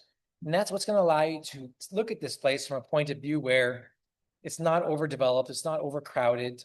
Okay, we didn't bastardize the land and cut across vegetation. I mean, what we are removing is what's already gone. This is a place you can come and plug and have a real experience with the land. And in all the videos that I've recently taken, I've taken you all around, okay? And you can see where you can have all kinds of experience in what I call our private Pacific Reserve. And I want to expand upon this a little bit because in many ways, when we started our development, it was the old school way of thinking because I was influenced by our team. Not good or bad. It was just the way things were at the times and the trends some 20 years ago. But everybody's more like, put more on there, or get more units, or make bigger buildings. And that probably happened. Why? Because the bigger the building, the more the architects charge, the more the construction company makes. Okay, but it's also the longer it takes to build. Okay, and the more units you have to sell. And so unless there's a market for a big building, you're going to be stuck with it. I experienced that, which I'll tell you some stories later on in the due diligence section. Okay, we'll make it there. But all around the property, you can have all these wonderful kinds of outdoor experiences. to enjoy and which create these amazing community amenities. But by far and by the most important one is our park. It was so important. You might have remembered I showed you that Puerto Salvador Allende, how they had that boardwalk along the ocean. Well, for us, that boardwalk is over here. All right. This is our kind of like a half a kilometer of an area where this green area is actually 20 meters above sea level. And these lots where some of them will be able to purchase, they're below. And you can kind of see it on the plan. And what will take place in this master plan in this park is all those amenities that you'll come to know and love and people will enjoy. All right. We'll work out the details, but trust me, it's going to be amazing. Now, an area that is important to me, okay, is an area called, let me see, I've lost something. I apologize. There's something that's out of place. There's a video here, which will make it easier for you to watch, which is Puerto Salvador Allende, and you'll get an idea, again, my vision. And then I take another video here. This is me at the top, walking down to the beach. So I highly encourage you watch that, because I think it took me 3 minutes to walk to the beach from the top of the lands. Now, in our particular resort, we have these features that we had discovered archaeological findings. And so after we received our permits, in fact, it's a good time to tell you a story. Why not? Let's take a break and screen share. Okay, so I remember in our development stage, and what happens in the development is that there's always something that happens. And so one day I got this call from my operations girl, and she was telling me that, hey, Kevin, we got a problem. And I'm like, oh boy, what is it now? There's always some problem. So she started telling me a story of they were doing some surveying on the property and some geological studies where they dig into the ground. And they discovered these archaeological findings. Okay, they didn't know the depth of what they found, but they knew that it was something. So they called me and I said, okay, stop what you're doing, because I know in the country, other projects have been stopped in their development because they didn't report their archaeological findings, and it's caused a lot of problems. So I didn't want to have to deal with that. And we were getting all these permits for everything. So I'm like, there's got to be a permit for this. So let's find out.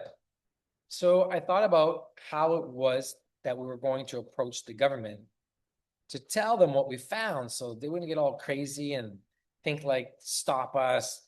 It was a very serious situation because we'd spent a lot of money, close to $6 million at this particular time. And the last thing we wanted was to be stopped for a project and to be halted because of this.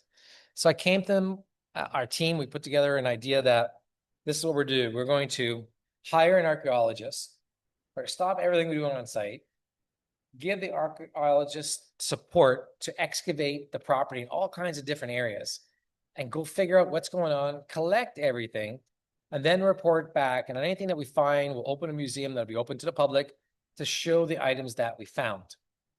So that was a good idea because they accepted it and we got our cultural permit. All right. So you never quite know what you're going to find on your plan, but those are one of those things that you never know when you start development. Now, if I were to buy property again, like, you don't have to do that as an owner watching this video, but as a developer, I'd be digging. I'd be seeing if there's anything around. And even so, how many holes are you going to dig and how long are you going to take to dig when you only got 3 or 4 months to buy a property? You got 923 acres. You almost got, it's like striking gold or drilling for oil. You don't know. You don't know. But it costs money to do all that stuff. So those are the resort special features. Now, what will take place in that area over here? Okay, this little circle here, this smaller map is trying to show you where it is on the larger map. This is a mistake, okay? The area in which these resort special features are, so there's no confusion, all right, is over here. I want to make it very clear. This is my mistake. The special feature area is here, just like it shows it is here, all right? So I apologize for that. Those things happen. So moving on. I just noticed that right now. So we'll have the museum. That's where I anticipate the farmer's market. That's where you'll find a care center. All right. Anything to do with local and culture and exploration and the river and all that environmental stuff that's really gives great value to a property. It kind of all happens there. All right. Now, moving forward, Villa Fundación. This is primarily one of the first development areas that we're going to do apart from the hotel from a giving back situation. And that area is located right here along the coastal highway, right? Prime land, you might say, to give the people that are going to be working in our development an opportunity to be in the development where they can access it off the highway. There'll be housing here. There's a farm there, commercial activities. Everything happens for them here. And they will have access to the beach. So we're not cutting off anybody from getting to the beach. There's a way in which you can walk down the path. All Nicaraguan beaches must have a public access way for the locals to get there. It doesn't mean that everybody uses it, but there needs to be one on the plan and there's one on ours. Okay. You'll see that in some of the due diligence. And in the case I remember, I'll point out exactly where it is because we took that under consideration. But that's going to be an amazing small little community. And that's not a small piece of land, okay, that I'm giving up on the most valuable side of the property, because I want to be clear with something. All right. And I truly hope you see this. So I'm going to point it out because it's important for anyone who's watching this. Let me get my drawing tool. This property is not small. Okay. You see these lots down here? This square that I'm drawing, that's 1 acre because each one of these lots are 1/3 of an acre. So when you look at a box like this, it's pretty easy to say that that's an acre, 2 acres, 3 acres, 4 acres. It is easily 5 acres in size. Do you understand the scale and how many homes you can put in 5 acres of land? A lot. All right. And not only that, I want to pay particular attention because let me change the color so I can point it out. Don't you think it would have been very easy for me to put everybody on the other side of the highway, the land that's worth half as much? Why would I give people 5 acres of land on the best part of the property? Why do you think that is? That's because I'm not here just to throw scraps at people. I'm here to improve the quality of lives of people, give them an opportunity to have a generational income and a place that they can feel confident they're part of what we're doing, not apart from what we're doing, and not an afterthought. There's something that I think about all the time. And so we're going to build a big base and a foundational effort to put them there and to put people there that want to work in the project. Okay. Do you guys like that? I mean, it's personal to me. You can tell the impact and the real estate means a lot. It means a lot to me. And in fact, I would say, I'm going to go as far as to say that when an idea like this does not appeal to you and you're only thinking of negative consequences, then I am not for you. You should probably go somewhere else. Stop watching this video now. Go to someone else's YouTube channel or real estate and do your own due diligence. But I'm all about making an impact with the real estate that we have in the way in which I feel is going to be the best for the people in and around the community and the project. And I'm here to share, not to, keep it all to myself. So don't like that. I'll see you later. So moving forward. Okay. This is another dream of mine. I'm in Granada, Nicaragua right now, colonial open air. It's amazing, but it doesn't exist at the beach. Okay. You can find it in Leon. You can find it in Granada. You'll find it in some towns, but there's no beach atmosphere that will give you that colonial feeling. And so in this development, the first ever development in the country, we're bringing Granada to the beach. All right. And the plan here with Granada at the beach is to do exactly what you see in Granada. There'd be a church and a square and a commercial activity and homes, a real sense of community of how towns are built to begin with, because how towns are built, they're built usually from where the church was established and the park, and then they branch outwards. And you're going to find the same thing here. and it's going to be amazing. And so this is our Granada del Pacifico. Now, some of these names that you're watching in the presentation, they may change as we start to land on things in its finality, but understand that the colonial village kind of at the coast is what we're going for, all right? Now, that's a piece of our master plan. Now, what Nicaragua is also ready for is, and what we're investigating is a concept called an oceanfront lagoon. And oceanfront lagoon, there are these companies that create these huge lagoons and amenities that are cheaper than swimming pools, cheaper to maintain, take less energy, and more environmentally friendly. So that sounds good, doesn't it? So I'm interested. So I've been interested since 2016 for a lagoon to come to some part of our plan, which will be in our Central Park area location. That's where it will be. And in this location, there's a company, and I'm going to reveal it to you very shortly, that makes these lagoons, and they're the largest in the world. We talked to them since 2016. It wasn't quite right time to do it, but based upon their model of moving forward and competing with swimming pools now, it's now become more economical to bring in a 1 acre or 3/4 of an acre lagoon, whereas before the minimum was 4 acres and a construction cost of like $200,000. So just like the roads are an amenity, okay, just like an amenity like this brings people to the resort and increases the value of the real estate, this is important to me. And so the company that we've been talking to is called Crystal Lagoons.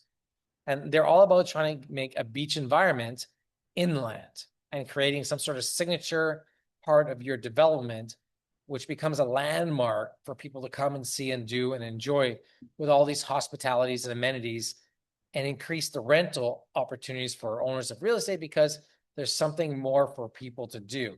And it all basically leads out to this kind of premium destination result.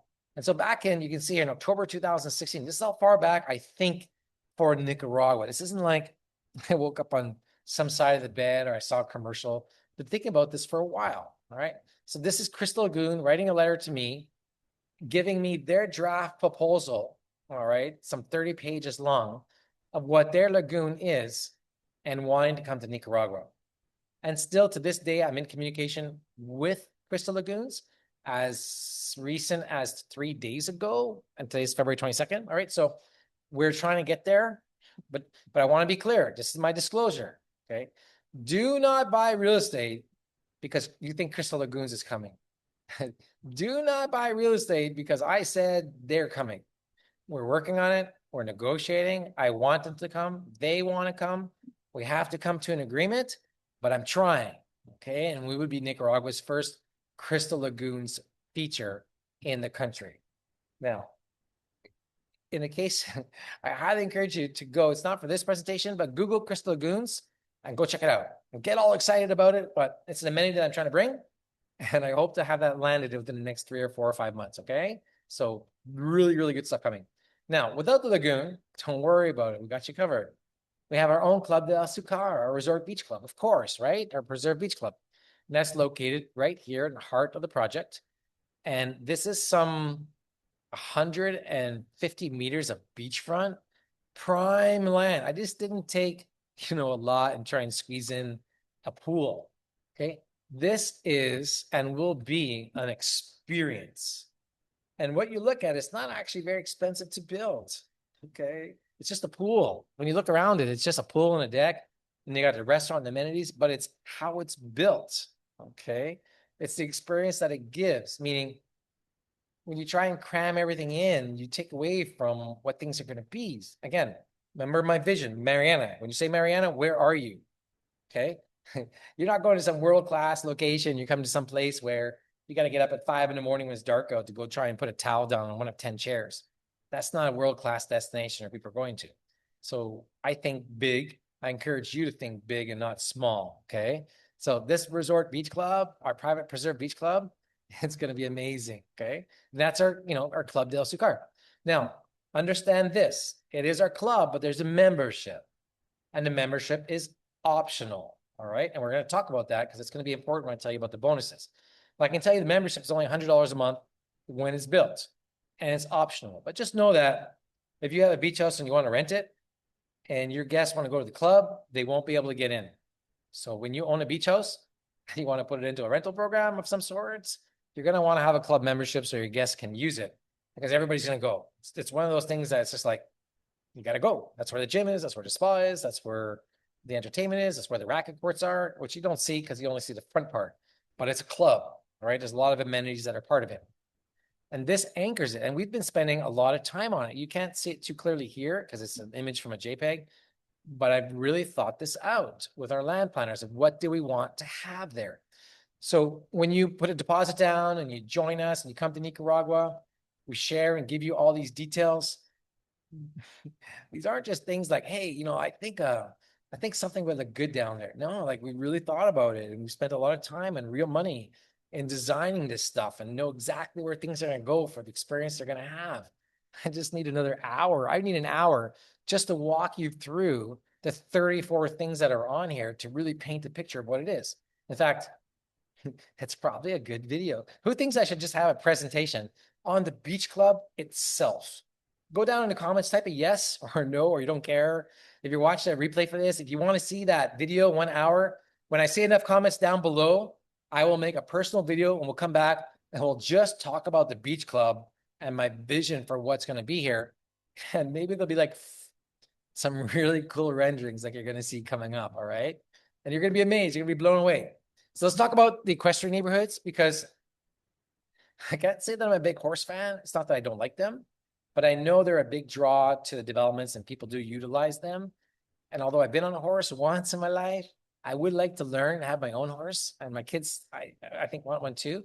So we have a stable area, okay, right over here, big, huge area for equestrian.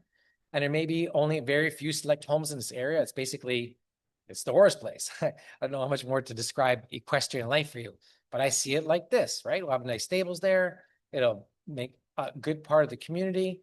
When you come into the development, you don't naturally see right away buildings or real estate or infrastructure.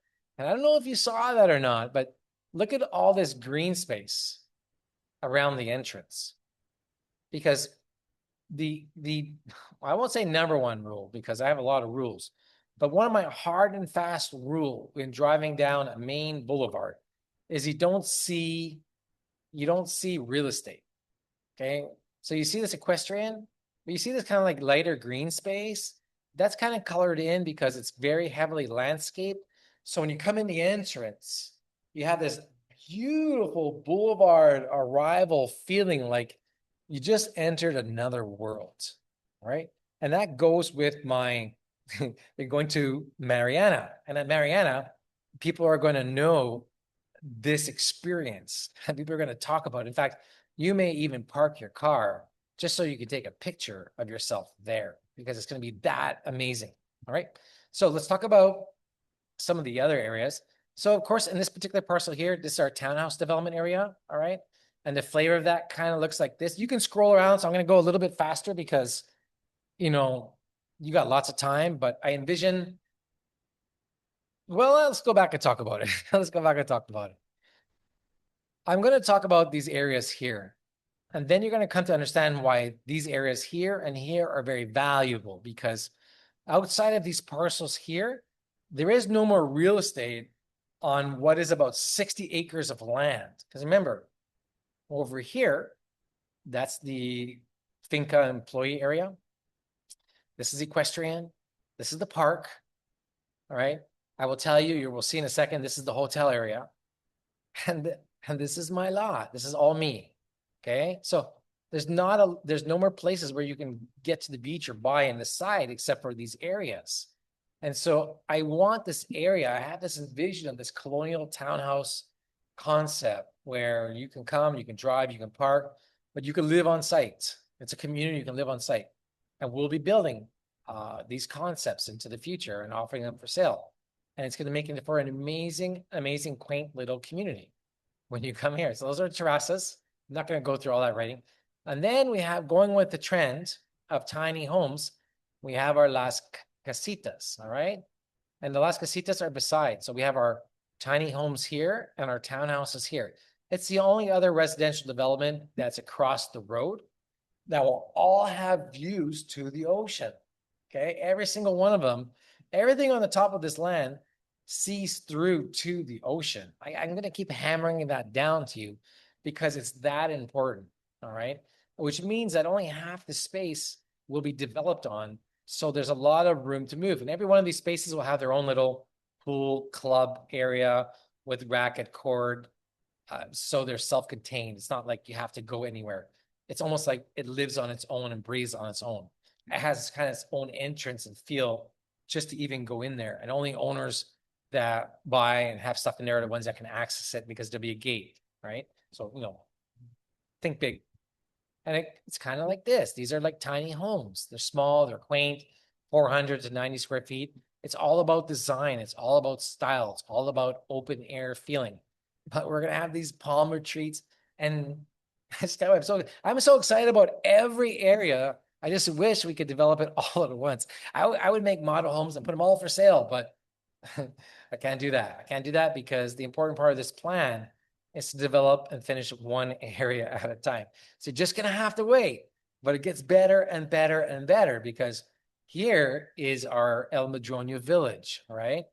So when you come in this entrance, all right, so from here to here is about a quarter of a kilometer. It's a huge drive, right? I mean, the entrance, the gate is only like over here. So it's not like it's up here, it's over here. So you're going to come to this massive rotunda, as big as the coastal highway. In fact, it might even be bigger than the coastal highway.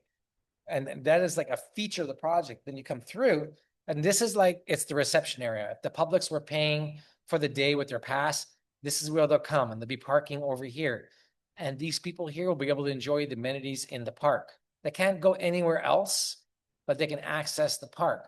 But more importantly, they can access the beach club down below over here.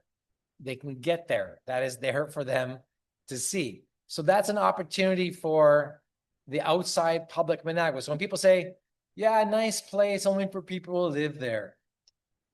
Truly, the reality is places like this can't survive, maintain, pay for themselves, okay, just from the owners or sales. One, because a lot of money is going into infrastructure first, and unless you have really deep pockets and you can afford it, you need outside people coming in. So I want to bring people in from the outside.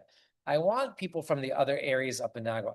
I want people from other projects to drive up that coastal highway. And trust me, they will, all right? And they will come for the day or they'll stay the night to access these amenities in this park and this beach club. So what we have coming here and coming here will attract the world and certainly attract everybody else that's in Nicaragua.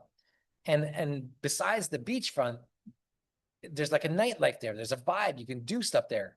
And we can do this because remember, everything on the top, it's above the slope.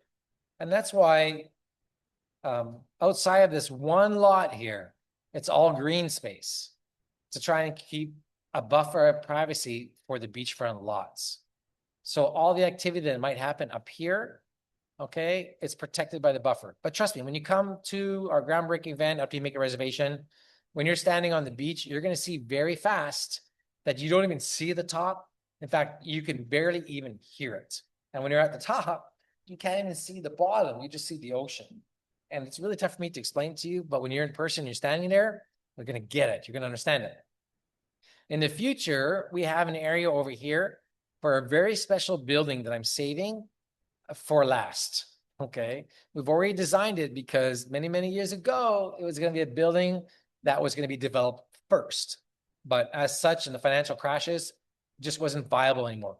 But it's a dream. Okay. I want it. It's 150 units. It's 5 stories. And it kind of looks like this. All right.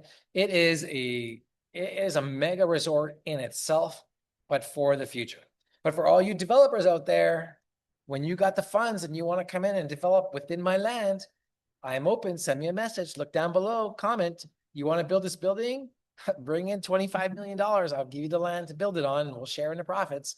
I'd rather see it sooner than later, but I can't do it right now. My pockets aren't that deep, but maybe yours are. So, look us up. But these were some of the visual guides that we had of where we're going for the style and the look and the feel. I don't want it to be too formal, but I want it to be nice, elevated, looks. Okay. It's, 6-star level quality. And when we're getting to the end of the section, so that we're getting to the end of the master plan section, right? So that was a lot of information. All right. And there's a video, it's 6 minutes and 31 seconds long. This is where I take a break. But before I take a break, I'm going to point out once again, you're watching this wherever you are, you're watching a clip, you're watching a replay all week long. We got things going on. This button is where you go to hit the reservation form. It'll take you right to where you can put in your credit card for $1,000 to reserve the unit that you want. Pick 3 choices because who knows who gets it before you do. And I don't want you to miss out if you didn't give me a second choice. But go down now where this video plays, scroll around. It's my time to take a 6-minute break. It is now, it's 10:39 Central Time here in Granada, Nicaragua. And we just finished half of the material that we have to cover. So there's so much excitement, so many things to do, still left to do. Let me play this. I'm gonna go do my thing. I'll turn on the volume. Enjoy it. This is me inside of a car. Okay. About a month and a half back. And we're driving down the whole beach and a little bit coming back. And I'm trying to describe some of the areas.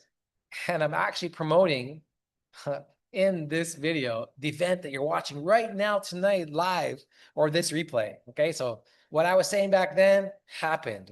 When I say something, it happens. We promoted the One Country Way Challenge, 6 hours of video online on YouTube free. We were promoting this launch. All right. We're going into the 14th hour live of me with you right now on this crazy 8-hour day live, introducing you to everything. This is it. So enjoy it. I'll be back in 6 minutes and 30 seconds. Very special tour for you. We're going to drive down 2 kilometers of beach here at Playa Mariana, south of Masachapa, about 8 kilometers. And the area in which you're looking at right now is the border of our property. We're going to drive 2 kilometers down the beach with Eduardo, who's here with me today, our civil engineer from Alanis Construcciones, who is responsible for the water installation, topography, civil engineering, grading, a lot of things. And right now, here at Playa Mariana, one of the special things that is amazing is the beach that we have. And it's 3:10 right now, and low tide is at 4:20. So now it's beginning to reveal itself and what this beach has to offer. Complete, safe, swimmable beachfront. And we are developing property along this beach, 923-acre resort. And we're driving down, fronting the development area of the beachfront lots. But too bad for you, they're all sold, so you're a little late. But not too late to take part in the second release of lots coming up in February the 19th. So you're going to want to go down below and register so you don't miss out on that. Now, the area in which you're looking at coming up here also is one of our other hotel development areas. And you're going to see that on the new master plan that will be released in February during our launch of February 19th. And as we push forward to the beach, we started back where you saw those palm trees, and we're heading towards those palm trees up ahead. And that designates about 1.2 kilometers of the beach frontage that we have at the project. Now, when you're watching this video for the first time, and perhaps you haven't seen any of the other ones, the land itself is 923 acres, but has 2 distinct levels here down at the beach and up top. So when you go inland about 600 feet, it starts to go up a slope about 100 feet, and you get to a rise of about 15 to 20 meters above sea level, which overlooks all of this. And we'll take a drive and check that out afterwards. So right now we're getting close to the end of the development area of the lands. And you're going to see that because when we push past these palms to the left, while the land to the left is part of the master plan, you can't develop on it because it's environmentally protected as wetlands. But it makes for a nice play area. But we're going to drive down there so you can see the entire beach. So that's half of the beach. Okay, that's 1 kilometer. And now we'll drive down the rest of the kilometer to the riverfront. And you're going to see right to the edge and the border of the property, the Tecolapa River. And you've seen that river in previous videos whereby I described the coastal highway bridge that's crossing over. It's not yet finished, but they've got some of the construction done on both sides and ready to meet up sometime in the next 2 months. As I hear the road is progressing fairly quickly. And so I've only been down here maybe 4 times in 20 years that I've owned this property that is freehold title that could be traced back 120 years. And when we purchased the property, we were so protective of it that we decided to get title insurance from 2 different carriers, such as First American Title Insurance and Stewart Title Guarantee. Not only that, the property is so large that we cut it up into 370 plus parcels of land that we described in detail the rules, regulations, covenants, restrictions of what can and can't be done in all of the different areas of development. So the lands are protected now and forever, and it is impossible to do anything other than what's described in that plan, unless you have the power of the government. Other than that, this is one of the most amazing properties. When you head straight down this beachfront, it's amazing because it's about 25 kilometers long between where Playa Mariana is and the towns up ahead of Casares, Huete, and Boquete. So you can continue driving along this beachfront for at least another 10 or 12 kilometers, right? You would say, Eduardo? Yeah. And behind us, from the edge of the property where we started, you can go still another 8 kilometers to Masachapa. So for those of you who like to, so you can take a look at the river, there's the Ticolapa River. We were down here just before. Eduardo's been marking the geodesic points. So we know exactly where these spots are on the master plan because our other points seem to have disappeared. So straight ahead is where one of them is.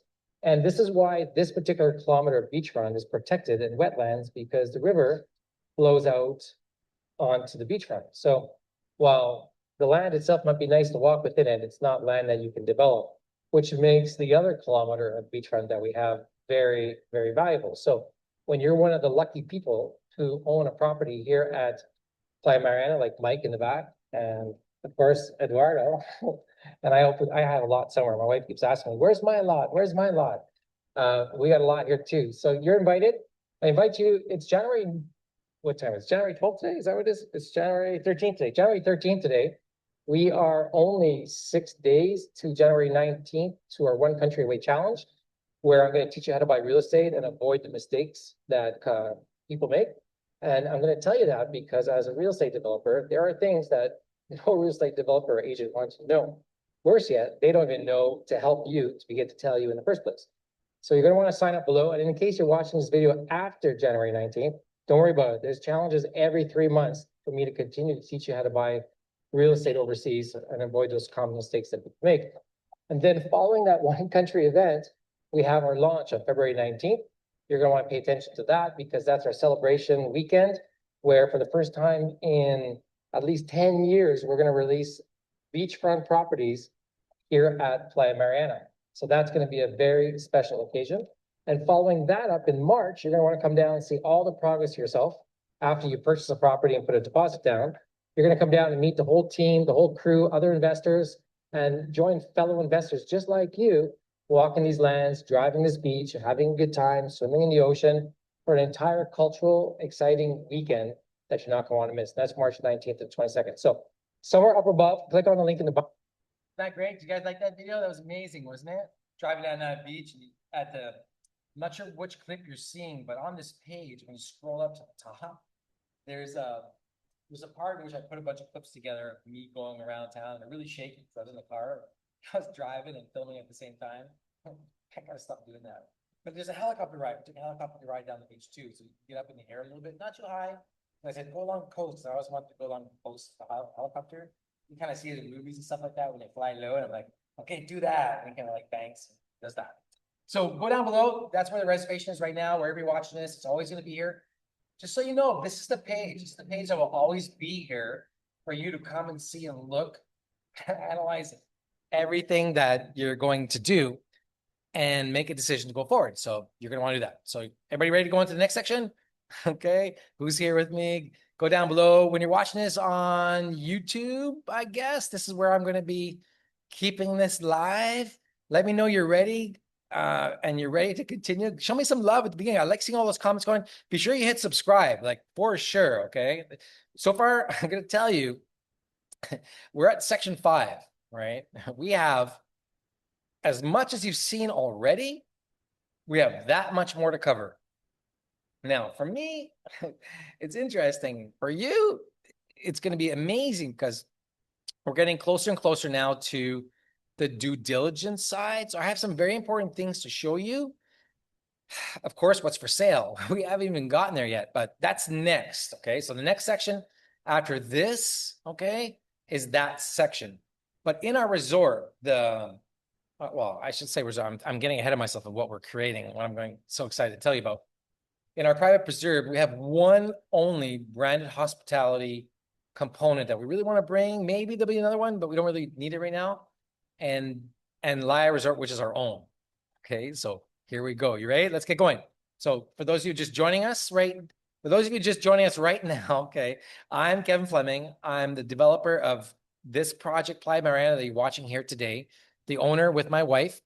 And you're about to learn in this particular section a little bit more about a 4 to 5 star hotel and the components of what's happening here in Nicaragua. So I will reveal to you right now that the area in which the hotel is going to be located is this huge parcel over here. Okay. And we have now a letter of intent from a top 10 largest US 1,100 property ownership, largest loyalty program, 6.9 million members are going to see and have access to everything that we're doing for this really cool 5-star boutique hotel that we want to put on these 16 acres of land. It's going to be so great. I've already shared with them some of the plans that we have, and they're excited. And we're working hard to push through on the agreements as quick as possible. Now, I want to be very clear and disclose up front, okay? Do not buy real estate with my company and or say that I ever tried to sell you real estate because the hotel is coming. What I'm telling you is I want to bring a hotel. I have a letter of intent for a hotel, but there's still legal agreements and documents to sign to make it official. And until those documents are signed and official, we will announce something, okay? But when we do, you can put 2 and 2 together of what will happen. But it's my goal. If it's not the one I'm working on now, this is the spot where a hotel will go. And trust me, one will come. They'll be lining up, bidding on wanting to get into Mariana. Did you catch that? I didn't say Playa Mariana. I'm just going to say Mariana now. All right. So let me explain to you a little bit more about what's going on here.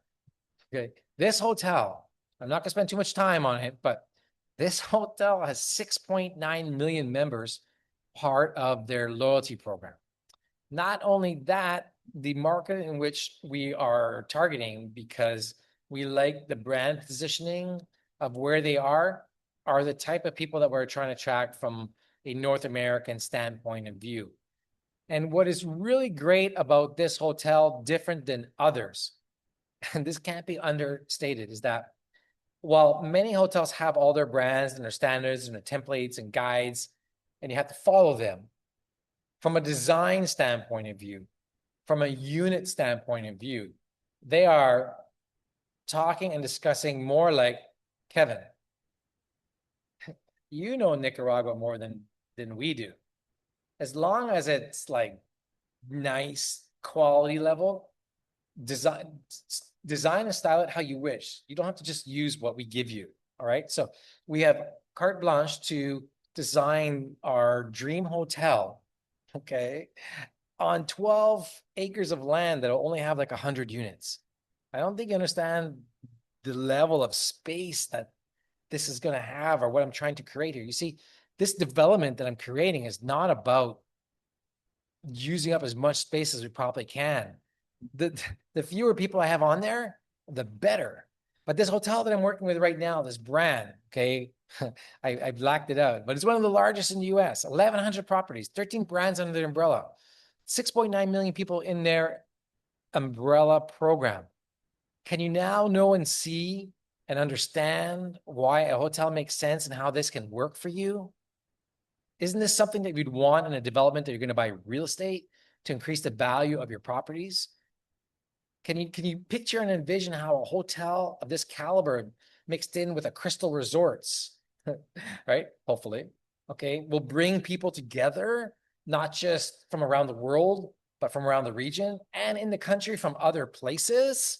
So when I start to show you these things that you have for sale, you know, these condos that are part of hotel, okay, you know what I'm saying, okay, without me having to say it.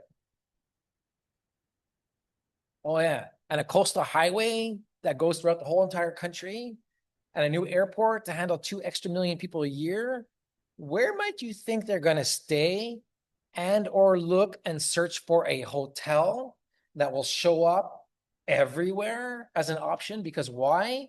For those of you who don't know, there's only one brand hotel on the entire coast of Nicaragua in Barcelona Montelimar Resorts, which happens to be 10 kilometers from our location, a 3-star all-inclusive. But that is it. That is all you are going to find online for a brand hotel of any type or kind. Now, that's not to say that there's not nice places, because there are, but they're their own branded boutique stuff. But they might not reach the reach that we're seeking to bring the people that we want. And these people also buy real estate. So that's enough on hotel. This is just to give you a taste, because I want to get into what's for sale really, really soon. And remember, okay, I'm going to keep telling you because the yellow button popped up. So, I'm going to tell you, go down below. After you click on this, look at the reservation form, scroll up just a little bit. You'll see all the units that are for sale.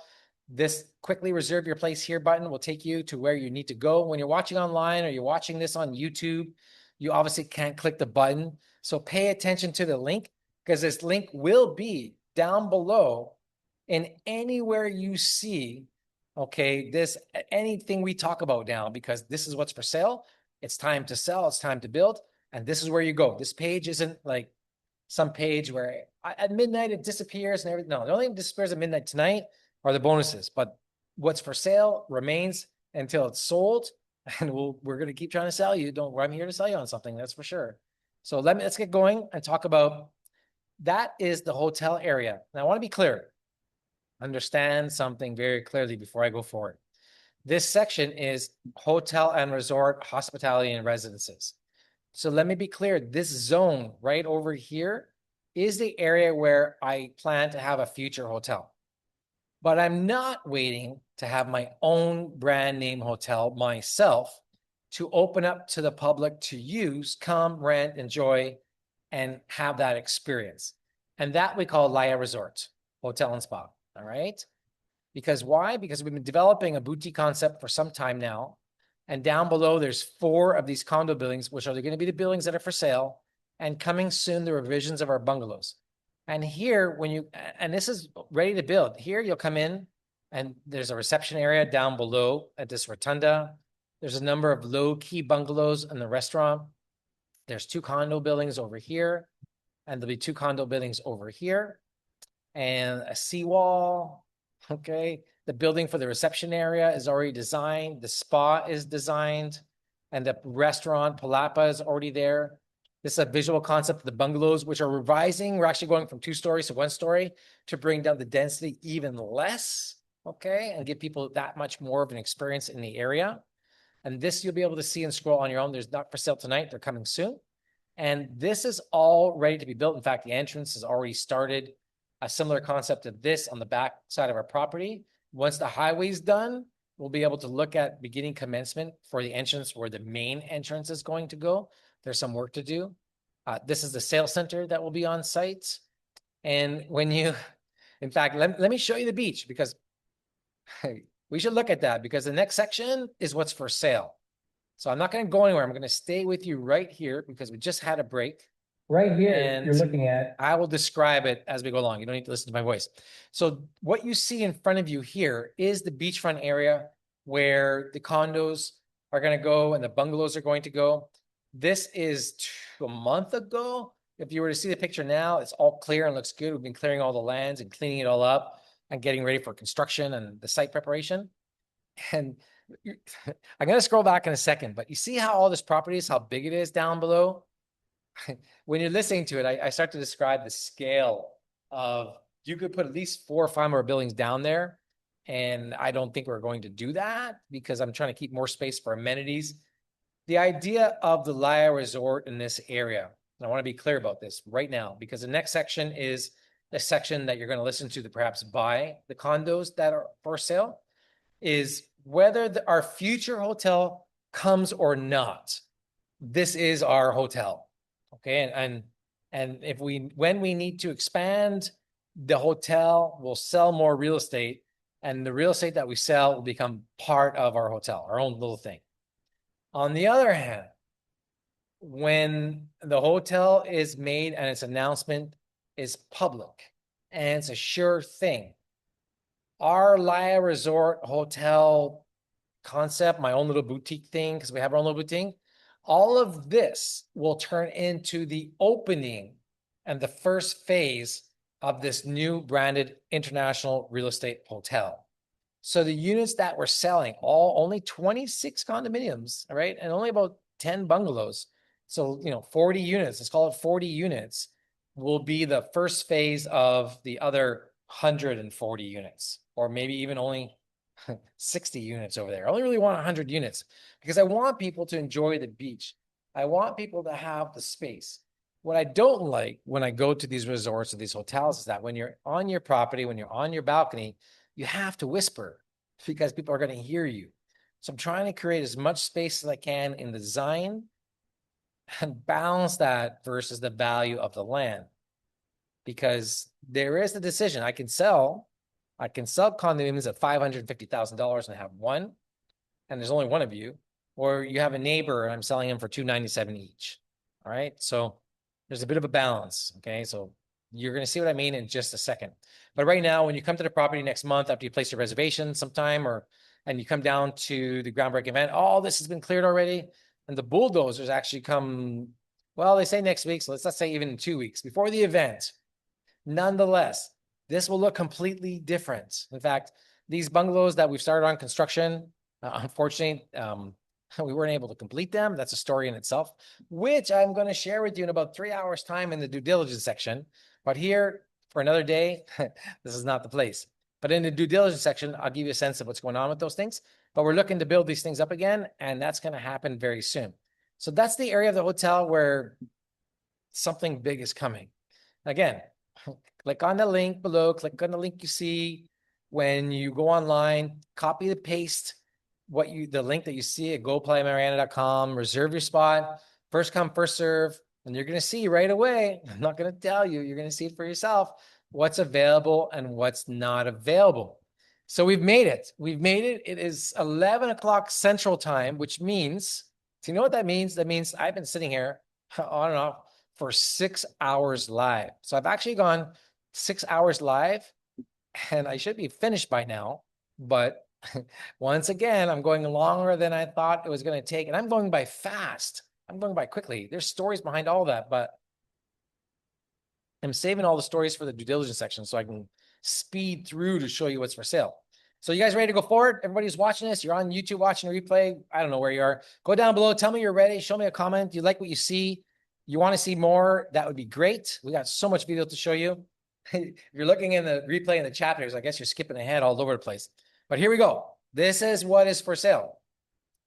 So when you're just joining me today live, it's 11 o'clock here at night. I've been live for 6 hours. We're coming to the point in which it's time for you to learn about our home sites for sale in the development, what exactly is available, where they are located, the size, the fees, the closing costs, everything you need to know about home sites. It happens right now. So let's go and take a look. So on the master plan, okay, what is important to understand right now is there are only primarily 3 areas of home sites. The beach, okay, that you can see along the bottom. The second row, which I explained for you, is just right across from the beach on the bottom. By now, you should understand that this area over here is not a third row. It's an elevation of 20 feet above sea level, right? So there is no more rows. There is no third row. There's no more lots along the top. That's not something you have to worry about. And the other area is over here. It just so happened that on our master plan, the way it worked out, we just kept our original lots there. 4 have already been sold. There's a few left over, and we're going to talk about that because these lots are really, really, really important for you tonight. Okay, so pay attention. Okay, pay attention. So here we go. Let me tell you, the lots that are available for sale, I have many. Not because I want that many, but I have them. Let me explain to you why. When we announced our launch some time ago, I knew that I needed to create some lots in, let me draw it for you so it's very clear, because this is important for you to understand. These lots over, well, wrong color, my mistake. My mistake. Let's go red. These lots over here, okay, follow me now. Okay, are new on the plan. I add them in. And there is some lots over here, okay, that are new on the plan. The goal was to have 8 lots ocean view and 8 lots beachfront. I have 9 lots beachfront and a little bit more ocean view, which is fine. You can never have enough beachfront to sell, right? And the beachfront we're selling is exactly these pictures that you see. They're not touched up, they're not doctored. What you see is what you're going to see when you come here. It's an amazing beach. You have to take my word for it. Now, but what happened was something very interesting. And this is to your benefit.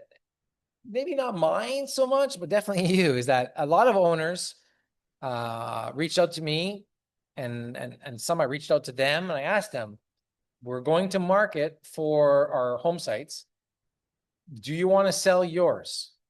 Because it's always been a promise of mine for people to become owners in this project that when the time comes, because of the reach we have on the hundreds of thousands of views all over the place, it's just easier for us to sell a lot than it is if it was just you on your own or through a real estate agent. Does that make sense? Of course it does. We got all the leads. We're spending all the money on marketing. We're doing these crazy 6-hour presentations and 9 hours in the last few days. There's thousands of people watching this. And so it's easier for us to sell lots. So some of them responded.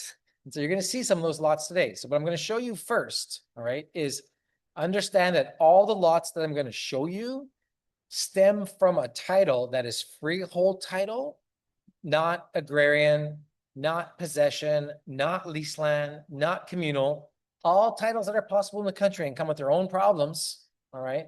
But freehold title with a public deed, all right? And I've been the owner, my wife and I, for the last 20 years, and the owner before us for 100. So you're never gonna have a problem with this title. On top of that, just to hammer home the point, we have title insurance on the land, a policies written by First American Title Insurance Company and Stewart Title Guarantee. I cover our $8 million worth of policy of title insurance on the land. Underneath all these pretty colors in the due diligence section, I will show you in about 2 hours time, everything is registered in a horizontal proprietorship. That's important because essentially what that means is we can enforce the HOA. Now, I'll tell you more about that later. The location along the coastal highway, just about an hour from Managua. Every lot is the same as $1,200 for an HOA fee. And they only start once the roads, power, and water are to your lots. Okay, so while we're doing all the infrastructure right now, and some things are coming in, until all that stuff is there, you don't have to pay any fees at all, right? We're handling everything. When you close, there's a 1% purchase price. That's the property taxes you have to pay. Sorry, let me repeat that. The property taxes for all the lots, based upon the price you pay, is 1%. And the same with the closing costs, averages about 4% of the purchase price. That's not to be, that's to the government, that's to the lawyer, that's to the transfer taxes. That's just what it is. Now, when you purchase a lot, because we have that registered horizontal property name, and I don't want a ghost town, and after the roads, water, and power are to your lot, you have 5 years, okay, to build a house, not start a house, to finish a house built on your property. And it could be something small, it doesn't have to be something elaborate and huge, but something finished, so it doesn't look like a ghost town, all right? And what happens is, and I'll just tell you now because this is the place to tell you, in the case that you don't pay, you'll be charged $10,000 if there's no house there in the first year. In the second year, it's $10,000, and the third year, it's 20, and every year after that until we collect. And we collect through the enforcement mechanisms under the HOA. And I'll explain that to you in the due diligence section because you're going to want to know that. So keep following along or hit the chapter button down below to go to the due diligence section and listen in to all the stories and what's going on there and kind of be like a lurker. And the last thing I want you to know is when you purchase a lot anywhere in the development from us, okay, except for lots that are being resold by others, okay, and you'll understand why, I will take back any lot you pay 100% cash to me. Okay, that's not a resale of someone else, and it's very well defined what those lots are. A credit towards anything else in the future that you want to buy. So when you buy a beachfront home site for $147,000, an amazing investment. You should do that because that's like $80,000 less than the average price in the country. But when our Las Calitas, that's funny, our casitas are ready, or the townhouses are ready, you give me back your lot, no problem. We'll go through the closing costs and take it out of your name and put it into mine. And you can get, okay, and apply a full credit to something else.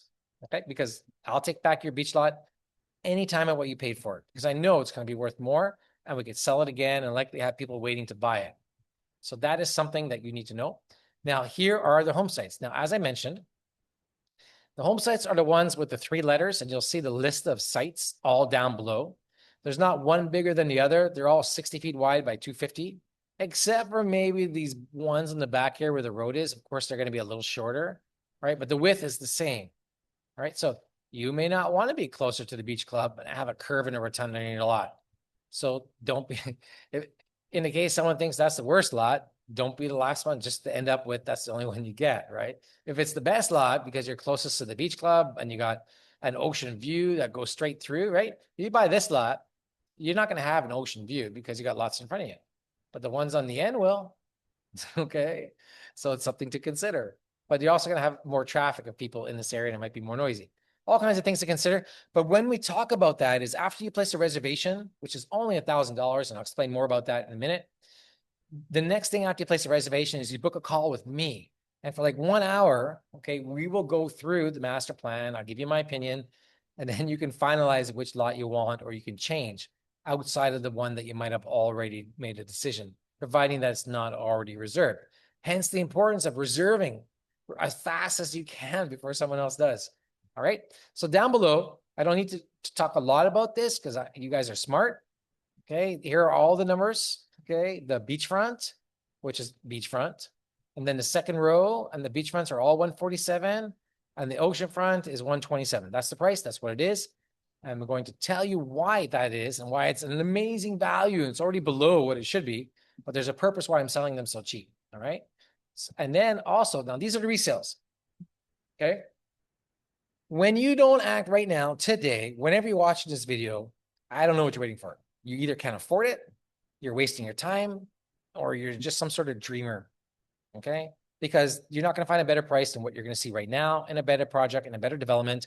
I just don't know what you're waiting for, all right? So look down below, because what I'm about to show you are some of the lots that are being resold by the owners, okay, and the prices. The beachfront, okay, notice sold. But some owners, one got reserved already. There's 5 lots remaining, okay? That's BP to BS, okay? That's right here, BP to BS, this area. I'll draw it just so it's impactful for you so you can see it. Okay, understand this. Outside of the new lots that I created, there are no more lots in the development where lots are side by side. So when you buy all 4 together, which would be an amazing investment, you have over 1 acre, 1 acre and a third of land that you'd only pay less than $400,000 for. It simply doesn't exist in the, maybe even in the world where you get that much beachfront land that's freehold title with title insurance, with everything else that you've seen so far. It's going to be in this development, right? So you are loco if you have the money and you're thinking about purchasing and you don't, because this is what you want to get. And there's 4 lots here because why? They're all owned by one owner. So it's an amazing opportunity. But even when you don't buy all 4, which you should do because you can still sell the other 3 and make money, all right? They're $97,000 each. Mine are 147, right? So you may or may not be wanting to be in this area and over here, but the difference is $50,000. So act fast because someone already did and others will soon. The more I spread this out, the more people find out this page and we start promoting it. Now, when beachfront's not your style, okay, across the way, there's some other lots that are $87,000. Now, I'm not going to go all of them because for time value purpose, I'm just wasting your time. You can cross-reference all of that. So just know that these are resale lots. They don't qualify for the bonuses that you're soon going to see, all right? They're just, the prices in them is the bonus. So when you buy a beachfront lot here, you're saving $50,000. When you buy a beachfront in the second row over here, you're saving $40,000. So, and the difference is just over here. Okay, so you might want to be closer to the beach club. It's up to you. You might want to be closer to the park. Everybody has their own taste. But when you're looking for a good spread and an early in opportunity and a chance to say, just give it to me, Kevin, go down below and make your reservation because they're not going to last long. They will disappear very quickly. Now, this video, I'm not going to play it for you because it's long, I think, this one. Let me see. This one is 9 minutes. Right here, you're looking. But when you watch this video on the page, I'm walking on the land right now, and I walk up the slope and I walk down the beach, and you can see kind of what's there. When you come down in March, all this will be clear and the bulldozers are working. We have work to do, right? Like, we got work to do, but the title is great. You'll want to buy this. Some of the lots you're buying now are people that bought them 15 years ago and been holding on to them to the point now in which they can sell them and make money. But they took the most risk. Remember I told you I bought that land for $4.4 million and we had some folks that we raised the money from? Well, these are those people. They got some lots for the money in which they purchased. They didn't get any equity, but they got some lots at a really great deal. And so now they're cashing out. So their cash out is a profit for them, but also a win for you. So watch that video. So this is, copy this, paste wherever you are, look down below in the comments, up above in the link, click the link in the bio. It's going to take you right to this page. All right. If not this page, the page to register to get to this page. We hide nothing. It's all here. The prices are here. The availability is here. You can see what's here. You can reserve here. It all happens here. Now, I need to talk about this. Did you guys like that? Did that make sense? Are those not some really quality prime lots, third of an acre on the beach, freehold title, in the best location in the country along a coastal highway, with everything that's going on in a place that's going to be a symbol and known around the world? These lots are going to be worth over $500,000 in years to come. But in some countries, you can see those prices already. All right. Now, and I say that because remember I told you about the Nicaragua brief and I looked at all the pricing around the world. So I know what I'm talking about. All right. So let me show you. What you're looking at right now is Nicaragua. Okay. And what I did was I went around to the different regions in the country from the research that I did, and I pulled out just the stuff that was relatively useful to use, which were lots along the beach, ocean view, and long ocean view, to get a sense of the size in which development is located and the asking price. But really the important part you want to pay attention to is the average price per square foot. All right. Now, in the San Juan del Sur area, remember I told you that was a real expensive area? Okay. Look, $10. All right. In the Tola region, which is really expensive, like Guacalito and Rancho Santana, we're not hiding anything here from you, right? 12, 27, 40, 21. Okay. Remember I told you south expensive, central coming, north, into the future. I'm not going to go through all those listings because I've summarized them here for you to tell you that out of the entire market price of everything, okay, it's about $200,000 and $12. But today, pay attention to the beachfront because the average is $17.80. And across the street from the beach, now, I'm being very liberal here because I say ocean view, but many of those lots are not like second row. They're like a half a kilometer up a mountain. You need a car to get to the beach. You're not like at Playa Mariana walking out your front door and you're 250 feet to the beach. So remember that. And their average price is $9.80, 130,000. This is why I'm telling you our home sites at $147,000 are an amazing deal, probably $90,000 less than what they should as an average. Okay. And all those projects, some are built, some are not, some are pre-construction. It's a mix. All right. Some are more than 240. Okay. So I'm being generous. You might pay $400,000 to $500,000 for a beach lot. And at Playa Mariana, the whole blended average, all our lots are 15,000 in size. So we're more or less on par in sizes with the other lots. Okay. So our ocean view, the average for us is 129. Okay. And for the other ocean view, it's 77. That's a blended average. Excuse me. I forgot to change it. That's a mistake. It should be 87, right? Because all the lots are 87. You clearly saw they were 87. I missed that one. So you can come back and forth and see it. But do you now know and see why the prices that we have are an amazing deal? And when you go through these videos and you see us walking, when this starts to open up and gets all cleared and you're paying your HOA fees, this stuff that we're doing right now, like I want to put things into perspective for you because here, this is important. In fact, let me stop sharing. This is story time. Okay, this is not a slide time sort of thing. Story time now. So pay attention to my words and consider what I'm about to tell you very carefully. In the country of Nicaragua, Costa Rica, Panama, anywhere in the world, developments will fall into four main categories of brand, quality, messaging, positioning, pricing, and it's important you know this. And those four are Walmart, Costco, okay? You have Coca-Cola, Lululemon, you got like a Louis Vuitton style. And I want you to keep this in mind. Now, you need to match the price you pay for something with the expectation of what that flavor and that brand is going to be for the project. Now, in Nicaragua today, there's a lot of Walmart type projects, Walmart type pricing. There's very little Costco kind of stuff.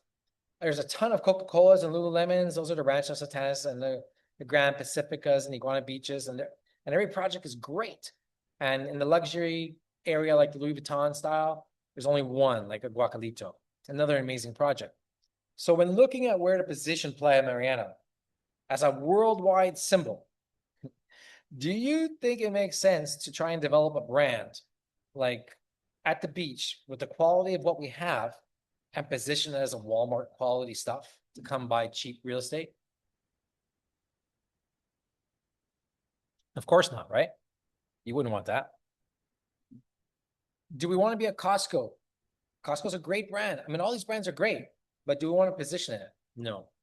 What I'm telling you is, while every other project in the country is great for whatever they think or want to be or trying to be, we are not competing with them. I want them all to succeed because the more people that go there will eventually come to us, whether to buy real estate, stay for a night, or use our amenities, doesn't matter to me because people will come. And so, but we're a different product. We're a product in the Louis Vuitton category, but not at the higher echelon level of pricing, but in the mid-tier of the luxury level. That's where we are. That's where we play. That's where we aim to be and please. And that's important because you'll never find me competing or creating something for somebody else. Now, I tell you that because most projects don't know who they are. They don't know who their client is or who they want to attract. And it's very confusing for the people that are looking.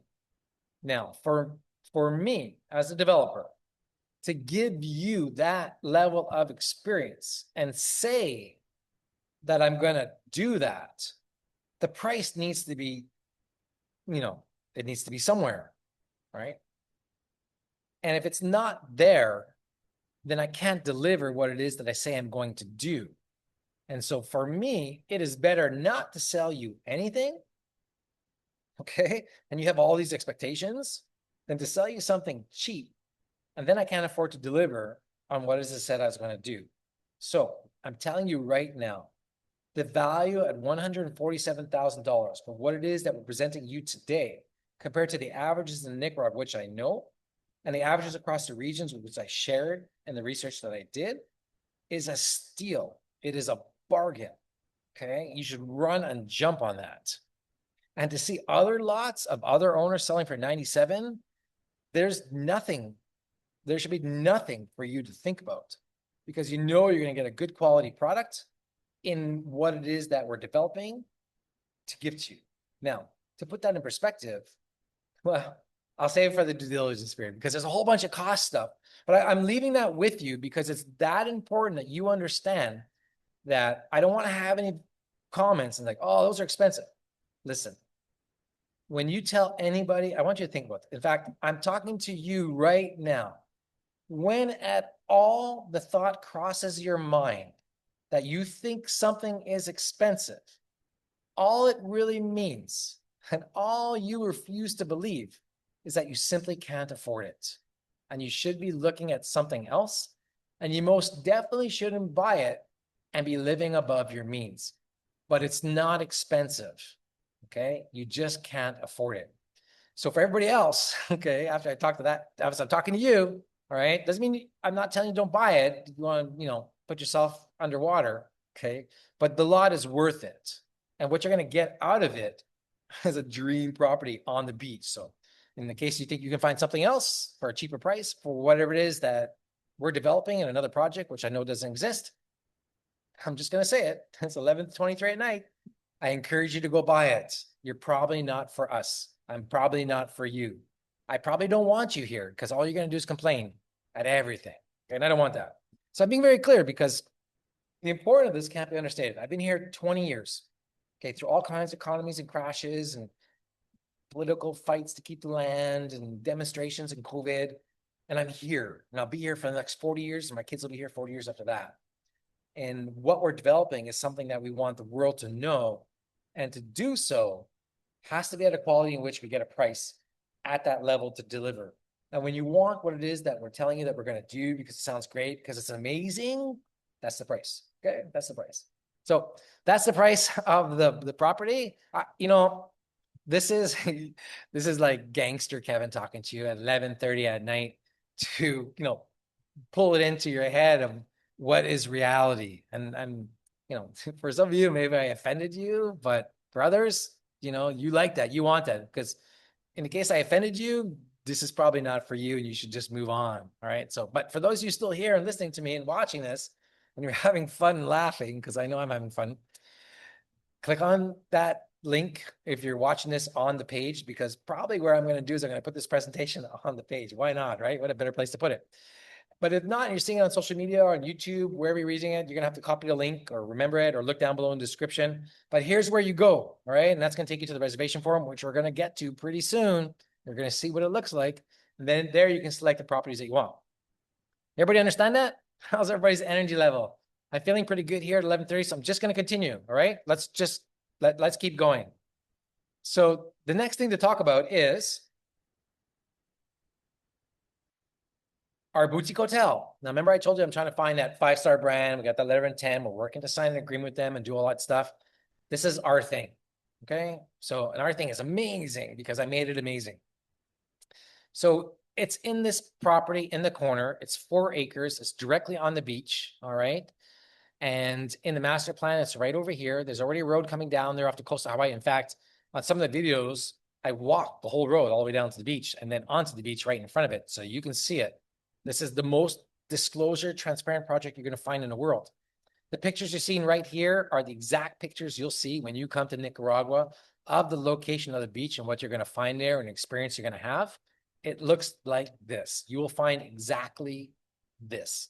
And the beach and the low tide and the quality of the sand, it's amazing. It's just really amazing. You get there and it's going to take your breath away. I'm telling you, because I've seen it for 20 years. We've sold 67 people on the development because of this beach. There is no other beach like it. You are just going to fall in love. And the atmosphere is to keep it casual in the corner, right? You don't need any shoes, running shoes, except you're going to the gym. But we'll give you all those amenities that you would typically get in a boutique hotel. But it's very much beach is what you want to relax. You're at the beach. This is like you're there, right? Salty air, breeze coming off the ocean. This is it. It's all about that. And I want to give you that spa experience. Don't expect some huge, massive spa. I mean, it may only be 2 rooms, but they're very well done, and it's all you need, okay? The Palapa-style restaurant is what, and there'll be like a Palapa-style gym in and amongst the jungle that we have.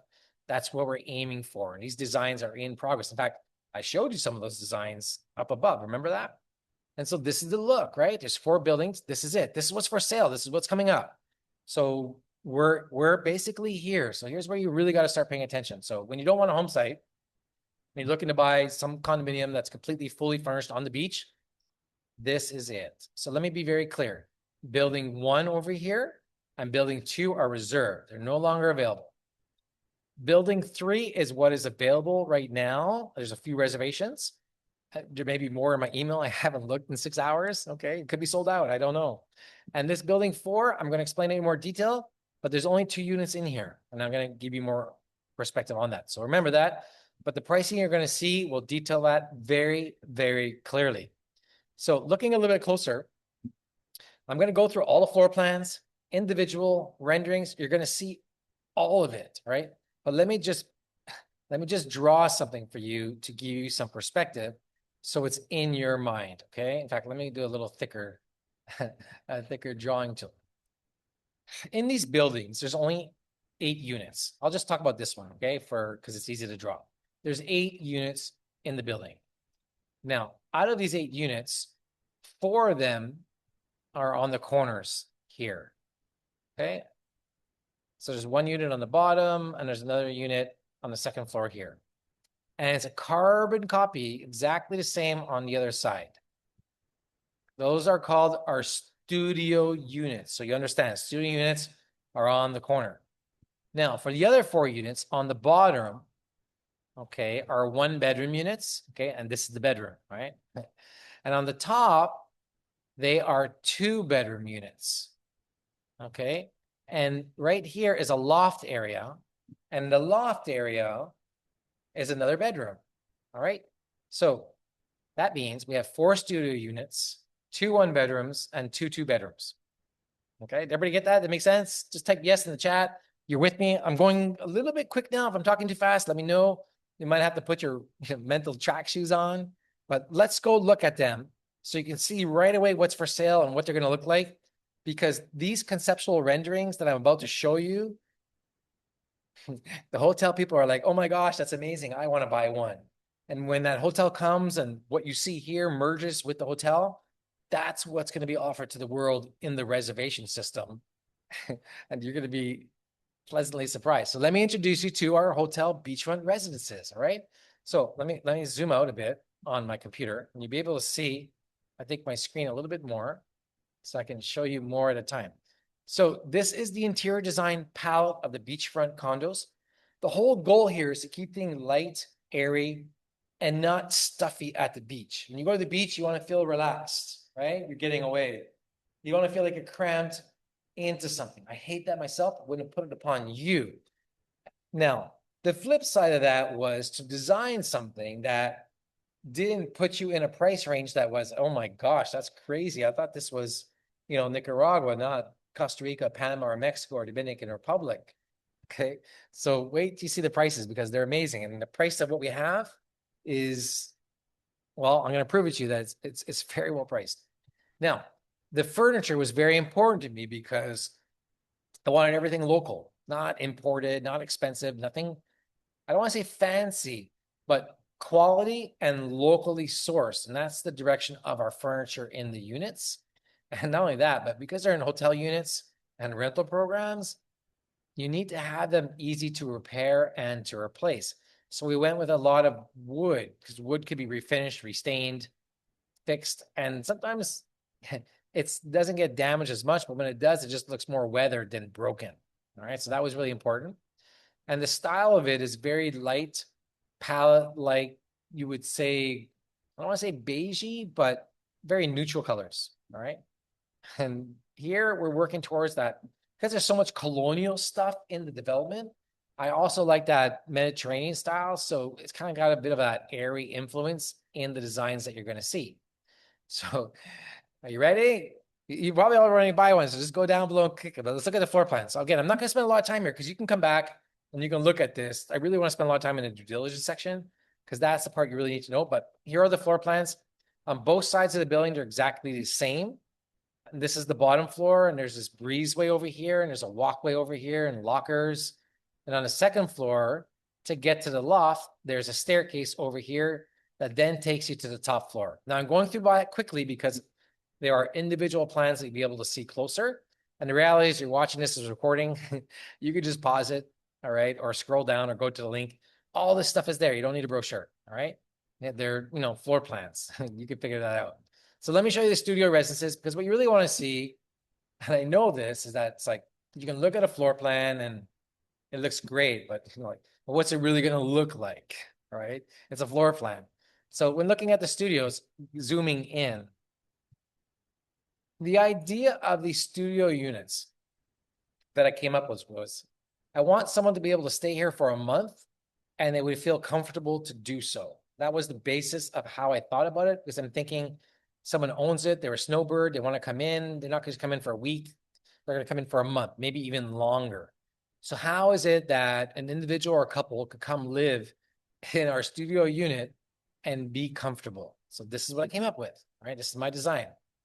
And so the units are on the corner. So one, I can give the people 2 balconies. So, in case you had that fight with your significant other and you still want to go outside, you can go to your own separate places. Okay. There's 2 balconies that you can enjoy.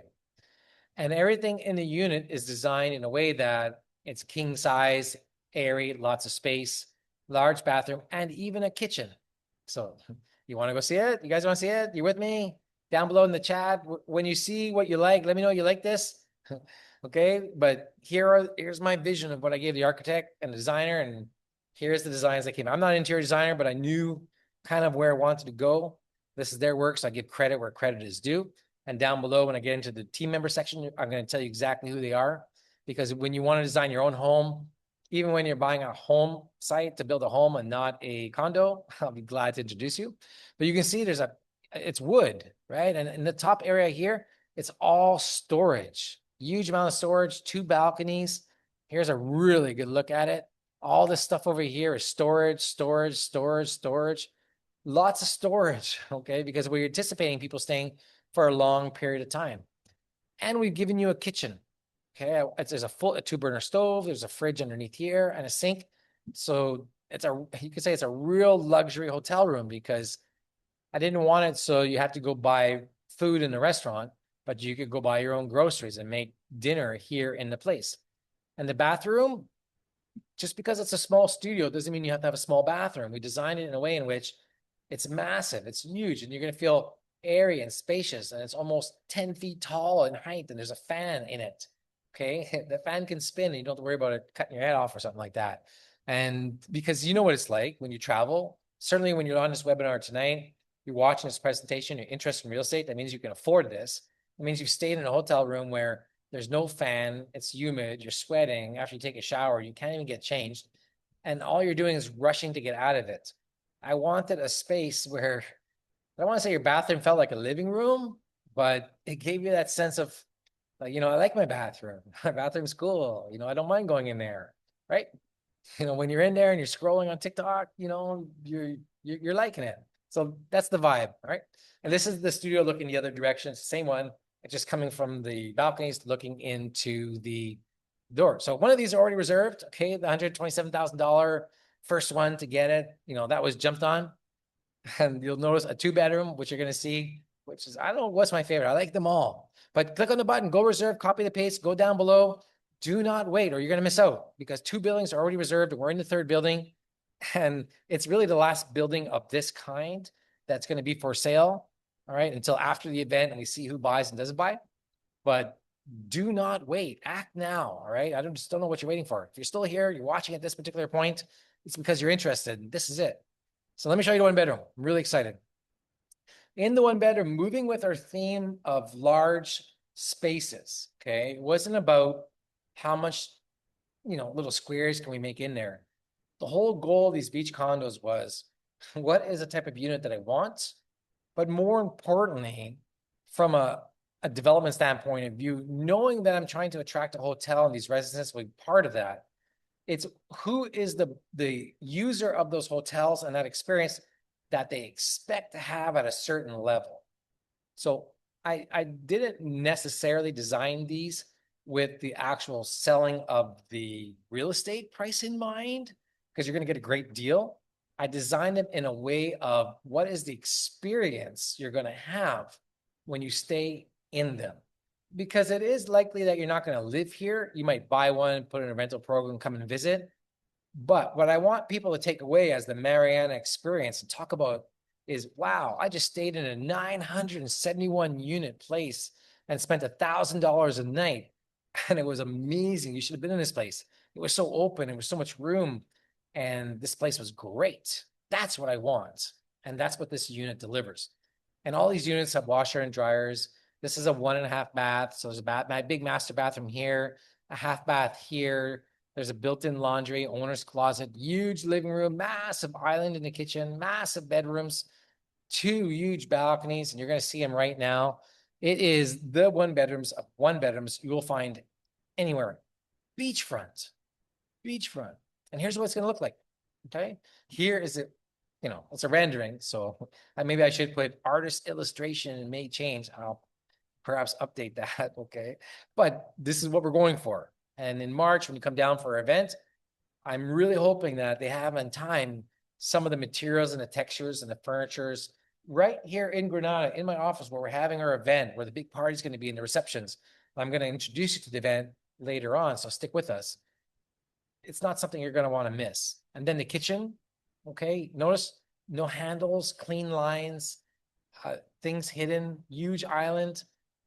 I don't know what to tell you, but it's amazing. And master bedroom, it's not one of those bedrooms where we designed it where your night table just fits perfectly within a wall. No, it's a walk-in closet. You got space. Again, space. I want you to have space. If you could take anything away from these presentations and these, is that, wow, Kevin really likes his space. He likes his privacy. Now, you would have known it because it's 11:40 at night. I'm really excited and I pumped up. But this stuff really turns me on because I'm trying to achieve something here. And you're watching this, whatever you're watching this, from wherever you're watching it, you should be interested in this because it's beachfront. So don't wait. Like, go to that reservation button. Go reserve your spot. You don't want to wait. Now, let me tell you about the 2 bedrooms. Okay. Now, the 2-bedroom unit, like I remember, it's exactly the same as the 1-bedroom, except for 2 things. Okay. There's a staircase down here on the main floor, which takes you up to the top. Everything else is the same, so I don't need to spend any time on it. I'm going to show you a picture. But the staircase will take you to the top where there's a loft that looks down to the bottom. Okay, so it's a bedroom, it's air conditioning, and it's there in a way in which you can open it or close it, but it's a room. It's another bedroom. And it looks, you're going to see it in a second. Okay, this is the balcony of the 1-bedroom or the 2 bedrooms because they're both the same. All right, this is just a look from the top. The renderings here in the 2-bedroom unit, and it's huge. So look, there's a big hammock out there. Those hammocks, you don't know, those hammocks are huge. Table and chairs. I want you to have that experience like wow, there's like 350 square feet out here and 900 inside. Like, this place is massive, and you'll see the measurements down below in just in a short while. And here's a look at the 2-bedroom living room with that staircase in the middle that spirals up and gets to the top, right? And those staircases aren't cheap. Let me tell you, we have to really think about this one.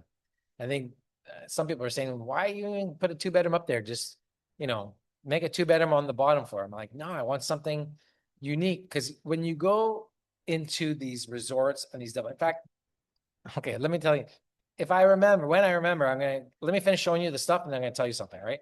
So this is the 2-bedroom unit. This is the kitchen, the master bedroom. It's all the same, right?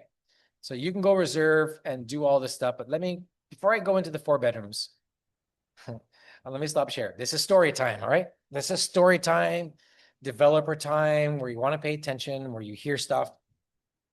Look,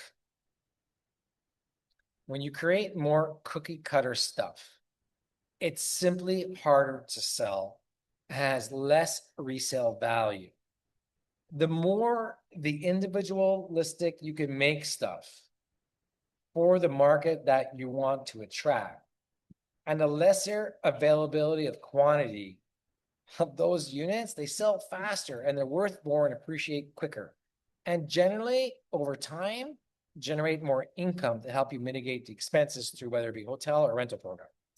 Now, very shortly, I'm going to show you the average hotel rates across Central America. I'm going to show you the average hotel rates in Nicaragua. I'm going to show you the pricing of what I feel we are going to charge to enter the market when we open for business. And I'm going to show you the exact dollars and the cost of what it is that potentially can be made by you. Now, they're not claims, because what you're going to see is something that you can play with on your own and come to your own general assumptions. I'm not going to make them for you.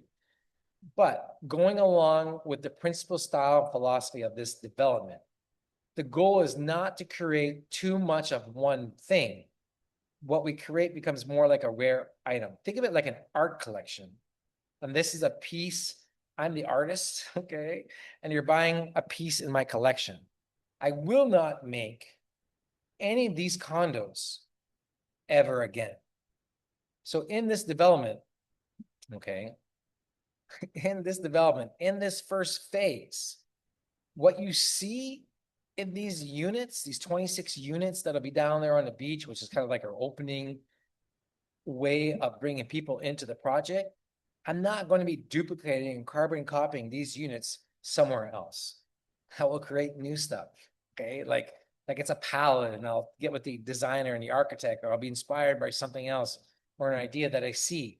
And within whatever I create, there'll be some signature type of something that makes it special.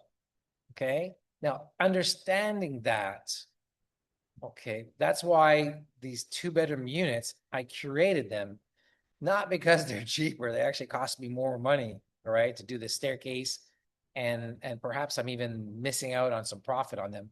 But like, look at what you see here. The 20-foot ceilings in a condo, okay, on the beach, on a second floor in a building with all this privacy, all right, and a loft up top and a 2-bed. This unit, something like this, good luck finding it anywhere. It doesn't exist in the country of Nicaragua. Maybe somewhere else across. I don't profess to know everything, but in Nicaragua, it doesn't exist. So there is only, okay, 2, 4, 6 of these units out of the 3 buildings that are available. Just 6, that's it. All right, because the buildings are only 2 stories tall. Now, I spent too much time on it. If I have to spend any more time on it, then you can't afford it, and it's probably not for you. For those of you who can afford it, and you'll soon find out the price, like jump on it right now, because 2 buildings are reserved. And in this building that you're seeing now in building 3, 1 is already gone. So you have no time to wait. Now, something else that's very unique, and perhaps you're getting a flavor now of the type of client I want to attract. Remember, the brand positioning is very important. I am not interested in renting out anything in this place or having a hotel room that might be less than $400 a night. All right. So when $400 a night might seem expensive to you, remember what I said about expensive? What I say? You can't afford it. Doesn't make it bad. Doesn't make your situation what it is. It just means that you can't afford it. It's not expensive to other people. All right. So everything is relative. And there's a lot of people who are paying that rent. I know people right now who are spending $1,400 a night in the middle of a lake with no air conditioning. Okay. In units that are half the size of what I'm showing you here today. All right. So people, and understand, are not buying the size of the units. What they're buying is the experience that they get. And when you understand that everything we do, the philosophy of where we come from, is about giving an experience, then that experience is priceless. And so where people compete on rooms, or they might compete on sizes of TV, we're delivering an experience to somebody, and that's our experience. We get the right to sell that for whatever we want, providing that people want that experience. Now, that's why you shouldn't look at a hotel room as this. They're not buying the hotel room, all right? The floor plan or the size is this size.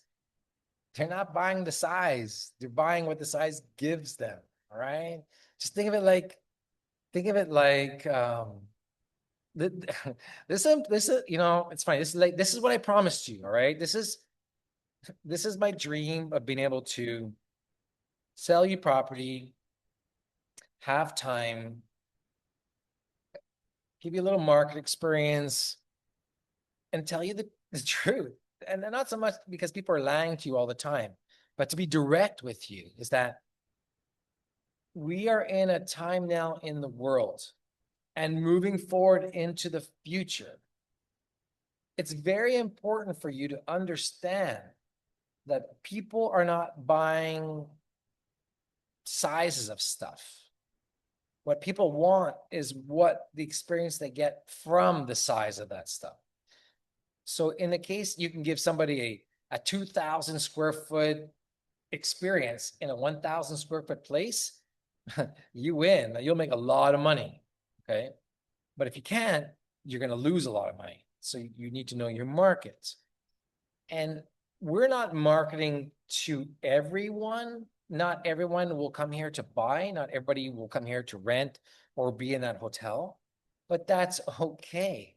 We don't need everybody to come. We just need the right people to come.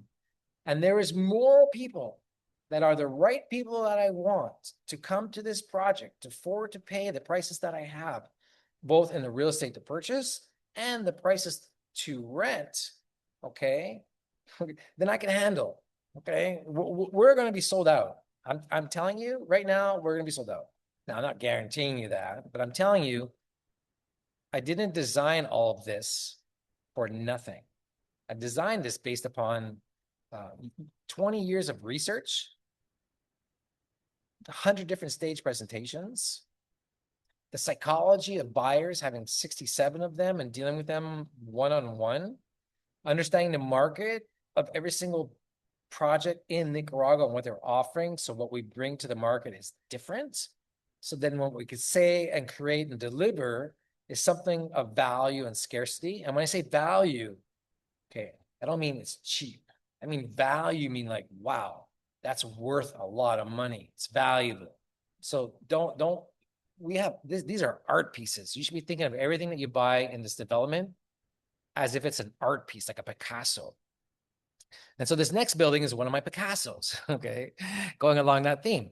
So we started to create, I'm showing it you now, and it's available for sale, but not completely, totally done because it's being enhanced with some revisions. But I wanted to show you something today, all right? So this is the floor plan. Now the building, building 4. So whereas these buildings 1, 2, and 3 all have 8 units, the 4 studios, the 2 bedrooms, the 2 1-bedrooms and 2 2-bedrooms. This unit here only has 2 units, 1 unit per floor. And the second floor still has that loft, all right? And so, wait, I'll go through the plan a little bit for you. You can always come back and scroll for it. But the bottom floor is set up as 4 bedrooms and a den. Same square footage, same building, same principal model of buildings. I wanted to keep the same style, but it was a different floor plan. But when you come into this building, I'm going to get my drawing tool out so I can just explain it to you because it's that important. Because for the right person, when you're the right person, you need to understand this. This is green because I'll just highlight it right away. It's a lock-off spot. Okay, so understand that you can enter this unit here. There's a kitchenette right here. There's a huge master bathroom and walk-in closet, master bath, exactly what you'd expect. There's a room over here that's smaller. It's smaller because it's meant as a service room, meaning there's many families who just need more space and travel with their nannies. And they basically give the nannies or the maids or whoever they bring a little room. You don't need a big, huge luxury room. So that's what this room is. And there's a den. And there's a den on purpose, not like, why didn't you put a 3-bedroom there? Okay, and you'll understand that in a second when I explain it to you. And then in the rest of the unit, okay, you see how it's a massive foyer here. This is kind of a signature piece of stuff that I do, is when you enter, I personally hate when you go in a door, and sometimes it can't be helped, but you're banging into a fridge, or it's like you're walking into a living room. I just really, really don't like that, okay? Sometimes it can't be helped. So in a unit like this, where we have an opportunity to create a very luxury feel, you have your own like huge foyer, and it's really hard to envision it until I paint the picture of it for you in a rendering like the other stuff. So give me a couple weeks, okay? They may not be available because there's only one building. Like, remember what I said? This is the only building with 2 units. I'm not building another one of these. This is a signature building. It's only 2 units, all right? And so you'll have all these renderings very soon. So you'll see here's the half bath area, right? And a bar, and there'll be some improvements. And here's another master bedroom here and a master. So they're all master bedrooms, okay? Now, what's important in this unit is look at the balcony. Now you have 2 of those huge balconies out there, okay? An unbelievable amount of space. Now, when you count the bedrooms, 1, right? 2, 3, 4. When you think of a space that's 4 bedrooms in size, 3,079 square feet, the person who's going to spend $787,000 on a unit like this, they generally want their own. They don't want to be working at an island. Okay, I mean they're working. People are making money, right? They want comfort. They're not going to be working, out of their bedroom, sitting at a little desk.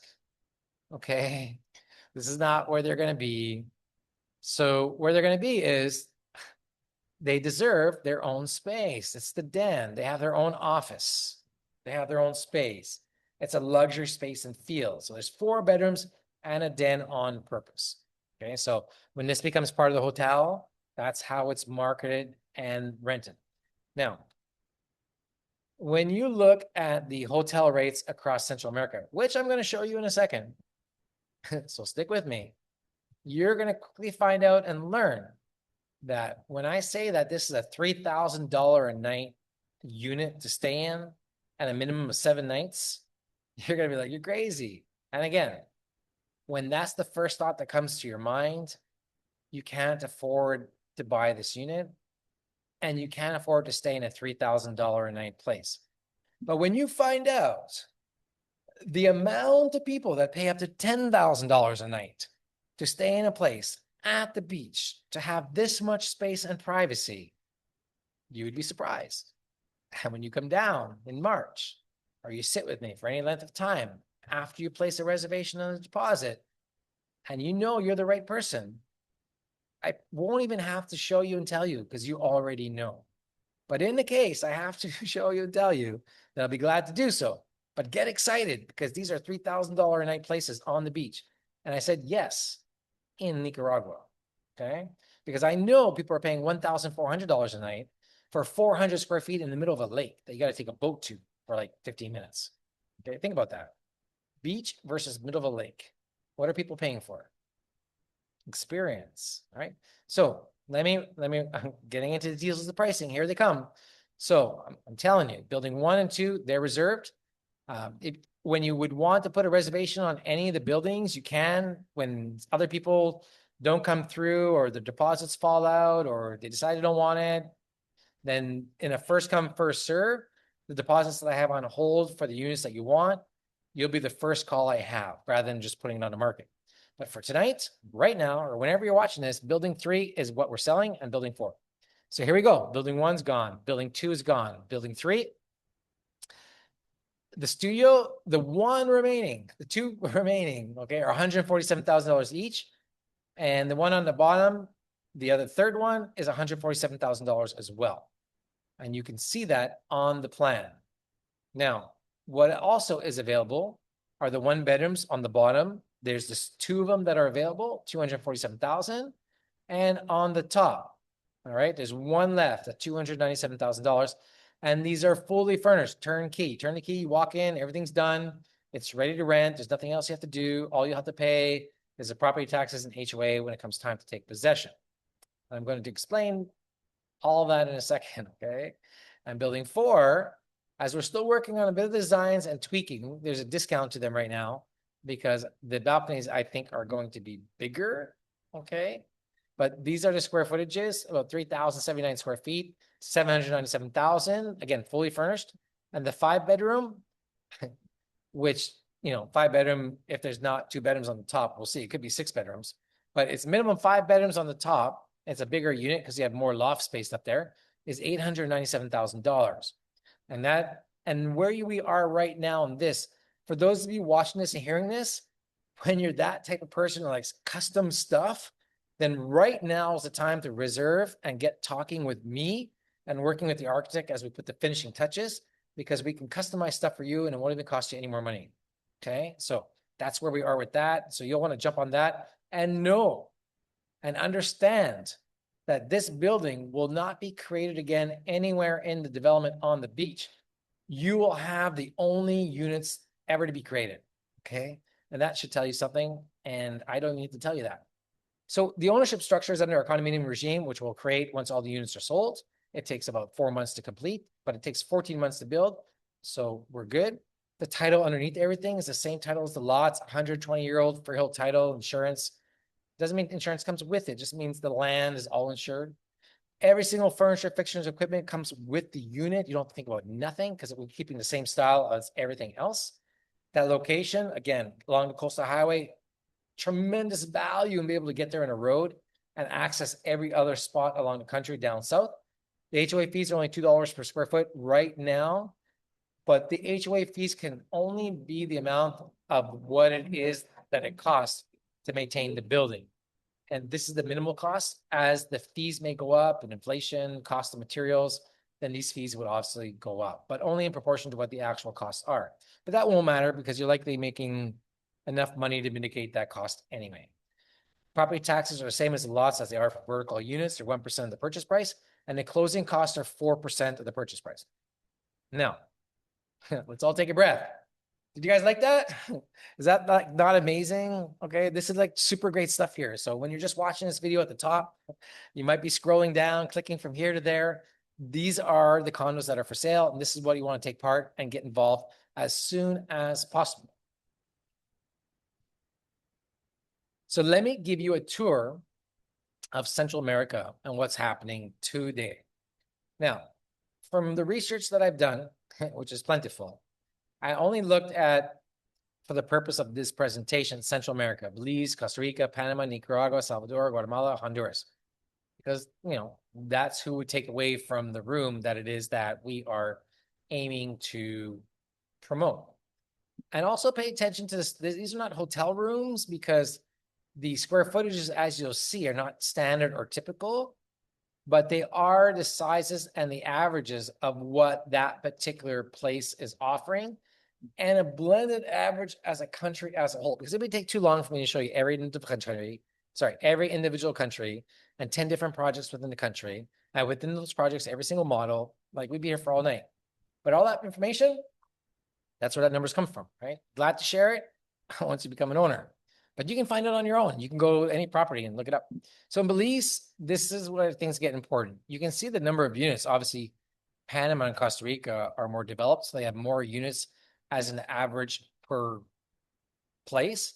So when you look 79, 18, 30, 34, 34, the density is not large outside of Panama and Nicaragua. So when we come on the market with a 100 unit place, we're like right in the regional average, but these are more like outliers. As you can tell, the averages are more like under 100 units. So having 100 units is like plenty.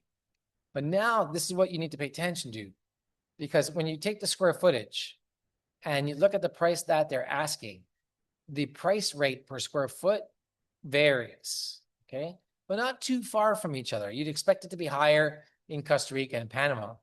Surprisingly, in Nicaragua, because we only have 34, right? The blended average here really brings down the square footage. But to make a long story short, okay, the regional average across Central America is 76 cents per square foot of the unit is basically your rental price. All right, it's kind of where you're at. And so when I'm going to show you right now models of income and how things work, I'm using this 76 cents as a base, okay? Now, it might be lower, okay? Maybe it's 50 cents in the wet season or the rainy season, but at Christmas time or Easter or holiday, other times when people go to the beach and people are driving in, it could be 99 cents. So this is an average. So let me show you how this works, because you have this page, you're watching this video, you're here right now, so pay attention.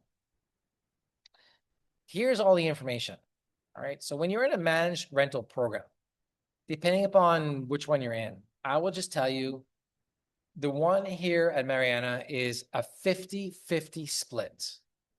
Let me show you what that means. That means that you, the owner, you only have to pay the HOA and the property taxes, and you can feel confident in about a 6% appreciation in the land every year, because that's pretty typical. It's more likely, but I'm being very conservative for beachfront condominium projects that are making cash flow and income positive. But the 6% needs to be there so you understand your return on investment doesn't only come from the rate of the hotel revenue that you get.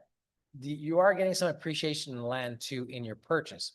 So that needs to be factored into your purchase price, right? It's fair on both sides.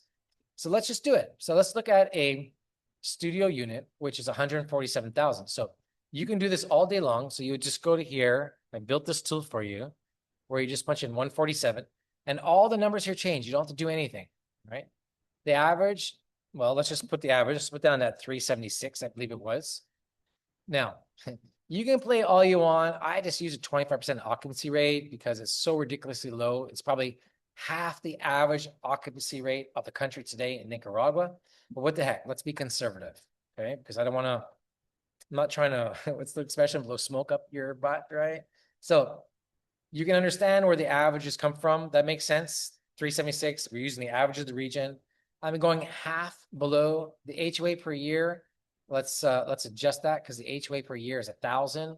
So we need to adjust 1,010 to be more specific. Okay, so you can see how this works, right? So you punch in 1,010, and now you get a result. Now let me explain this to you. 25% rate. That means 91 days rented at an average of 376. That means the gross revenue is 34,000. You get half of that, 17,000, right? That's yours.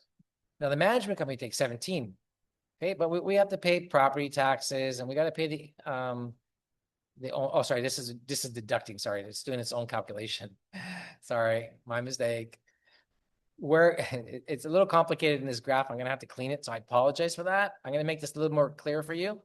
But at the end of the day, I promise you, all these rental projections and these assumptions and the 6%, this is a coding thing, comes out to like 6% return for you. All right. Now, I know what you're thinking. You're like, wow, that's like nothing. Because why? Did you catch it? You didn't make any money. All right. And let me just check on this for a second, just to make sure it's accurate, because I think I see something that is not right. HOA, owner split, occupancy rate. I know why. You know what I made a mistake? I'm looking at this calculator and I'm like, this doesn't make any sense to me. That's not right. And that's because I put the purchase price of 1,470,000. Because I was looking over here. This is so funny. You know what? It's 12:05. You got to bear with me. When you're watching this video, you're going to be laughing. It's 12:05. I've been online now for 7 hours straight. So I'm bound to make a mistake. I just made one. I was looking at this and I'm like, how is it that you only make 0.1%? That doesn't make any sense. It's because up here, there's an extra zero. So watch what happens when I delete it. Now you're at 147,000. That's more like it. Now you're making 10% on the rental, 6% appreciation. And conservatively, you know, of course, the 6% appreciation is invisible because it's in the land, right? You understand that? But you're definitely making in your share of the expenses 14, 15 grand, which is enough to pay for the HOA and taxes, right? So I believe in a previous presentation, we changed this to 15% because we're trying to figure out how much your tax. So your taxes are 2,480 and you're still making 7,800. Okay, so even at, I mean, we're down to 15% occupancy rate, all right, which is only 55 days. Okay, and you're getting half the revenue. Is that right? 10,000? Yeah, that's right. Less your owner costs, you're getting 10. Yeah, see, 10,000 less your owner's costs, okay, of HOA leaves $7,800. So that's your net, a 5% return. Oh my gosh, we're getting ridiculous, right? You only need to cover 3,500 bucks. So if we go down to, you can see how you can play with these numbers. What you're not going to do, I'm gonna say it's very down to 10%. All right, so let's just say 10%. You need to rent this 37 days out of 367 to basically break, well, not even that. It's even lower. 0.5. I want to be very clear with you. 91, no, okay, you still have money left. Okay, this is about as low as I want to go for the purpose of our calculations. So let me paint this picture to you. I just want to show you how ridiculous this is. And I want to caveat something. Never should you think that we should lower the price of the average daily rates, all right, to get more people in the room. Do not think like that. Put it out of your head. We do not discount rooms. That's not who we are, right? That's not the experience that we want. Can anybody guess why? Type in the chat if you can guess why. I'm going to tell you, but type in chat if you guess why. If you're watching this somewhere, comments, I'm probably going to get a lot of hate on this, but that's okay. No, let's get those comments going and the algorithm working. That'll be fun for me to see the comments. What do you think happens when you take a rate where someone wouldn't normally pay. And you discount it to a point in which everybody could pay. Okay. Do you think you get the same quality of person that you're targeting and is your target market? No. What you get are the people renting your rooms that can't afford to be there. And the people who are renting the rooms that really can't afford to be there, the people that do pay for the rooms that can afford to be there, this is going to sound bad, but they don't want the people that can't afford to be there to be there. And then that takes away from the experience of the place, because now you're mixing two target markets in the same place. And that is why in some places you won't see the rooms discounted all that much. They rather have them empty and people paying more than have them full and people paying less. That will take away from the brand, the experience, and the wear and tear on the resort. And you're not making any money because you're charging less money. Okay, so you might have more people there. You might be bringing in more cash, but you're going to have more expenses and problems because of it. That's just hotel study work stuff. And I've done that research down the due diligence section. Maybe in another hour, you'll hear a little more stories on that. But it's just something that you need to take my word. That's how it is. And so when you play with this calculator, when you do anything at all, you want to raise this rate of the average daily rate higher. Okay, because what that's going to do, it's going to bring in people who now know what your place is and is going to be, and they will pay. They will pay. All right. I can tell you right now, this studio unit, I'm going to show this by example. I'm not saying this is how it's going to be, but I just want to show you how the numbers turn out. Right now, I am showing you that more or less, you'll make $1,000. Okay. But what I've done is, if there's only 18 units rented, I mean, the Christmas season has a week. Semana Santa has a week. You'll rent this 18 days, like for sure. Okay. In fact, I'll rent it from you for 18 days so I can rent it for more. I'm just kidding. I'm just kidding. I will say, don't rent all these units, but we're only using a 5% occupancy rate. 5%. Remember, this doesn't even take into consideration we're part of an international hotel reservation system to come and or managing our own, or that the averages in the country are 40 to 50%. I'm really harping on this because it's really important for you to understand. So that hotel room that I showed you in that lake, they charge a $1,400 in the high season, but let's balance that out because I know it's $800. Okay. They don't sell their rooms, but I'm just saying when you can get $1,000 a night, and I believe we can when the time comes. All right. Look how fast it jumps up the rate, and we'll never be 5%. When we're 5%, it means we're not doing a good job of marketing. At the very minimum, we should be 25. Why? We don't have a lot of rooms. Okay, in the studio rooms in 3 buildings, there's only 12 units. That's not a lot. All right, and so you should start to see some real money. Okay, and that's gonna look.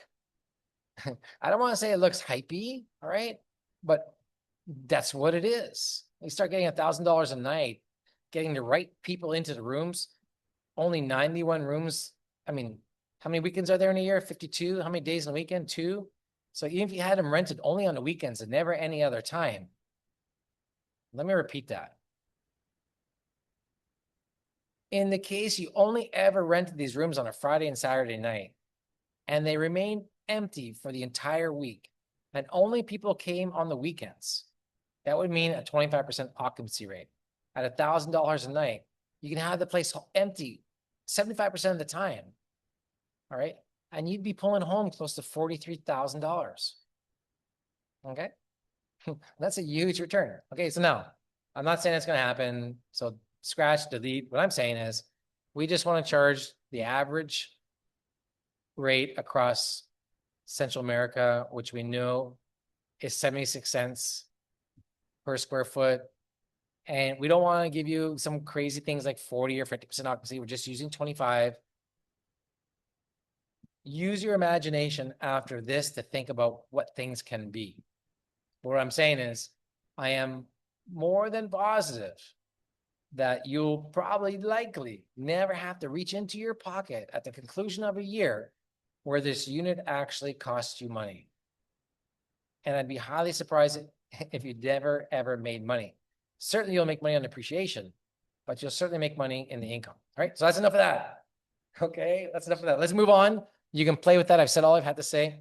We've reached the end of the section where I'm going to take a break. I'm going to play this video. This video is, well, it's 12 minutes, but I won't play it all long. I'm just going to take a 5-minute break. This is a video of just me walking on the beach, kind of just talking. You can see the beach. Where I am right now is where the condos are. In fact, right over here, this whole beach area is the resort area. And so like, this is it. So watch the video, dream, while I go take a break, get some water. Everybody go to your bathroom breaks, wherever you are watching this video now live at 12:14 on a Sunday night. This is the link. Click on the link, go reserve your place, get your information about the Discovery event coming up.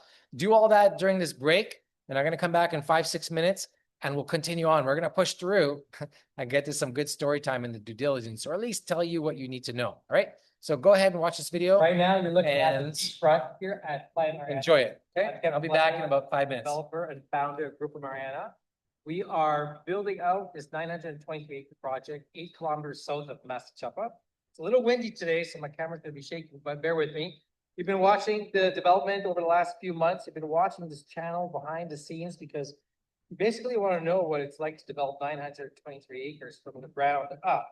Now, we got a bit of a head start because we've been doing this for some time, but we're now under construction, as you've seen with some of the other pictures. All the infrastructure is ready to go in, the water, the power, the roads.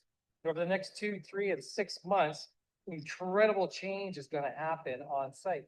You've already seen amazing change, just the coastal highway, the entrance area, the landscaping, and we haven't even gone inland yet. So my next stop is we're going to go in and check out the beachfront road. They're going to be clearing out the stumps next week from the trees that we cleared, and they're going to be grading all the roads and the roads from the coastal highway down to this beach. And it's going to be amazing. What a day, what a day. Right now, to give you a sense of time, it is 2:45, and I'm going to be going in the water in about an hour. It's low tide right now. Low tide, I looked, was at 1:40 in the afternoon, and now it's 2:45. But now you can see, let's just walk. Come with me. We're here, so let's just do it. I'm standing in one spot, but I'm getting hot. So right that way, okay, pay attention. That's Massachusetts down there. Around that corner, and then another 3 kilometers, and you'll make it all the way to Massachusetts nonstop. So it's a total of about 8 kilometers along the coastline. I'm walking on wet sand now. Yeah, I'm still walking. Look how far I am from the shore, everybody. Look how wide that beach is. It's absolutely incredibly amazing. Okay, I'm just gonna keep walking until I'm afraid I'm gonna get wet. And maybe I find myself another shell like I did last time. It was a nice surprise here. So you can see when I say that you can go swimming here when the tide is in, there's no rocks, there's no algae. Look, I'll get even lower. Check it out. Okay, look at that. Nothing is going to hurt you here.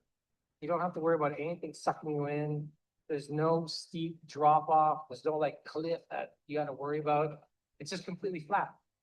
All right. And it goes out even further. I'm going to be going out as far as I possibly can in about an hour. I still have to walk a little bit with Carlos who wants to show me all the work they did. Okay, my socks are getting a little wet now, so back up. But I'll give you a bit of a 360 here, ready? So that way is Massachusetts. That's the corner of our property. And it goes 2 kilometers all the way down this coastline. In fact, you can barely see the end of it past those coconut trees there. Where you see those coconut trees in the distance? It's 1 kilometer, well, I say 0.8 of a kilometers past that point, and you reach the Ticklelappa River. We saw where the coastal highway, where the bridge is being built, and it's going over that river. Well, that's where that river leads out to into the ocean. And so this is the beach that I have been the owner of for the last 20 years. This land, well, I'm gonna get some hate on that one. Let me rephrase that. Nobody owns the beach. Okay, I own where it's green, inland. Okay, the beachfront is public. Yes, beachfront is public. You watch, the comments are gonna come down below. So, the beach is public in Nicaragua, but you do own the land in front of it. Okay, well, depends what title you have, but for another story, for another day. But this is one incredible property, and I've been mentioning, and I keep mentioning, because it's so important that this particular property has 2 levels. So we're down here on the beach, and you wouldn't know it, but from previous videos, when you look at them, it is 20 meters above sea level. So down below, there's room for basically 2 rows of lots, beachfront lots, and the ones right across the street from the beach. Under each 250 feet here at the project and about 60 feet wide. But at about 150 feet into the second row, it starts to go up this slope gently. We're gonna walk it about 100 feet till we get to the top. At the top, there's another 2 kilometers, okay, of ocean front. So there's almost 2 miles of ocean frontage, whether you want to call it ocean frontage or beach frontage. It's pretty well all the same to me at this point. But down below, it's like 2 different worlds. So when you're down below, you don't even know that there's something behind you. You wouldn't even know that there's a project behind you or anything. So when you own a beachfront home site, this is literally all yours to enjoy, this virgin beach. And I can tell you, not in this video, but there'll never be any more development for as far and as wide as you can see that way. And when I look this way, I can tell you, maybe faintly in the distance, you can see some kind of like towns, structures. Well, that's 18 kilometers away. So we're looking at, from this particular point, 12 kilometers straight, you have clear visibility that you can just walk straight undisturbed. So between 12 kilometers that way and about 8 kilometers this way, you have this stretch of 20 kilometers of beachfront that you're likely never going to see development for one reason or another that I explained in a different video. But you get to enjoy this wonderful, amazing low tide beach. And the water's warm. It is incredibly warm here. You just walk right in. In fact, you know what I'm gonna do right now? I just can't help myself. I can't help myself. I am taking off my shoes right now. Look, I'm taking off my shoes. See? I'm taking off my shoes. I'm gonna walk in the water. Live in person, I can't help myself. You know, you own this beach, and it's really a shame sometimes we come here. Oh my gosh. You know, this beach is really famous for sand dollars. Check it out. You guys see that? Okay, they're all over the place. These sand dollars. See them? There's another one there. Another one there. So when it's low tide, it reveals all these sand dollars. I tell you, if I had to name my project again, it would probably be sand dollars. Now, do you think my shoes are safe there if I go in the water? Probably not, right? I should probably move back a little bit and be smart about this. But the person who I'm here with is watching me now doing this, probably thinking, Kevin's taking off his shoes. Maybe I should do it too. But I'm gonna put my shoes here. I think I'm pretty safe. Okay, let's go for a walk in the water. And you can see what gets me so excited here and what gets a lot of other people. In fact, 66 other people have purchased and made a commitment in this particular project over the years. Because once you get here, you can't unsee this. Oh my gosh, I can't even explain to you what I'm feeling right now. Oh. Feels so good. I've been walking around outside. It's about 32 degrees today right now. And this just feels incredible. You get that feeling where you just get like goosebumps, it feels so good. That's what I'm feeling right now, experiencing. Oh, amazing. I want you guys to enjoy that. Okay, I think I'm gonna walk the rest of my beachfront barefoot. So that's the beachfront here at Playa Mariana. You want to pay attention because what we have upcoming in 9 days from now is our One Country Away Challenge. All right. This is all about me teaching you how to buy real estate overseas safely, quickly, easily, and most importantly, avoiding the common mistakes that people make. And since I've been developing real estate for 20 years now, good times, bad times, all kinds of crazy crap, I can tell you what no real estate developer or agent wants you to know. Worse yet, don't know themselves. Okay, that would be really bad. Not only that, that's January 19th to the 23rd. So somewhere, click the link in the bio, go down below in the comments, you'll see all the links. Come join us. It's free. It's 1 hour a day where I go live and I teach you everything you need to know, at least to get started. Okay, but not everything I can teach you in 5 days. And then in February, we're launching. Okay, we've been holding off on real estate. Gosh, I don't know, it's probably been 10 years now. We've been very careful in bringing product to the market during the best of times. And now is the right time in Nicaragua.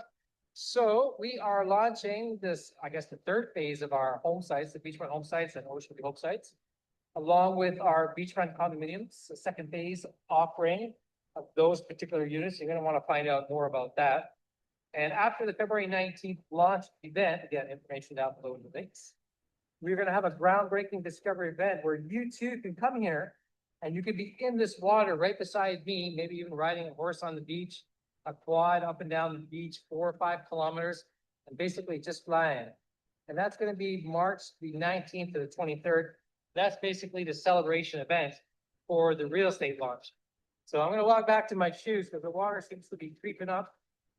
So go down below in the links, follow us, subscribe. You're watching this video because, and you made it this far, because you're interested in perhaps a tropical lifestyle. You're interested in investment. All right, I'm back. I'm back. Isn't that good? You guys like that beach? That's the beach that we're talking about you buying today. So we've been through the prices so far of the properties, and you're probably wondering,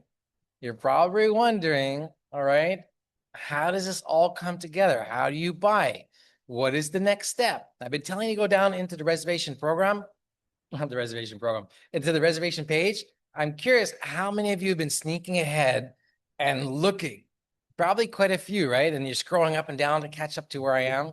But here we go. Let me give you the indication of how all this works. And let's go through it so you understand it, because whether it's today or tomorrow or the next day, this is how it works when you buy property with us. So here is the inventory. We're talking about ocean view home sites starting at 97,000. The oceanfront home sites at 127. Those are the ones across the street from the beach. The beachfront lots are 147. And then the resale stuff, right? Remember the resale stuff over there, right? The resale stuff is 97 on the beach and 87,000 in the second row. So you can see the difference between the beachfront is 50,000 and 40,000 for the ocean view lots. Really good deal for the same stuff. The HOA, $1,200 per year. Remember, it only starts when? When the infrastructure gets to the edge of the lot, okay? To the edge of where? To the lot, that's right. Now, the legal structure, it's the same as what I've been telling you. It's 120-year-old title. It's one of the best in all the country. And I'm going to tell you more about that in the due diligence part, because I think there's a little bit of understanding you need to know about the other titles to have a good, fair understanding of the value of why that's important.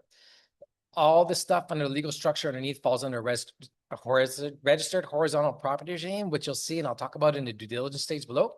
And they all have dual title insurance, First American Title Insurance and Stewart Title.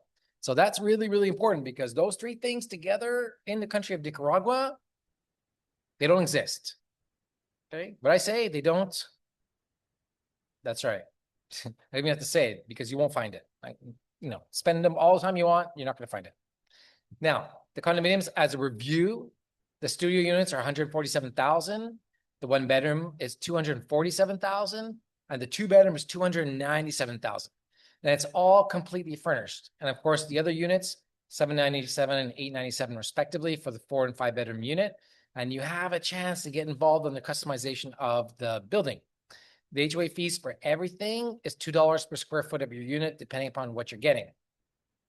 So pretty standard, right? Now, I want to be clear on this, okay?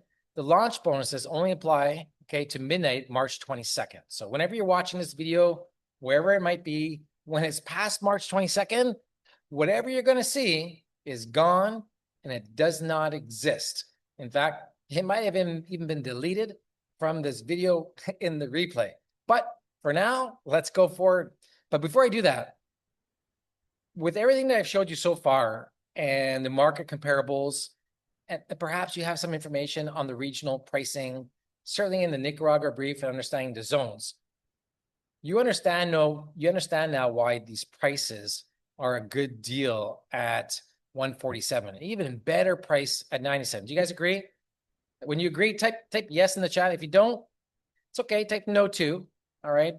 I'd be curious if it is no, what would be the right price you think it is? But type yes in the chat so you believe you agree, because I believe it is. I've proven to you tonight on this page with comparables that you're more than welcome to go and check that we are almost half the price of the going average rate in the country.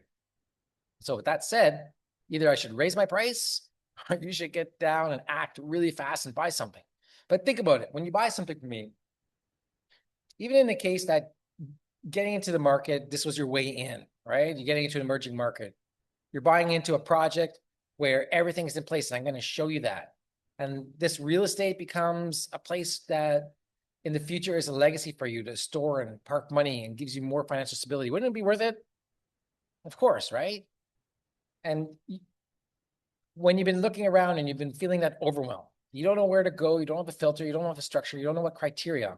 When I show you all the due diligence, okay, and you already probably understand that real estate is something you want to do and gives you the ability and the flexibility to move around and have multiple streams of income depending upon where it's coming, isn't that worth it, having some ownership of that sort of style of asset? Because that's what we're talking about, as an asset. But even maybe the most important, you're talking with me, 22 years of experience here in the country, married to a Nicaraguan, with kids, looking after your stuff, helping you to avoid the common mistakes that people make, telling you what no one else will tell you. And I haven't gotten into the good stuff yet, because that's all happening in the due diligence side of things. But right now, wouldn't that be worth it to know? I mean, I promise you, I will show you something in the due diligence part that would easily save you $100,000 if you didn't know to ask it. And this is how you do it. This is how you reserve your place. No matter what it is that you're buying, the reservation deposit is only $1,000. And you pay that down below in the credit card form, which you'll see in a second. And that reserves your lot and it says, okay, I like it, I want it, I'm gonna reserve it. And then you got 7 days to kind of like think about it. All right. Because I can't keep it on hold for just $1,000 refundable for longer than that. That's probably twice as long as it should be. And that's just during this launch period of time. And during that time, you'll get a reservation agreement and you can get some initial feelings, whether you want to keep it or not, and then you move on. Now, once your deposit becomes non-refundable on day 8, your reservation, it's locked in, all right? It's there, because that means you're going forward with your purchase. Now, when you're going forward with your purchase, what it means is you do not have to pay anything else, okay? Nothing. You just got to go buy your ticket for the event, okay? It's $1,000. It's a groundbreaking event, March 19th. It's $1,000 for general admission, $19.97 for VIP. And event deals, they're below. We're going to get into that in a second. And you're going to see everything that's included.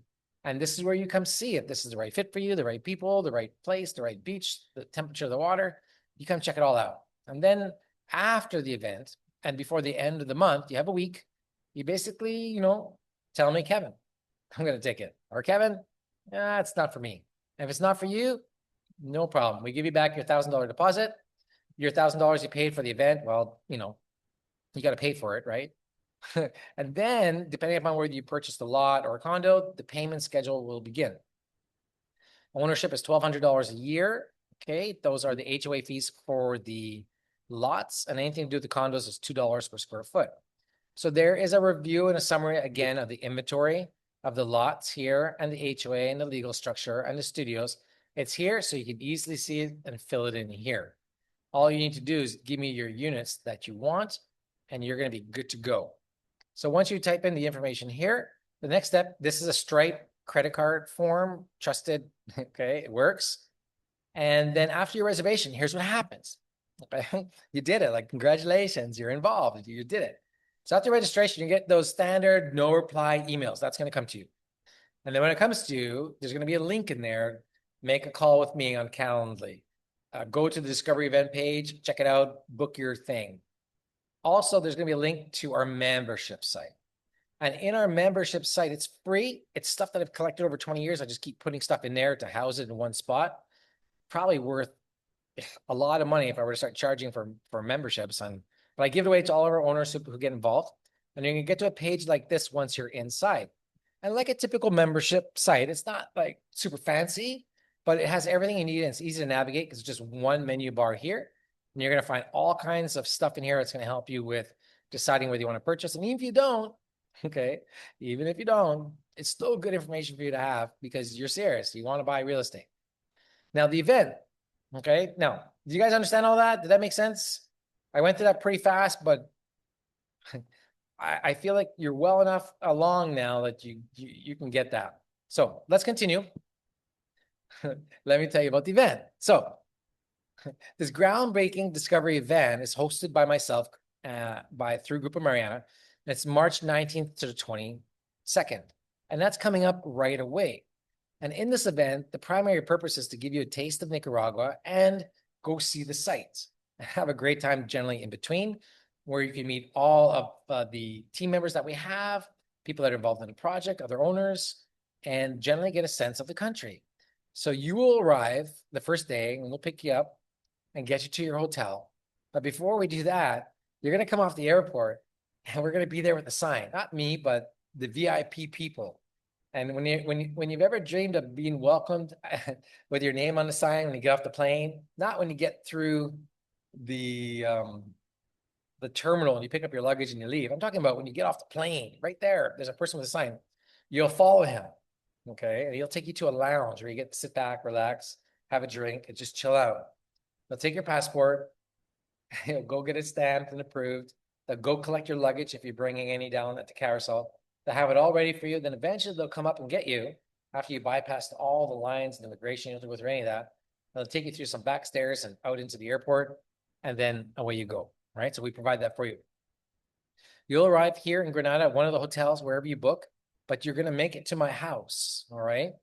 And here's where there's going to be a welcome reception, where you're going to meet everybody here, break the ice, because maybe some people don't know each other. We've been doing this for a long time, 20 years. These events were first created because we always had team members coming in every 3 months. Then I invited the owners to the team member meetings to ask questions. Then other people started to come and it became this whole big thing. So it's a lot of fun. It's a lot of fun. The day 2, we start off really early. We'll be back here at 8 o'clock at my place. Some people get in late just because of the flights. So we give a 2-hour orientation, meet some of the people again, pick up your badges, all that kind of good stuff. It's kind of like your check-in and registration. And then I will give you a lay of the land of what's going to happen. And then we're on a bus and we get off to the project as fast as possible and to the areas of Masachapa and Pochimil and basically the surrounding areas of the project. And we'll finish the night somewhere down there, either at the hotel or beach house, to have a nice sunset dinner. And then we bus you back home. It'll be a late night. Then day 3, okay, we're really packing it in here. Again, 8 o'clock, that bus is leaving. All right. We got to go see Managua, Puerto Salvador, Allende. You got to go to Masaya, the volcano, the market, Catarina, Lake Nicaragua. There's a lot of things to do and see. And then by 5 o'clock, I think 4 or 5 o'clock, you'll come home, you'll get changed. We'll get you all back. At 7 o'clock, you'll be here at my house, right here, maybe 6:30. You can come anytime you want. It's an open house. And there's a traditional caballo bayo dinner. And it's amazing. I took some video of it from our last guest that were here. And this is something you truly have to experience once in a lifetime because this food is so good. But with all the experience and the atmosphere of everybody here, this is where I'm going to come up to you. I'm going to say, so yes or no? Look at me. I'm going to say yes or no. Because I need to know, because trust me when I say, when you come down here, there'll be other reservations for the properties that you have in the order. And I'm asking you yes or no because I want to get a good sense of what to tell other people. And that's why. And also because there's work to do in organizing what needs to be done so you can start your final payment process. So you need to know. On day 4, there's 2 options that happen here. On day 4, generally for the general admission, this is when you leave. Whenever you leave, you leave. We have transportation that'll take you to the airport. We'll get you there and away you go. Okay. And then when you get home, we'll have a call soon after that. When you're a VIP person, you're staying a little bit longer. And on this particular day, you're coming out with me and a small group of people. We're going to go check out another part of the country. It could be in the north. It could be in the south. Could be looking at other projects. I generally surprise people. But we're going to go something. It'll be a 12-hour day nonetheless. But you're with me the entire day in a small group checking out other places in the country. So that's the VIP, right? So when you go down you'll see everything that's included. Gifts, this, lounge, transfers. All of that stuff is there. And how you can download a schedule and everything you need to know about the general VIP and the mission and reserving your place. It's all there, okay? That you're definitely going to want to watch that. So this is the time for you to get involved, all right? There's more videos when you have to think about it, and it's something that you need to discuss with somebody, but just understand this is the time for you to make a move and take action. So we reached a little bit of the next section. I went through that pretty fast.